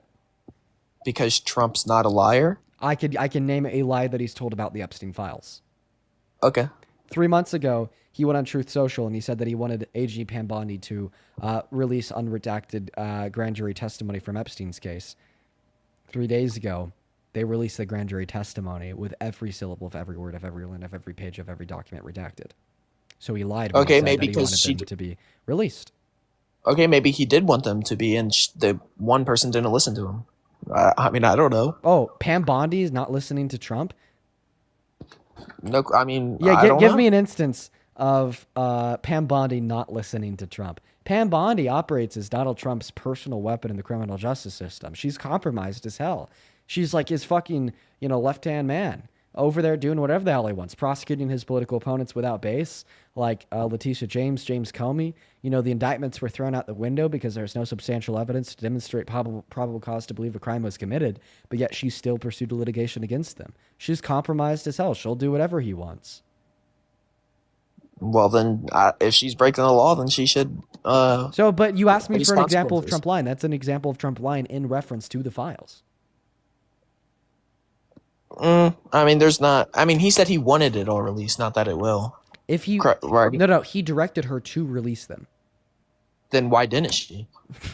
Because once he again, doesn't no. want them Because once released. again, no, she didn't listen to him. And how do you know that? Because I've 'Cause already he given said- you because more than Trump- enough no, reason. because he Well, told- that he you're literally operating on the said- assumption that he was telling the truth. Literally, in order, was telling the truth. Literally, yes, exactly. You operate on that pre-assumption. In order for you to attempt to prove my argument wrong that Donald Trump is a liar, you have to first basically assume that he's not a liar.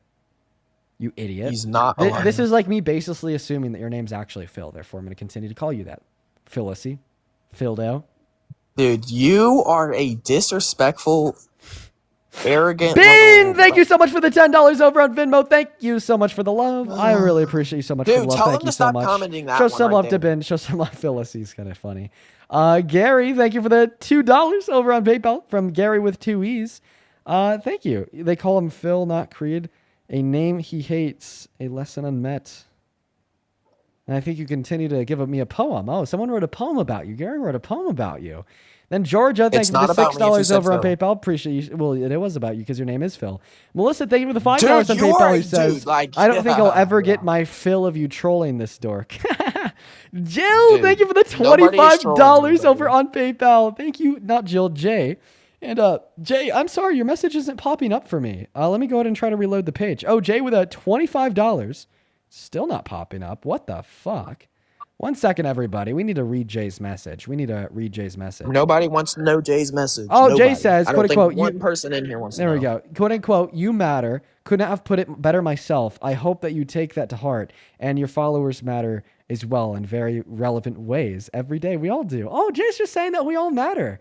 And you're over here saying that no one wants to I hear respect that. that. You hate it. No, you Okay. hate positivity. You hate acceptance. And No, you I hate respect equality. that one, No, okay? shut I up. thought he Shut up, said call me Phyllis. Phil. Shut up, No. Phyllis. Dude, you Thank you are for the the $25 on Venmo. Be quiet, Phyllis. little bro. Stop crashing out, Phyllis. Phildo over here sounds very mad. Just sit down, Phildo. Dude, you are so Jessica! Thank you so much for the $40 over on Venmo. Let's get 400. Jessica W. says Dean for President 2040. Also, you missed my last $40 donation because RK came on. Just FYI, in case you missed any others, but genuinely love you so much, and I'm sure that you were probably keyed up with Rokana about to come on. Keep fighting the good fight. Oh, thank you, Jessica. Well, I guess because I missed your other $40 donation, show some love to Jessica in that chat for the $80 over on Venmo. Seriously, that is so fucking kind of you. Thank you. Thank you. You are so disrespectful, Dean. Oh, yo, Ricardo, thank you for the $50 over on Super Chat on YouTube. Oh my goodness, let's get 500 Ricardo W's. Can I read you Ricardo's message? No. So I can't read it to you? If it says something about Phil, no, I don't want to hear it. Okay, you don't want to hear it? I don't want you to read it if it says anything about Phil. You don't want me to read it to you? You don't want to hear it? Well, I guess something that you forgot to say there, something that you never said that you didn't want. I don't want you to play it out loud either. You don't want me to play it out loud. I don't want you to use, yeah, no. But you I don't never wanna said hear that it. you didn't want to see it. Dude, will you get that off? Okay, I don't even care because that's not about me. He's talking about Philip Rivers or something. I mean, he's playing football right now, so. That's Okay. that's about you, buddy. That's about Philip Rivers. Can you read that? Can you read that text for us? Phil with like 10 exclamation marks. Yeah. I mean, he's talking about Philip Rivers, so I don't care. No, he's talking about you, Felicity. Who the hell are you calling a Felicity, bro? I'm calling you Felicity, Phil. Dude, you are such a disrespectful, like, yeah. You know what you are, bro. Take a chill, Phil.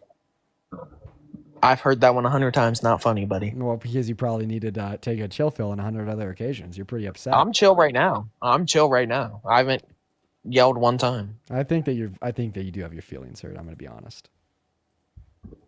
My what? Your feelings hurt? Okay. Okay, is there anything else that you want to add on before I skip you forever? Forever. Okay, whatever. Yeah. One more thing that I want to add on. Trump is the greatest president of all.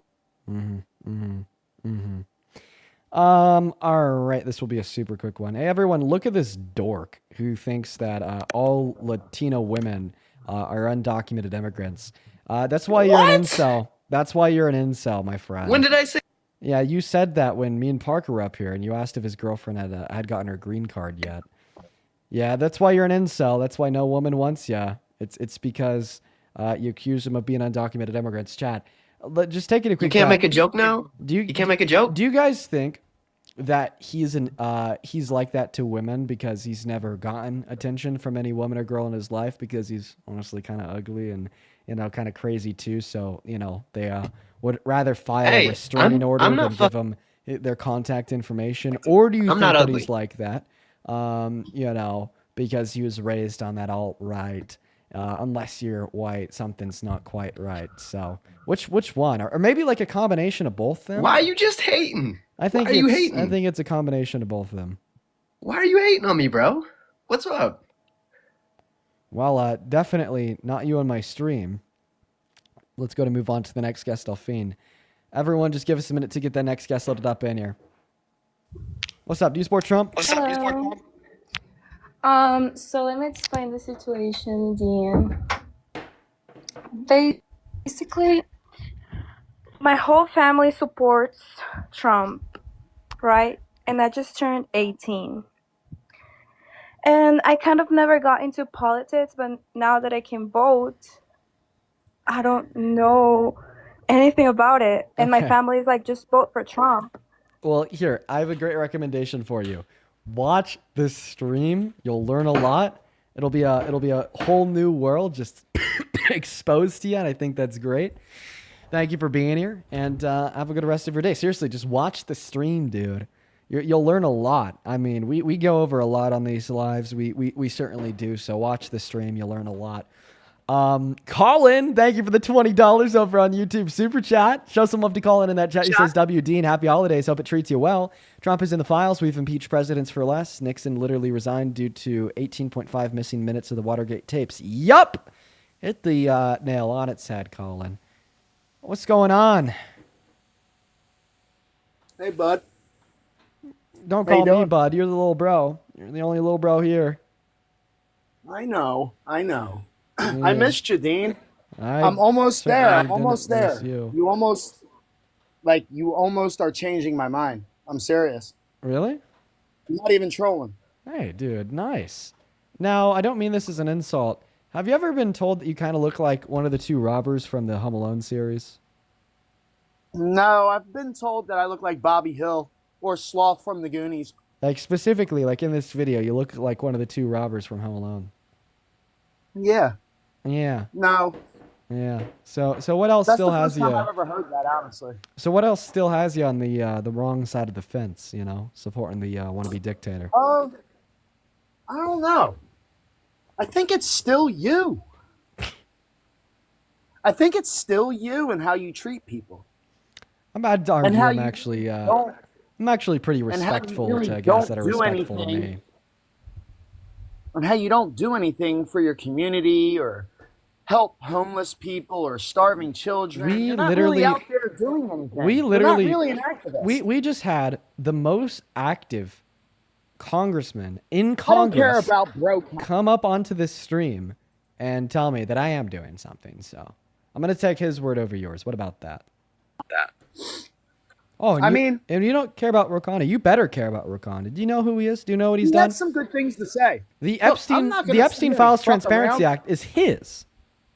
I want those files released. Okay, then That's you should be one thing I'm thanking not playing around. Rokana. Like, he needs to run that shit. Then thank and Trump Rokana. needs to Say stop thank you, playing fucking Rokana. games. Say thank you, Rokana. Fuck no, good boy. The Epstein Files Transparency Act is his. That's his bill. I know, but you're not going to say good boy to me, motherfucker. I'm going to call you a good boy because you're being quite a bad boy. Why would I call a bad boy a good boy? You have your priorities backwards. What the hell are you saying? Do you want to spank me?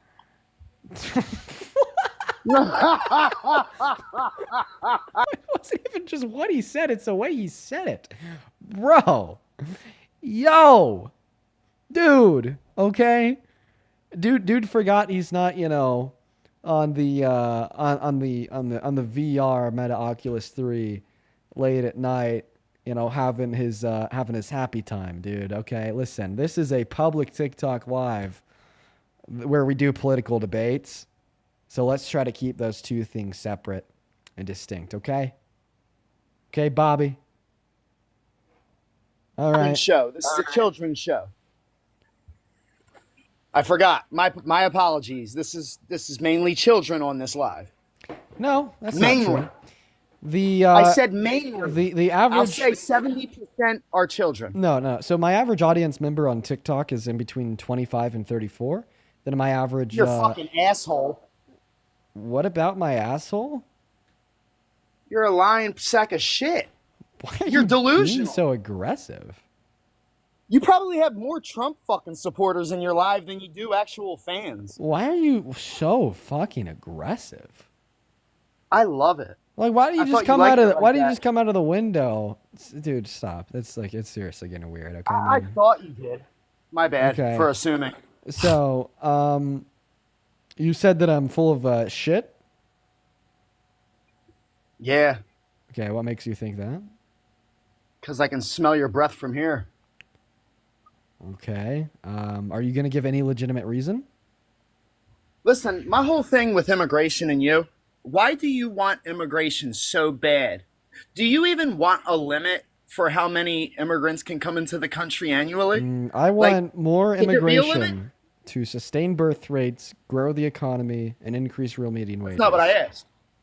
Do you think there should be a limit how many come in annually? I think that there's Should there be a limit? There's a hypothetical limit somewhere. I don't know what it is. Like, what do so you it think the definitely limit not should matter. be yearly? I think that 3 to 4% population growth, somewhere around there. And how do we get them to become citizens faster? By getting rid of unruly regulations, maybe breaking the bureaucracy down just a little bit. Instead of having the executive branch of government have all control over it, maybe create a new division specifically to regulate and overlook immigration processes coming into this country, specifically the legal means of entry, and give them a little bit more power and a lot of money to hire more judges and expedite the procedure. True. I mean, but you guys are so hell bent on immigration. It's like you want all these people to come into the country to become citizens. So the thing vote is Democrat. I want people to be happy. No, you want. I want people to be win every free, election. and I want our country to grow.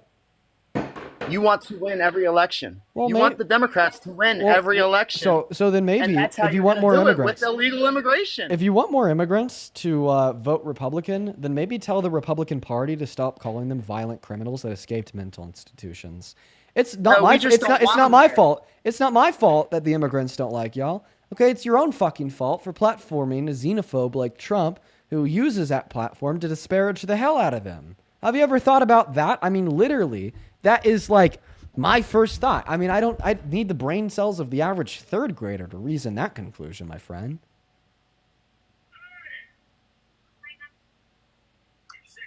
What'd you say?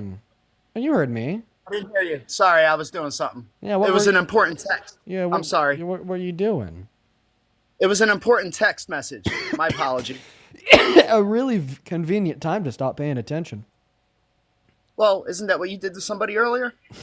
Well, not at a convenient time. I got a text from Rokana's social media manager letting me know that he's 5 minutes out. That vape looked like it hit you kind of hard. All right? Yeah, not as hard as a 3rd grade education would hit ya. Yeah, I know. That's all you can say? That's slap. Education, book smart, intelligent. Oh my God.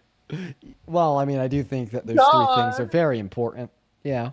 Oh yeah. Yeah. What happened to the fucking lack of common sense? That's not important anymore? Well, see, the thing is we become more commonsensical when we know how many branches of government there are, when we know what's right and wrong, and when we know how many continents there are, sir. Like, seriously. Okay, if you don't know there's 7 continents, then I can expect you to use that quote-unquote common sense. 17 continents. I know what there is. 17 of them. 17? Yeah, I just added 10. Well, I'm surprised that you could add 10 and 7. Good job. Yeah. Anyways, so why are you guys still so hell-bent on this immigration shit so you guys can control every election? Okay, is this just by like a... allowing people to become citizens? Is this just like a record? Is this just like you're just repeating yourself? I'm just doing what you do, Dean. I learned from you. I learned to just continue to repeat yourself until you repeat myself. Correct. Repeat myself. So correct, I only like repeat myself when I'm not getting an answer to a question that's being suggested. I've already answered your question. What are you doing? I'm listening to you. Oh, you're going. You're hearing shit, dude. Yeah, hearing shit from your mic because it's what you're doing. What? Are you good? Whatever. Are you good? Yeah, I'm fine. Are you good? I Keith, can't thank you do for the the same $3 over on Venmo. Caitlin with the $5 on Venmo. There it Joanne, is. thank you for the $8 on Venmo. Oh, what do you mean here it is? There it is. Thank Joanne for sending me $8 right now. Thank her. Why? So you can call me a good boy? I'm not going to call you good boy. I just want you to appreciate my donors. Say thank you, Joanne. Suck a dick. Did you just tell me to suck a dick? What? That's rude. Yeah, no. You just went, suck a dick. Never do that. You just went, suck a dick. What? Went, Dude, you're crazy, man. You're hearing shit. This debating is getting to your head. Yo, man. Amy, thank you for the $5 over on PayPal. Thank you for the love. Keisha, thank you so much for the $3 over on PayPal. And then Matthew, thank you so much for the $20 on PayPal. Thank you for the love, Matthew. What is this guy? What? Matthew, thank you for the $40. He said another $20 donation. Matthew, in his very first donation, says, I'm filled with holiday joy. Then in the second one says, one could say you're being disrespectful. Oh, man, I wish Phil would have heard those. Thank you for the $40, Matthew. Show some love to Matthew down below in that comment section. Would you like to say thank you, Matthew? Your play on words is so amazing. Okay. I'm going to kick you. Bye-bye. Bye. All right, there we go. All right, guys, we are at 4 hours on the stream. I'm hungry. I still have to go to the gym. Unfortunately, we have met the end of the road. Now for everyone hanging out with us on TikTok, hit that follow button, top left-hand corner. Why? Because I do these live streams every day. I don't take a day off, 7 days a week. Seriously, I'll see you tomorrow. YouTube, the most important thing I'd like you to do before you head out is to drop a like. Not like with the hearts in the chat, but on the live stream in of itself. Drop a like on the stream like you would on a regular YouTube video. It really helps the VOD shoot out to thousands of more people. Let's try to get up to like a couple thousand. And with that, I'm out for the night. I'll see you all tomorrow. Thanks for joining in. It was quite a long day, a lot of interesting conversations, and I'm really happy that we had Representative Rokana up. But that's it from me. Peace and love, everyone. See you tomorrow. Good night and goodbye.